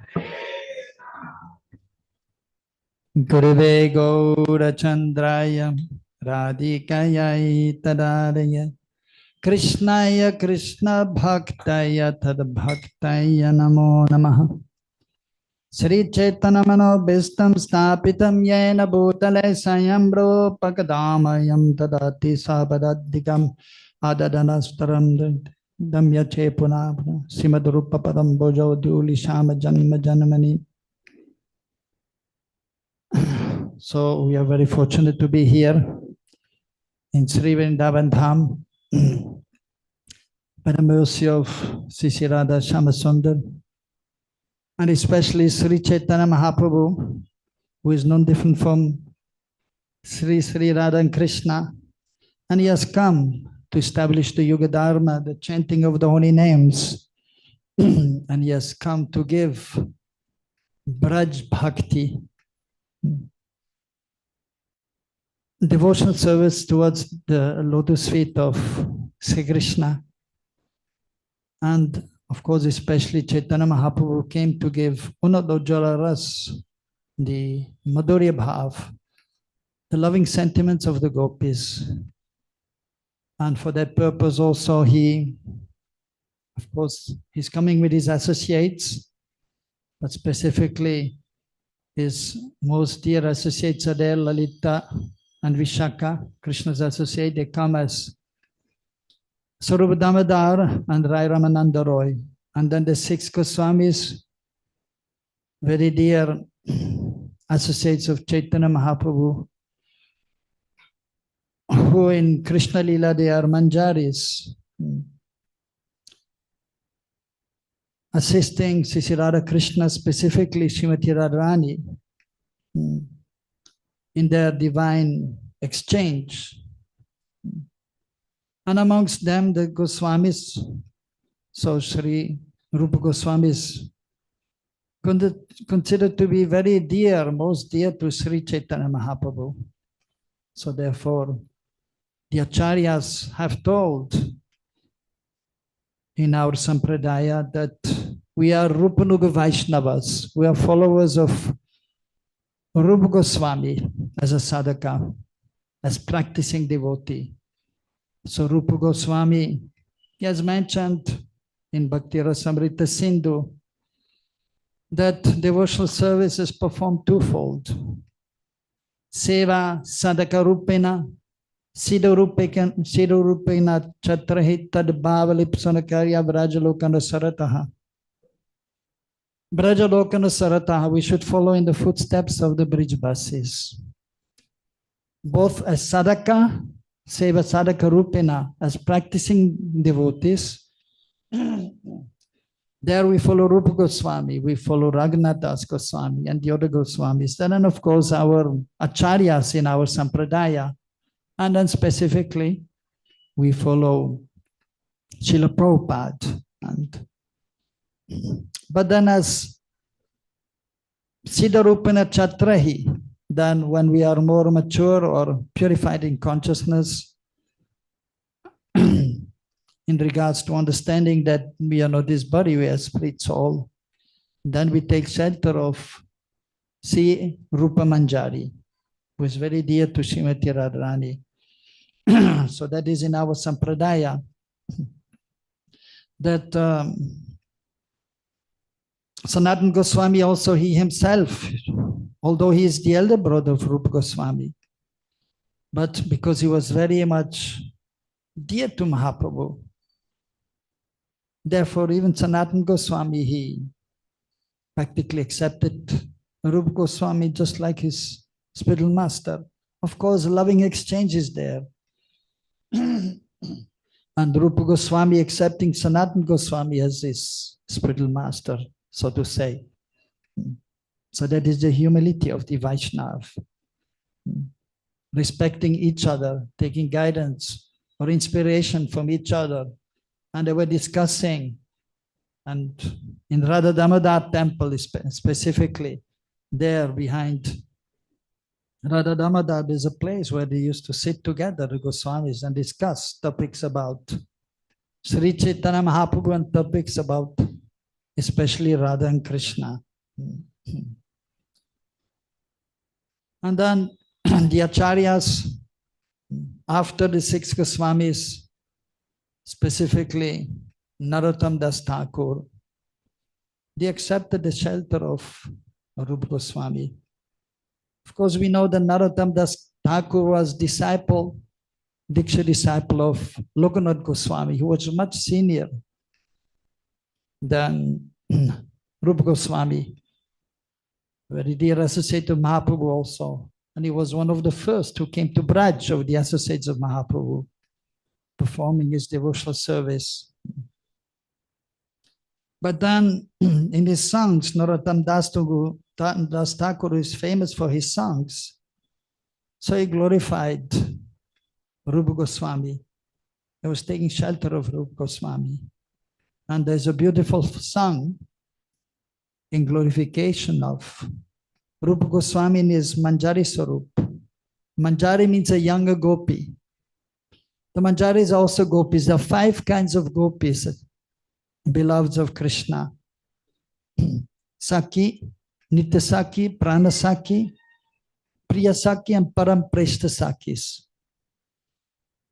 So the foremost of same age of Srimati Radharani are the Ashta Sakis, Param Preshta Sakis, Lalita, Vishaka, Champakalata, Chitra, and Induleka, Sudevi, Rangadevi, and Tungavidya Devi. Yes. And so they're the same age of Srimati Radharani. And then especially this mentioned the Nitya Sakis and the Prana Sakis. So they're a little younger, 1.5 younger, 1.5 years, 1 year, 1.5 years younger than Srimati Radharani. So they are Sakis, but they are known as Manjaris. So they're very dear to Srimati Radharani. And they perform the most confidential service to Srimati Radharani and the divine couple. So the Ashtasakis are there with Radha Krishna. But then when Krishna wants to be alone with Radharani in the Nikunja Lila, then only the Manjaris are allowed to be there. And, or of course, the others, it's not that they're not allowed, but Radhani feels embarrassed. So therefore, Lalita and Vishaka, and understanding Radharani's mood, they will not go there. So Narottam, he has written this beautiful song, Sirupa Manjari Pada Se Moda Sampada. So that we will chant also day after tomorrow at Terkadamba. And most probably a little explanation will be there also at that time, or I should give the explanation. Actually, Prabhu, today I spoke on this song. Oh, you spoke on this song. Okay, fine, no problem.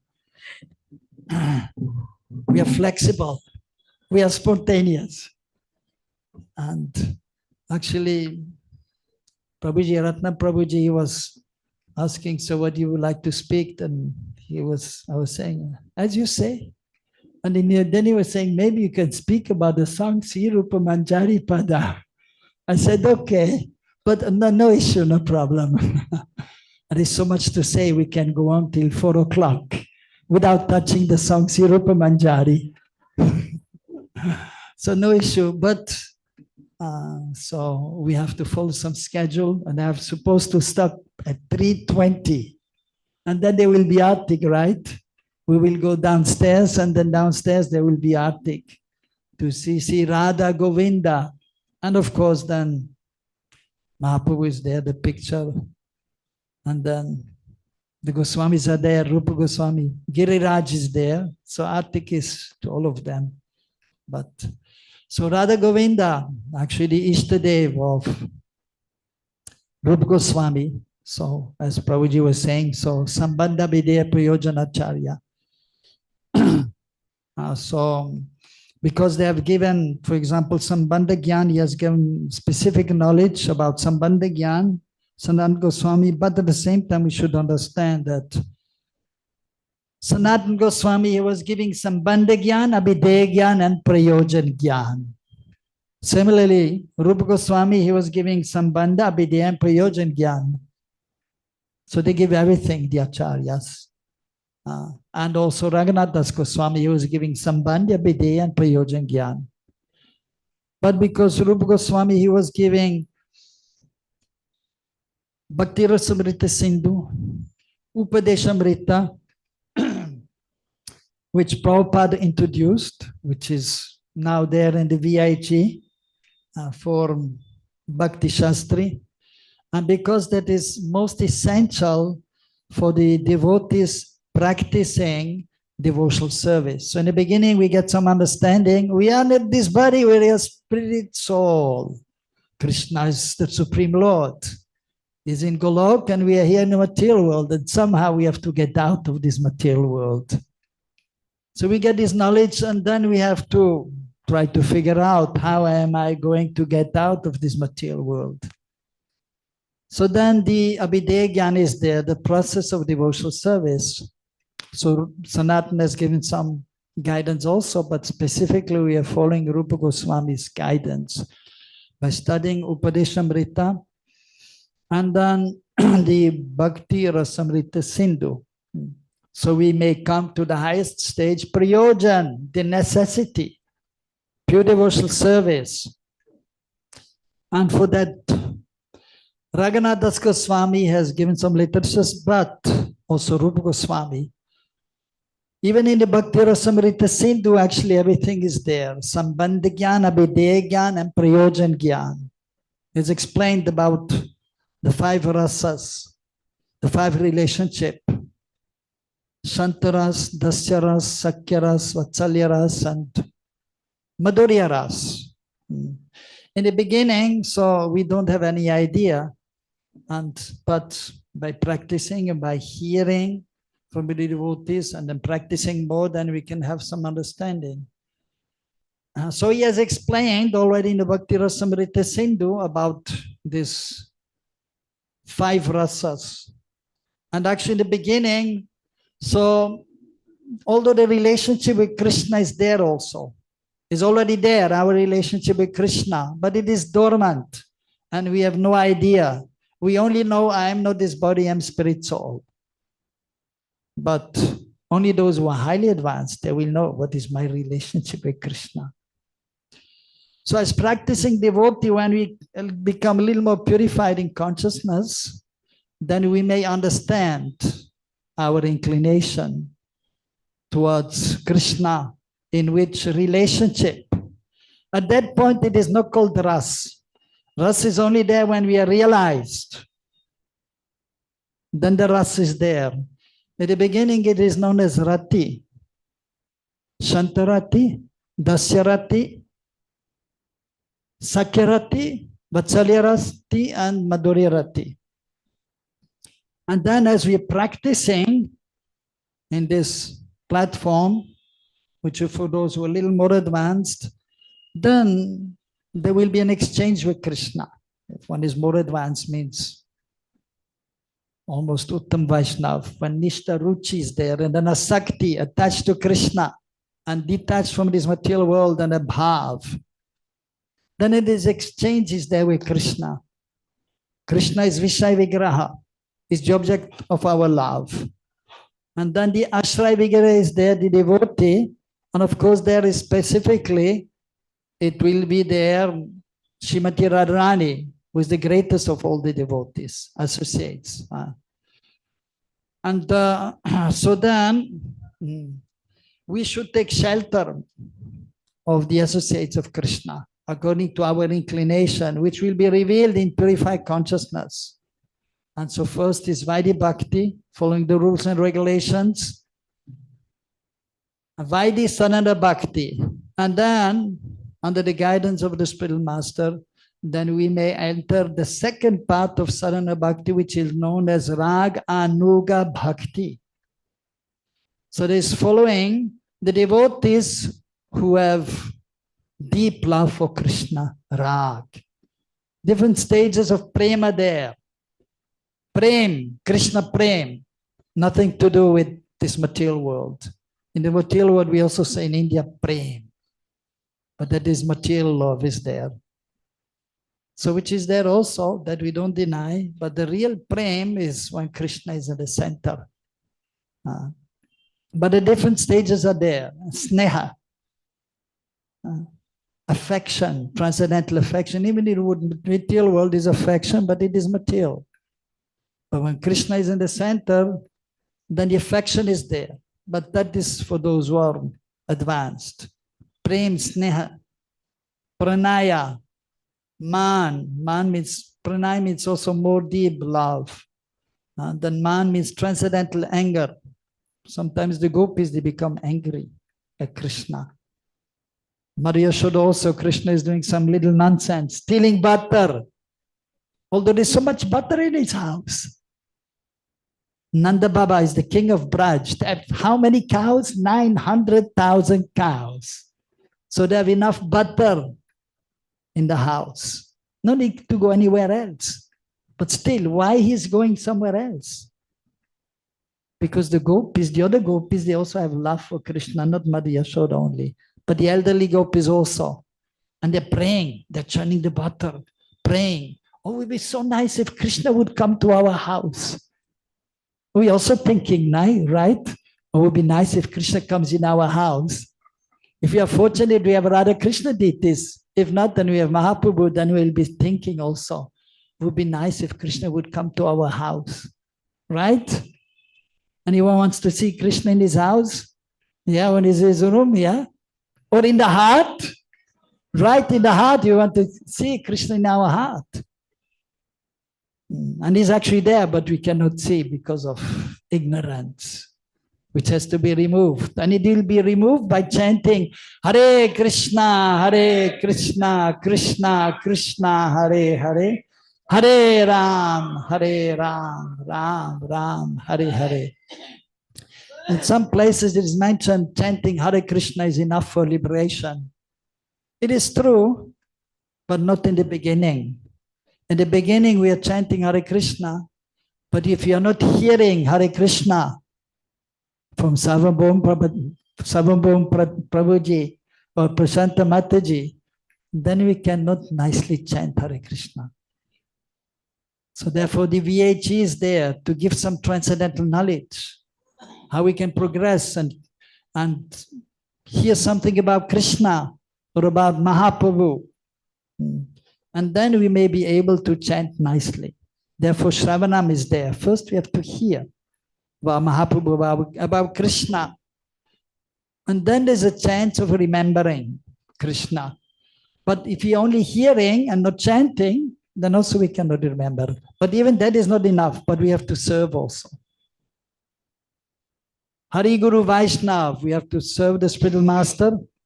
We have to serve the deities, Mahaprabhu, Krishna, Seva Bhav, Seva Bhariti.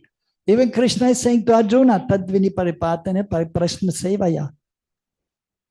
So you go to the Guru in a humble mode and asking question and in Seva Bhav.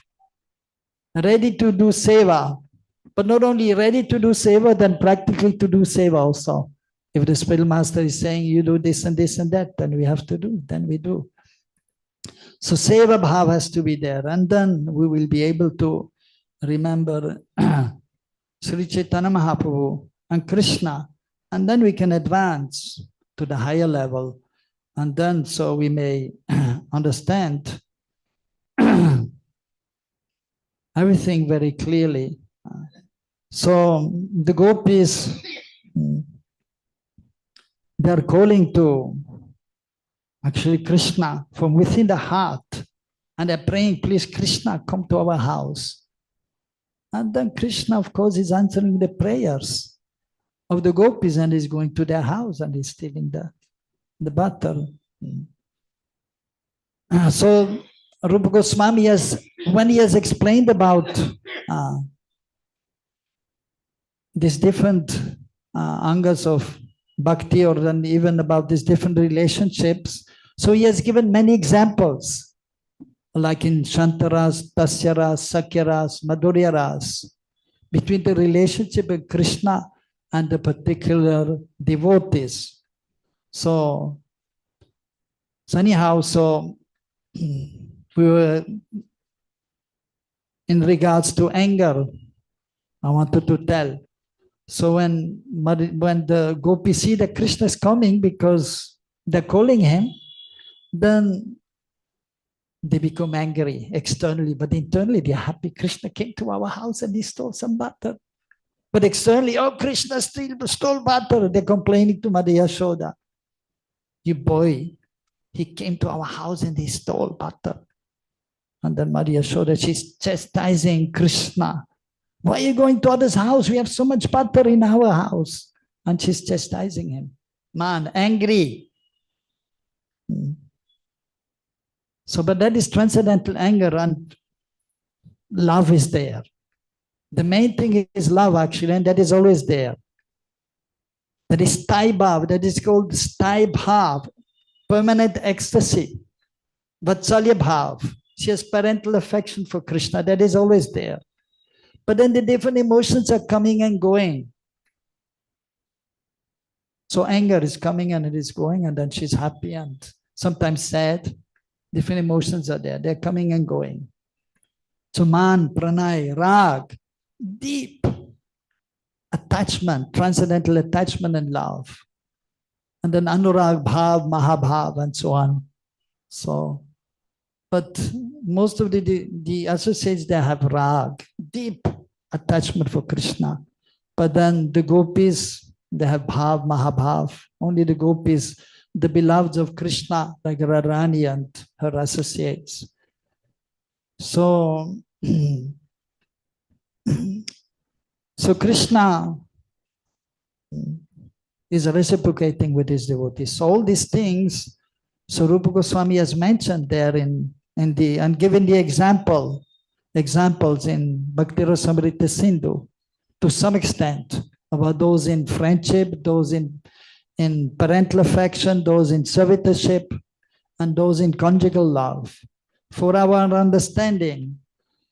And then when we follow in the footsteps of the eternal associates, so that they see the Rupena Chatrahi. Krishna Smaram Janam Chasya Nija Prishnam Samitam Tat Kata Rachas Chasa Kuryad Vasam Varajasada. We should always be in Braj. We should always be here. But it's not possible for everyone, isn't it? Some devotees have come here and then have to go back somewhere, wherever they came from. Some are fortunate that here almost all the time. Like ourselves, Mother Prashanta, always sometimes in the summer going for some preaching. But actually, Prabhupada has explained also that we should stay in Braj, we should be in Braj, and then he's writing, if not physically, then mentally we have to be in Braj.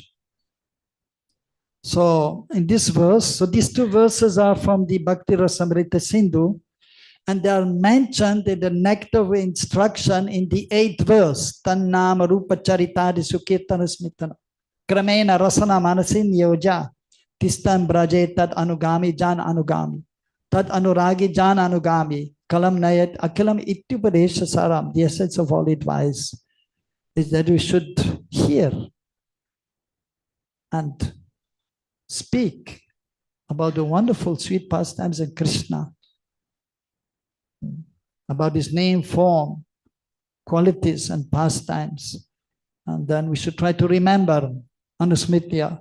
And then following the associates of Krishna and Braj, who have, there it is mentioned, Tat Anuragi, Jan Anugami. Who have Rag, after Rag comes Anurag. So we should try to follow in their footsteps by hearing about their pastimes, so internally. So that is the process which is known as Ragmarg, by which we can come to the higher stage, which is known as Bhav Bhakti, when one is completely attached to Krishna, and then the transcendental emotions are coming from the self, from the soul. Now we have also some emotions, some loving sentiments towards Krishna, but it is not pure because one is still under the modes of material nature, the conditioned soul, the practicing devotee.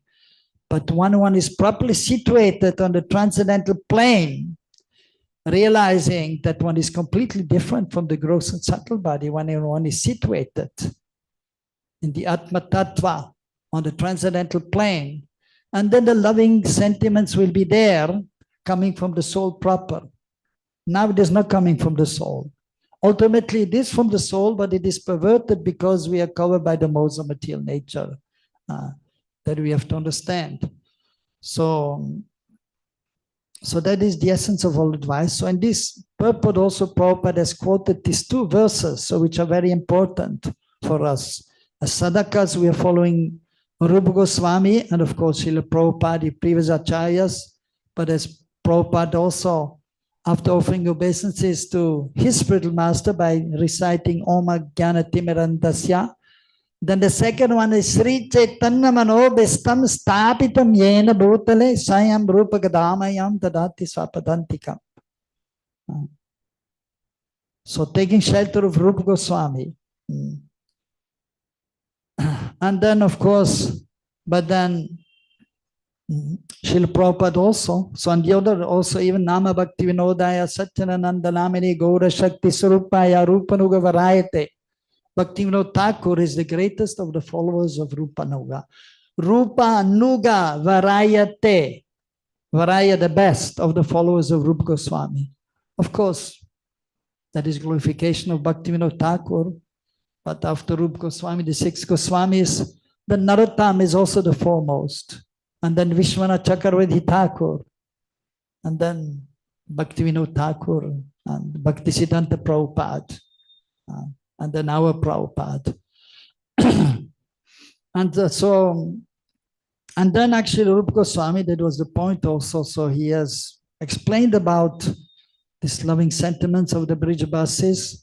But then he wrote another book, which is there as an acharya, to give also the prayojan, the necessity, that is the highest pure devotional service following the eternal associates of Krishna, specifically the gopis. So for them he has given Ujjval Nilamani, which is about the loving sentiments of the gopis in Braj. And there he has given, because there are 5 kinds of gopis. So he has given all the different moods because they have different moods, the gopis. They all don't have the same mood. Like Radharani, of course, is the embodiment of the Mahabhavs, Mahabhav Sarupini, of the greatest love for Krishna. And it is mentioned also that actually the gopis are expansions of Srimati Radharani for the pleasure of Krishna. And so different moods are there. And so she's the embodiment of all the transcendental moods. But then different gopis are there manifesting different moods. Like specifically 8 are mentioned in the Ujjwal Nilamani, Abhisarika. So the one who is going for the rendezvous, for the meeting. Rendezvous is a French, she speaks French, she understands. Rendezvous, the meeting, Abhisar, going for the meeting. And then Vasasaja. Vasa means the dwelling. So that refers to the Nikunja at night time, or maybe rather the noon time. Saja means to decorate. So the gopis are expert in decorating the kunj for the pleasure of the divine couple. And then other gopis, Utkanta, so much eagerness to meet Krishna. And then after that, Viprala, Kandita, broken-hearted. Why? Because Krishna is calling the gopis to meet at one place. Also Radharani, especially Radharani, mostly Radharani, and Krishna is late. If he's late only 5-10 minutes, no problem. Like in India, no problem, chalega, half an hour late. But if it is 1 hour late, in the West it doesn't go. In the West you cannot be 5 minutes late. But in India, no problem. You go to the train station. Now it's a little better, but previously you have to wait 1, 2, 3 hours. So, but when Krishna is very late, why? Because he's supposed to go to meet Radharani at night time. Already he gave a message where to meet. But then, on the way, the Vipaksha gopis, the opposite rival gopis, headed by Chandravali, she herself is not going, but she's sending her gopis. You go and catch Krishna. And Bhadra, Padma, they go and take Krishna by the hand. Chandravali wants to see you for a little while. Come, I have to meet Radharani. No, you come. And they're bringing Krishna to Chandravali and they're offering something to Krishna. And then there's a loving exchange and Krishna is forgetting the time. And after quite some time, he's remembering, I have to go and see Radharani. Then he's going. So, but he's very late already, and Radharani, she's very much distressed, transcendental distress. Oh, Krishna has not come. And then she's thinking he must have maybe gone to some other gopis. And so she's broken-hearted, Kandita. The Vipralamba bhav is there, feeling separation so much. And then, so different gopis are there. And they're all there, these different moods of the different gopis are there, but they're all there in the personality of Srimati Radharani also. And then, and the foremost of them is there. So Kalahantarita, Prosit Bhatrika, and then Swadhin Bhatrika. That is there in the personality of Srimati Radharani, an independent lover, Swadhin Bhatrika. So she's controlling Krishna. Although Krishna is Bhagavan, who can control Bhagavan? Nobody. So in Tattva Vichar, in the consideration of the absolute truth, Krishna is the Supreme Personality of Godhead. And he's Aja, is unborn, and also Ajit, he cannot be conquered. Nobody can conquer Krishna. And he's all powerful. Sara Aishwarya Purna. All opulences are there in Krishna's personality to the highest extent. And the other expansions, Ramchandra, Bhagavan, Vishnu and others, they're beautiful, they're powerful, but no comparison to Krishna. Because Krishna is Swam Bhagavan. Ete chamsa kalapubsam Krishnastu Bhagavan Swayam Indriyar Vyakalam Lokam Ridyante Yuge So it's Swayam Bhagavan. He is the original supreme personality of Godhead. Ishvara Parama Krishna Satchidananda Vigraha Anadiradir Govinda Sarva Karana Karana. So she's able to, but then there's a little bit Vichara consideration of the pastimes, and there, so Srimati Radharani can control Krishna. Of course, even Mother Yashoda, she's controlling the pastime Krishna, and even the friends sometimes. So then especially, so in the pastimes, in Braj, when Radha Krishna meet, and actually the most holy place that is mentioned also in Rupa Goswami's Upadeshamrita is Radha Kund, where Radha Krishna they meet every day at noon time, around 11 o'clock till 2 o'clock. Every day Radha Krishna they meet there. Before that, so after breakfast, Krishna is going out with his friends and the cows and the calves to the pasturing grounds. But in between he's telling the friends have to go somewhere for a few minutes, which is a few hours.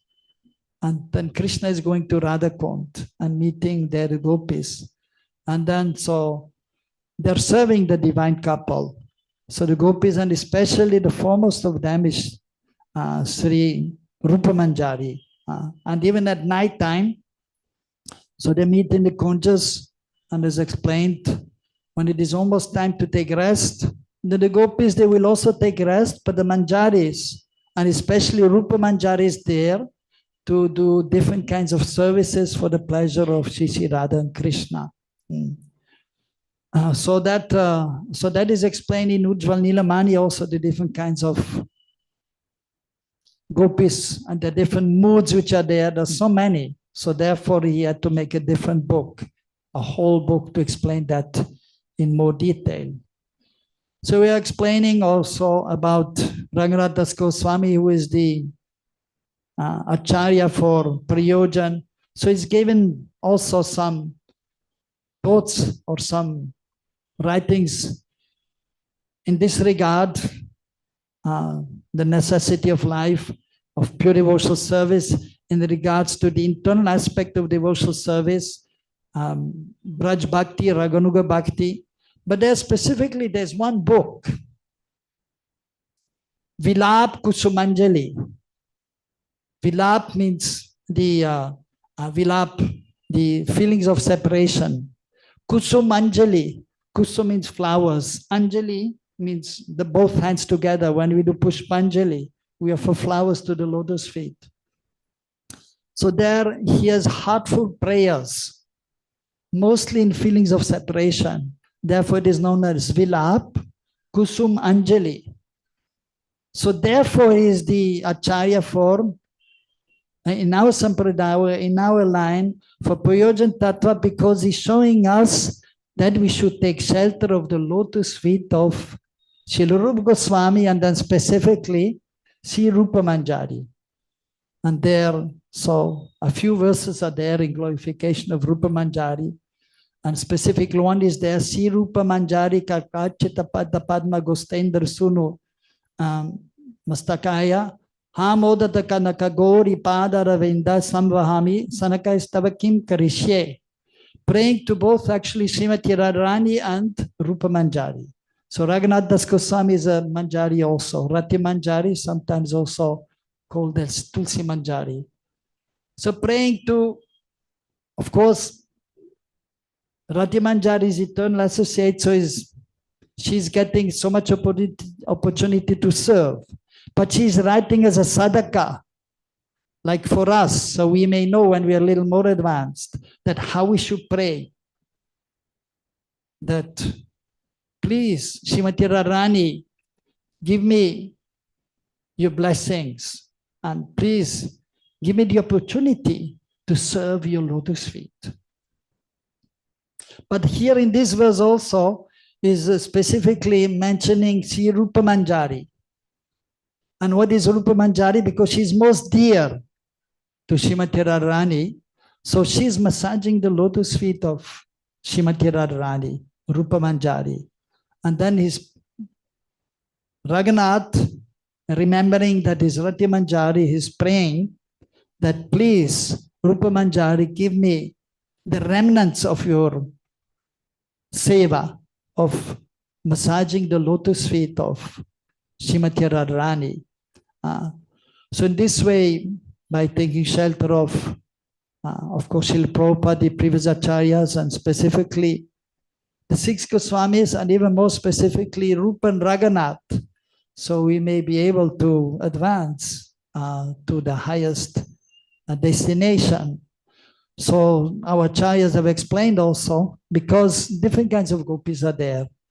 So some are samasneha, sneha again, prem, sneha, affection, loving affection, deep affection. So some of the gopis, they are samasneha, they have same affection for Krishna and Radharani. Some of the gopis, those who are staying in Nandagaon, in the house of Maria Yashoda, like Dhanishta, Kundalata, they're serving there. They are Krishna Adhika Sneha. The gopis, they love the other gopis also, and they know that Radharani is most dear to Krishna, but because they're staying there and there's a relationship, they have more love, sneha for Krishna. But in some gopis, and so the manjaris are included in them, so they are Radha Adhika Sneha. They have more love, sneha for Srimati Radharani even than for Krishna. But still Krishna is Prananath, is the Lord of their life, because they have the mood of Srimati Radharani, and Krishna is everything for Srimati Radharani. But then they want to serve more Srimati Radharani than Krishna. So therefore they are known as Radha Adhika Sneha. So that is there, Rupa and Rati Manjari, they have more love even, or sneha, for Srimati Radharani and Krishna. But we should remember they have full love, and Krishna is the Prananath also. So that is the internal mood, but externally they're also saying Krishna is Bhagavan. We have to surrender to Krishna. We have to know we are not this body, we are spirit soul. We have to surrender to Krishna. But then in more purified consciousness, then they have revealed for those who are more advanced about the internal cultivation of Braj Bhakti, Raganuga Bhakti, and then taking Radha Dasyam, taking exclusive shelter of the lotus feet of Srimati Radharani, who is the Ashray Vigraha. She is the abode of love. And the gopis, it is mentioned in the CC, of course, also, and that without Srimati Radharani, the other gopis, they cannot give pleasure to Krishna. So by the mercy of Radharani, and she's the Hilarini Shakti, the pleasure potency of Krishna, then we can give pleasure to Krishna by being under the guidance internally of Srimati Radharani. So Rupa Manjari, she is foremost amongst the very dear associate of Srimati Radharani. So we pray first to Rupa Goswami that we may advance, and we pray to him that in the future we may be able to understand his Swarupas, Rupa Manjari, and we may be able to take shelter of Rupa Manjari, so we may be able to take shelter of Srimati Radharani and give pleasure to Krishna. Srila Rupa Goswami Pada ke, Sri Rupa Manjari ke, Satyananda Gaur Hari ke, Sri Radha Shama Sundar ke, Srimati Radharani ke, Srila Prabhupada ke, Samaveta Bhakta Virinda ke, Go Premanande, Hare Hare, Hare Krishna. Hari Hari, dear devotees, our heart is full of joy because we have heard so many wonderful things about Srila Rupa Goswami and his teachings, his associates. But little sadness because Mukundadat Prabhu was our last speaker. So we are ending here our Rupa Katha, and we are going to proceed to the temple room. Those who are online can get the view of the temple room online, we are going to proceed to the temple room, which is on the ground floor. And there will be an offering of arti to Sri Radha Govinda and Srila Rupa Goswami. And you will also have darshan of the Mahaprasad. And for those online, only darshan. For those on site, after the arti, you may please return here and have Mahaprasadam. I want to thank all of you who have made an effort to come here today. And I pray that you have been benefited by this session. Tomorrow, we will be continuing the festivities. Tomorrow, we have a very special time, beginning 9 a.m., 9 a.m. to 1 p.m. tomorrow. What we will be doing is we will be hearing some of the beautiful verses and poetries of Srila Rupa Goswami. How does that sound?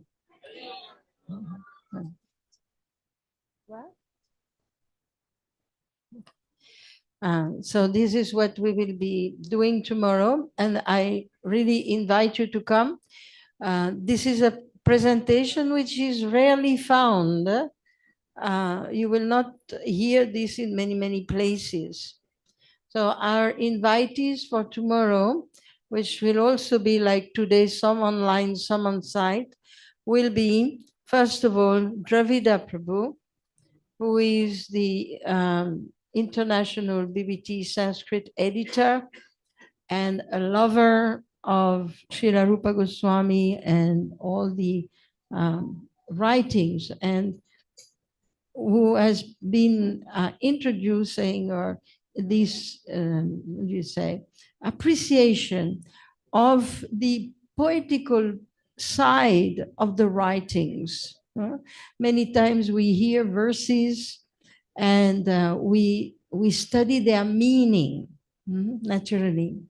But together with studying their meaning, we can also sing those verses. And the verses, the session for tomorrow is entitled Outpourings of Devotion. Outpouring means something, it comes from within, comes out, it's pouring over. This actually means that the great acharyas, all of them, whatever they experience within their heart, can this thing go down? Whatever they experience within their heart, they express through their writings. And as we hear their writings, we hear the composition of their verses, we can have a glimpse of the feelings that they are experiencing. We can have a glimpse of the mood which is in their consciousness. And it is poetry, so very, very beautiful. We enter the realm of pure Shabda. We hear the sound. We hear the sound, and the sound carries both meaning and feelings, emotions, moods. So tomorrow we will have Dravida Prabhu speaking all the way from California.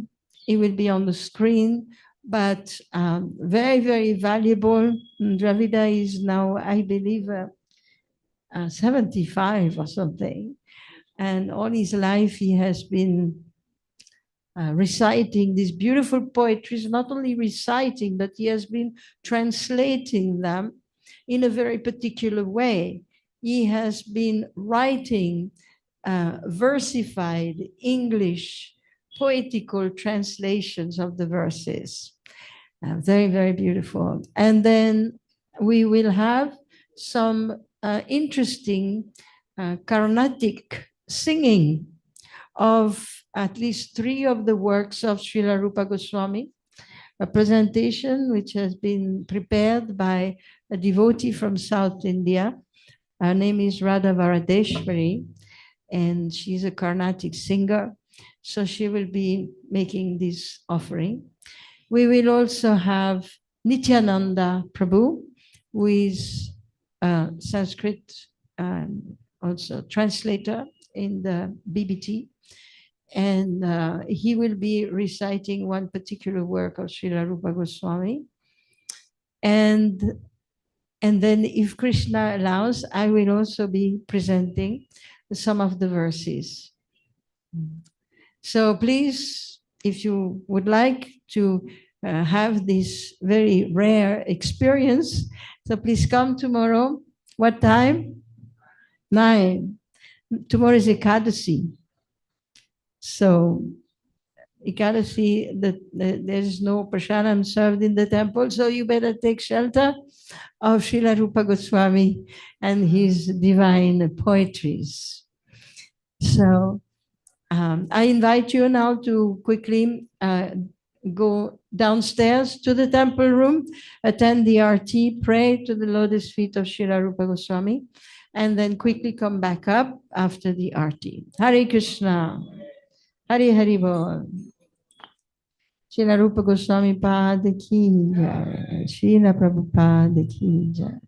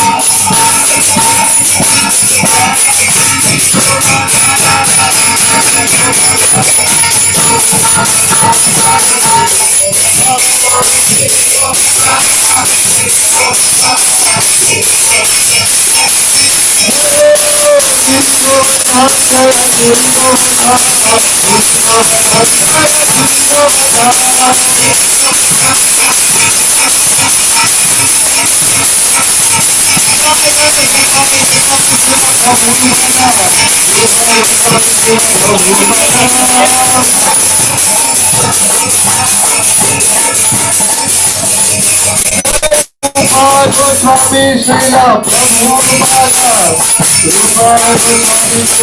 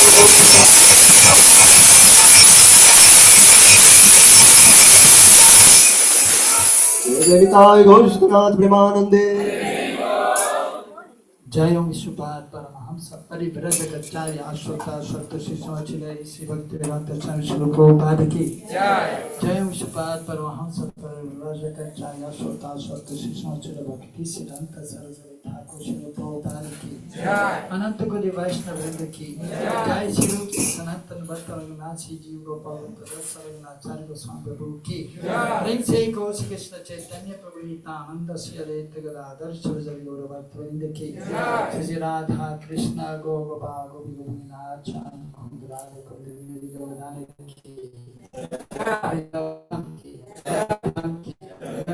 धाम की पूरी धाम की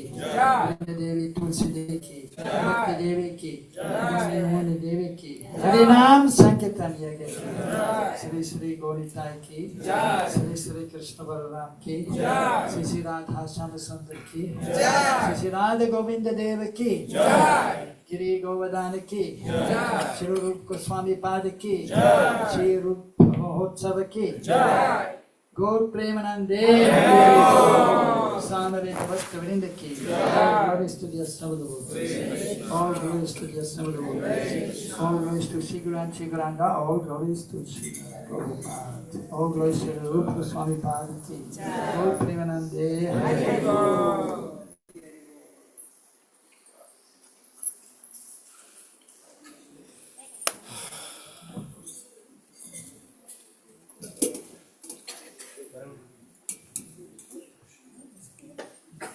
Hare Krishna, dear devotees. Thank you for joining the festival today. Now devotees will honor Mahaprasad. And this brings us to the end of today's program. Thank you for being with us. Tomorrow is day 3 of the Rupotsava. We will be hearing the recitation of Ashtakas composed by Srila Rupa Goswami from Dravida Prabhu, Nityananda Prabhu, Prashanta Mataji, and Radha Varadeshwari Mataji. The program tomorrow starts at 9 a.m. India time. We look forward to seeing you. And Hare Krishna. Srila Rupa Goswami Pada ki Jai. Srila Prabhupada ki Jai. Siddhanath Premanande.